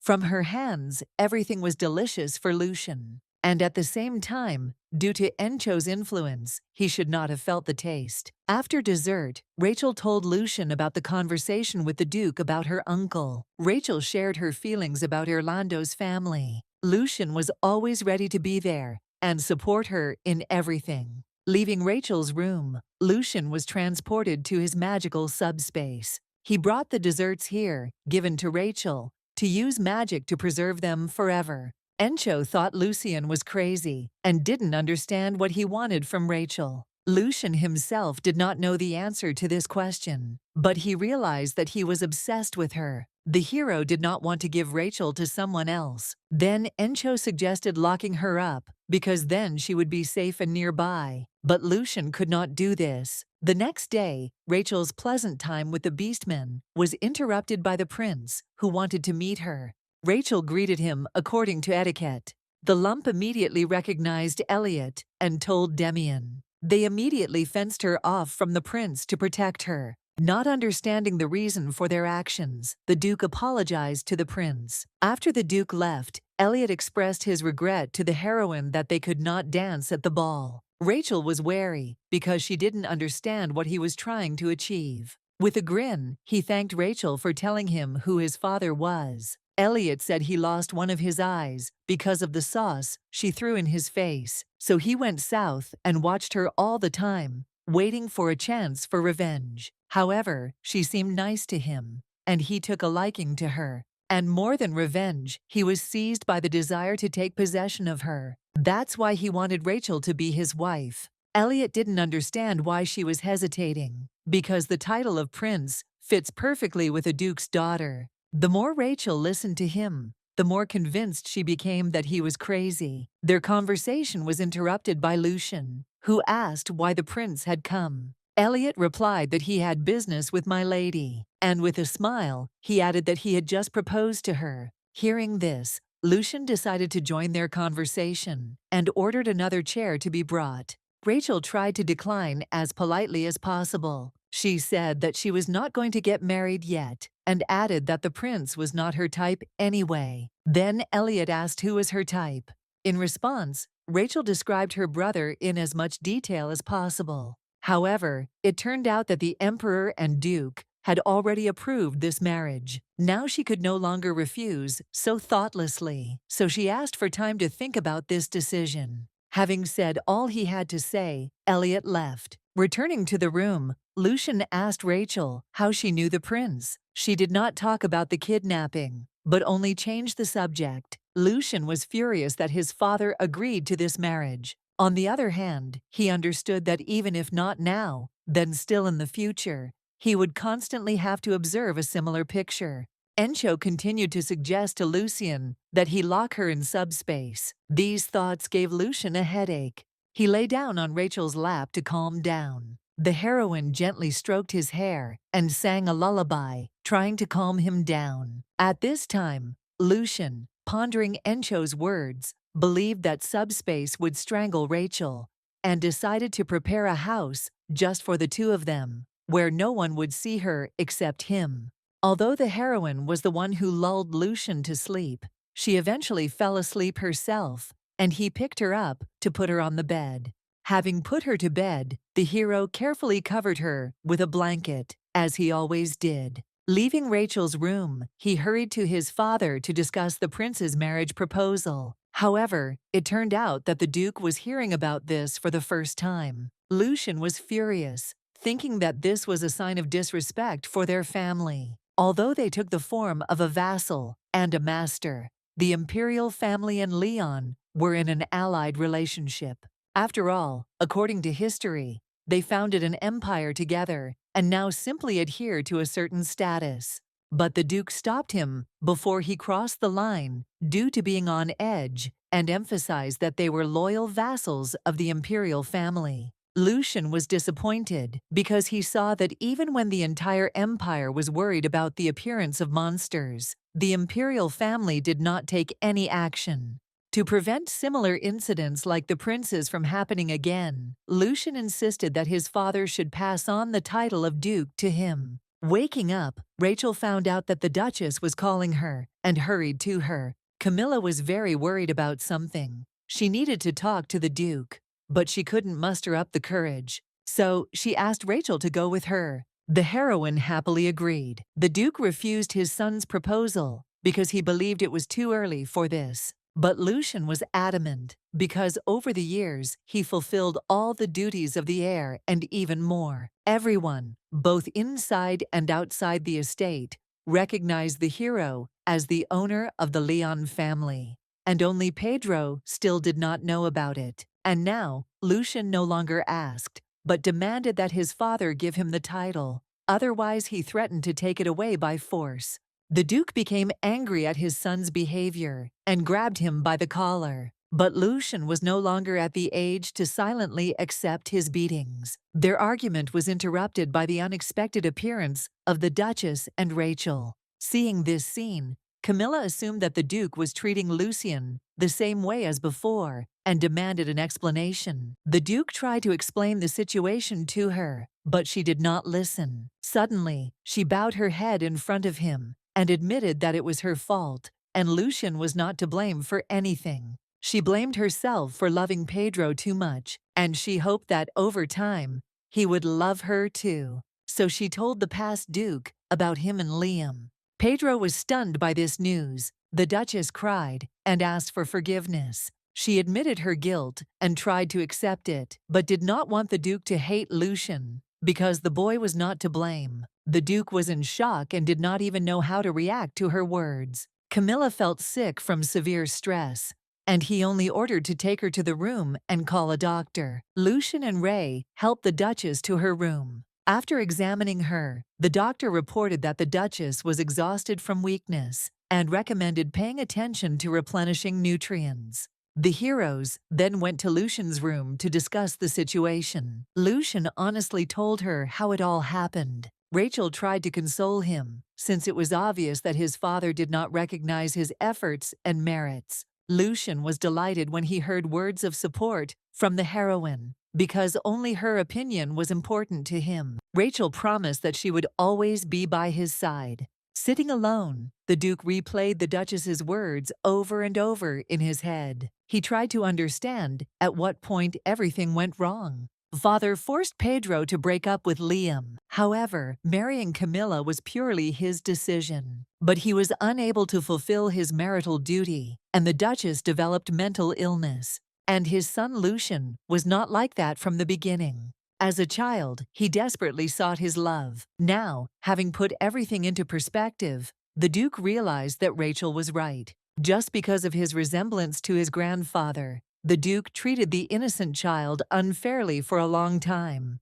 Throughout his life, Pedro considered himself a victim. But for his wife and son, he was a tyrant. Realizing his mistakes, the Duke began to prepare Lucian to accept the title. However, both he and the Duchess isolated themselves from everyone. The fox, who had been asking to change his name all this time, finally got his way. Since the plot was already different from the original, Rachel decided to return it to its original name, Oscar. Oscar was incredibly happy about his new name. Lucian suddenly joined them and asked Rachel to help him with something. He asked her to help sort the invitation letters. The heroine agreed with pleasure, because she understood that Lucian was already very busy. The hero just wanted to be in the same room with her. However, now looking at her, he wanted her to sit next to him. Having completed her task, Rachel offered to help with other small tasks. There were no tasks yet, and they decided to have tea. But while they were waiting for the maid, the conversation turned to Lucian's future partner, and Rachel said that no matter who he was, she would always support him. Their conversation was interrupted by the maid, who, at the heroine's request, brought tea and grapes. Rachel went back to feeding her pet, but this time, the hero also decided to feed her. Now, being so close to her and seeing her charming smile, he realized his feelings for her. Realizing that he had far from friendly feelings for her, he suddenly took her in his arms, and then he squeezed him tightly in his arms. Rachel was confused, because all this time, Lucian didn't say a word. Encho continued to talk incessantly in his head, offering the easiest and most effective way to get her completely. But he pushed these thoughts away from himself and promised Rachel that he would later tell about his loved one. Lucian had already decided for himself that no matter what Rachel's response to his feelings was, he would never let her go. The next day, Rachel sorted her invitations to social events. It was difficult for her to select the most important ones, and the Duchess was in no condition to help with matters. The same could be said about the Duke. Suddenly, the Duchess called her, and she hurried to her. She told Rachel that she and the Duke had met and had a heart-to-heart talk. She also said that, starting from this imperial ball, she and the Duke planned to resign. In the evening, the maid announced that the outfit for the imperial ball had arrived, and the doll was again attached to the outfit. And the younger Duke sent jewelry for her. Opening the box, Rachel discovered that Lucian had even taken care of the doll. Therefore, the first thing she decided to do was decorate the doll. When Lucian arrived, she happily ran up to him and thanked him for the jewelry. And then she pulled him along to show him the doll. Lucian looked at the doll that looked like Rachel with great interest. Since he took the previous doll, Rachel suggested that perhaps he wanted this too. Lucian accepted the gift with pleasure. Looking at him, the heroine could not even imagine that he liked dolls so much. Before leaving, the hero gently kissed her forehead and wished her good night. During this time, Noah boasted to Count Orlando that Lucian and Rachel were interested in him. Suddenly, Noah said that he thought Rachel looked like a woman who was called a saint in the past, especially her hair and eye color. This would explain why Cassandra died trying to take over her body.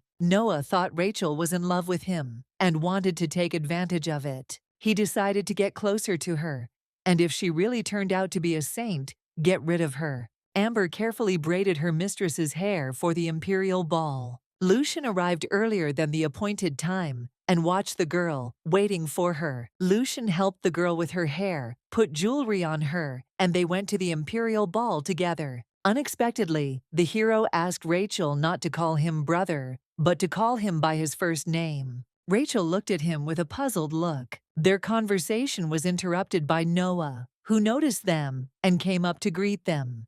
Rachel greeted him back with a smile. Noticing the heroine, Elliot also approached her. Having greeted her, he immediately asked if she had thought about his proposal. He deliberately said this loud enough for everyone present to hear. Then Lucian stood up for Rachel and loudly declared that she had already refused him. At this moment, all the attention of the aristocrats was focused on these three. Rachel was worried that Lucian might be accused of insulting the imperial family and pretended to faint to defuse the situation. Rachel pretended to be sick and went to the break room.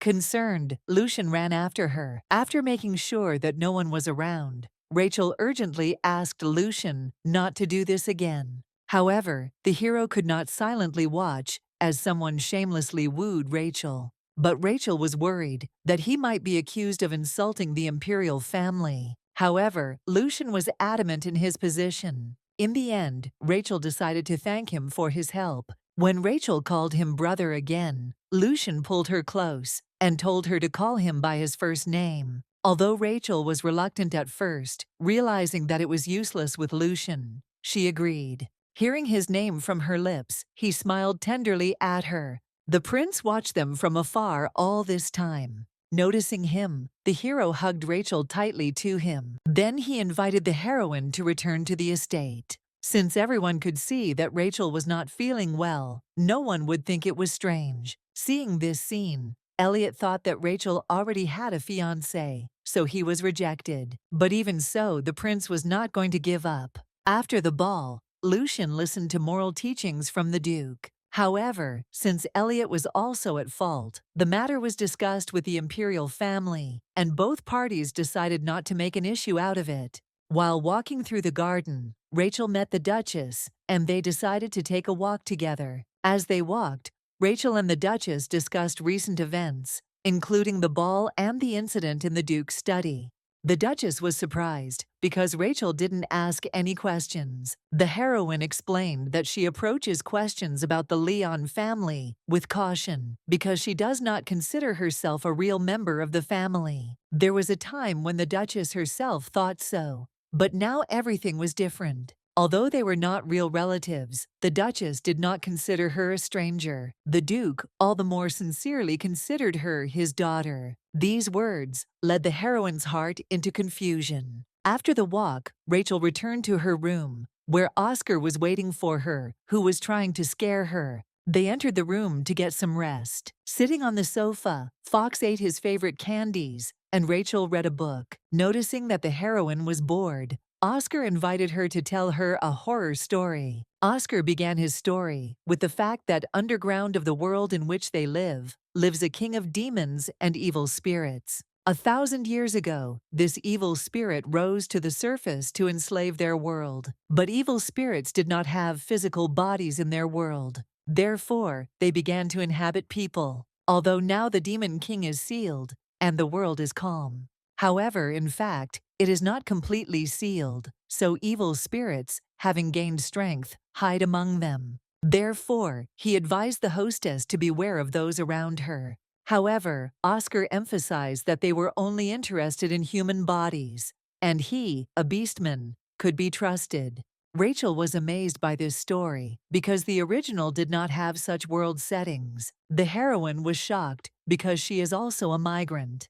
Oscar learned this story from one grandmother, a turtle who lived for 1,000 years. After the imperial ball, all the aristocrats discussed the newly minted prince, Elliot Saul Leonis. Lucian understood that by opposing the influential Leon family, Elliot would only alienate secular society and worsen his situation. Therefore, the hero believed that the prince was either a fool or he had some guarantees. Lucian was sure that there was some reason why the emperor, having a legitimate heir, was forced to give him the title of prince. He wanted to know this secret in order to take the prince out of the game. A couple of days after the ball, Noah came to visit Rachel. He behaved as gallantly and elegantly as possible to get closer to her. Between the lines, he asked about his engagement to the prince, and the heroine said that she had already refused him. Taking this opportunity, Noah admitted that he has romantic feelings for Rachel. The heroine was dumbfounded. She never expected this. Noah misunderstood Rachel's desire to get closer to him, so she apologized and explained that she was only interested in him because he was her older brother's friend. Realizing that he had been wrong with his assumptions, Noah hastily said goodbye and left. As Kalos left, Cassandra tried to tell him that he had misunderstood, but he did not hear her. Hearing an unfamiliar voice coming from nowhere, the heroine was frightened, not understanding who it belonged to. Everything was fine for a while, but she started hallucinating again. Suddenly, worried beastmen ran up to her. Demian said that they saw the silhouette of the hostess in the window. Suddenly, she was surrounded by muddy energy. Hearing their words, Rachel shared with them that she had just imagined a voice. Having looked carefully at the heroine, Demian said that now there seems to be no cloudy energy, and everything seems to be in order. Oscar showed the owner a beautiful red bead. He gave the bead to Rachel for protection and told her to carry it with her everywhere. Even without understanding the reason for his words, Rachel put the bead in the pendant and put the chain around her neck. Upon learning that my Lord Castilla was in the estate, Lucian excitedly ran up to the heroine. Rachel said that Noah had already left, but the hero asked about the purpose of his visit. The heroine said that her excessive friendliness misled him, and he confessed his feelings to her, but she immediately rejected him. Waking up in the morning, Rachel was surprised to find Lucien sitting on a chair next to her bed. Embarrassed, she yelled at him to leave, but Lucien looked tenderly into her eyes and said that she always looked beautiful. Lucien reminded her that they should go to the jewelry store and suggested that they take a short walk. Now, having become a duke, he could do what he wanted, and no schedule had any power over him anymore. Having learned that the process of transferring the title was completed, the heroine was also happy, because from now on, they will be able to spend time together whenever they want.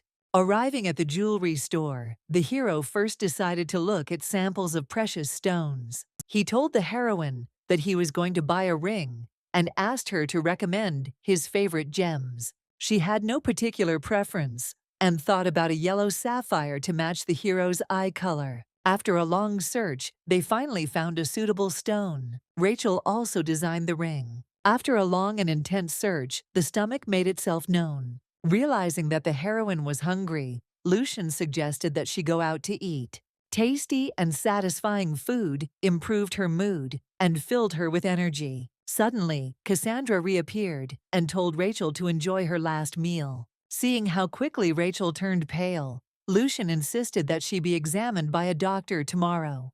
However, the doctor did not find any abnormalities and reported that she was healthy. Arriving at Lucien, she forced herself to smile so as not to bother him, and said that, according to the doctor, everything was fine. It was just overwork. After she left, Encho spoke to Lucien again. He said that Rachel is very similar to his lover. He said that all records of him were deleted because he rebelled against the Empire, and the reason was that because of the imperial bastards, his beloved, who had emerald hair and eyes the color of the night sky, died. Looking at Rachel, Lucien was convinced that they really were alike. Suddenly, Rachel felt a sharp headache again. The next moment, a voice in her head said that it was time. He demanded that the heroine give him her body. Rachel then passed out. Opening her eyes, the heroine discovered that scenes from her past life were flashing before her. The first excerpts were from the day she met her adoptive parents. They were kind to her and affectionately called her daughter. At this moment, Lucien hugged her lifeless body tightly and tried to shout to her. He asked her to open her eyes again and again. The hero took her in his arms and hurried to the doctor. However, Rachel suddenly opened her eyes. Cassandra was delighted with herself because she managed to take over the heroine's body. But her joy was short-lived because the necklace began to absorb her energy. After Cassandra left Rachel's body, she lost consciousness again. Everyone was extremely concerned about the heroine's condition. For 3 days, she did not regain consciousness. However, after a thorough examination, the doctor found nothing and advised him to wait a little longer. Lucien was in despair. The Duchess was concerned because he had not eaten anything during this time. Looking at Rachel, Lucien thought about the fact that he became a duke for her sake. However, if Rachel does not wake up, then for Lucien, the whole world will lose its value. At this time, the heroine continued to observe the happy moments of her past life. Everything was fine until Rachel's adoptive mother became pregnant. Good memories instantly turned bad, and she once again felt abandoned. Rachel ran after them to stop them, but no matter how hard she tried, she couldn't catch up with them. Suddenly, she heard Lucien's voice calling her. He desperately called her and begged her to open her eyes. His voice helped Rachel come to her senses and let go of the past in order to live for a happy future. Opening her eyes, Rachel saw the emaciated face of her pet, tears dripping from his eyes.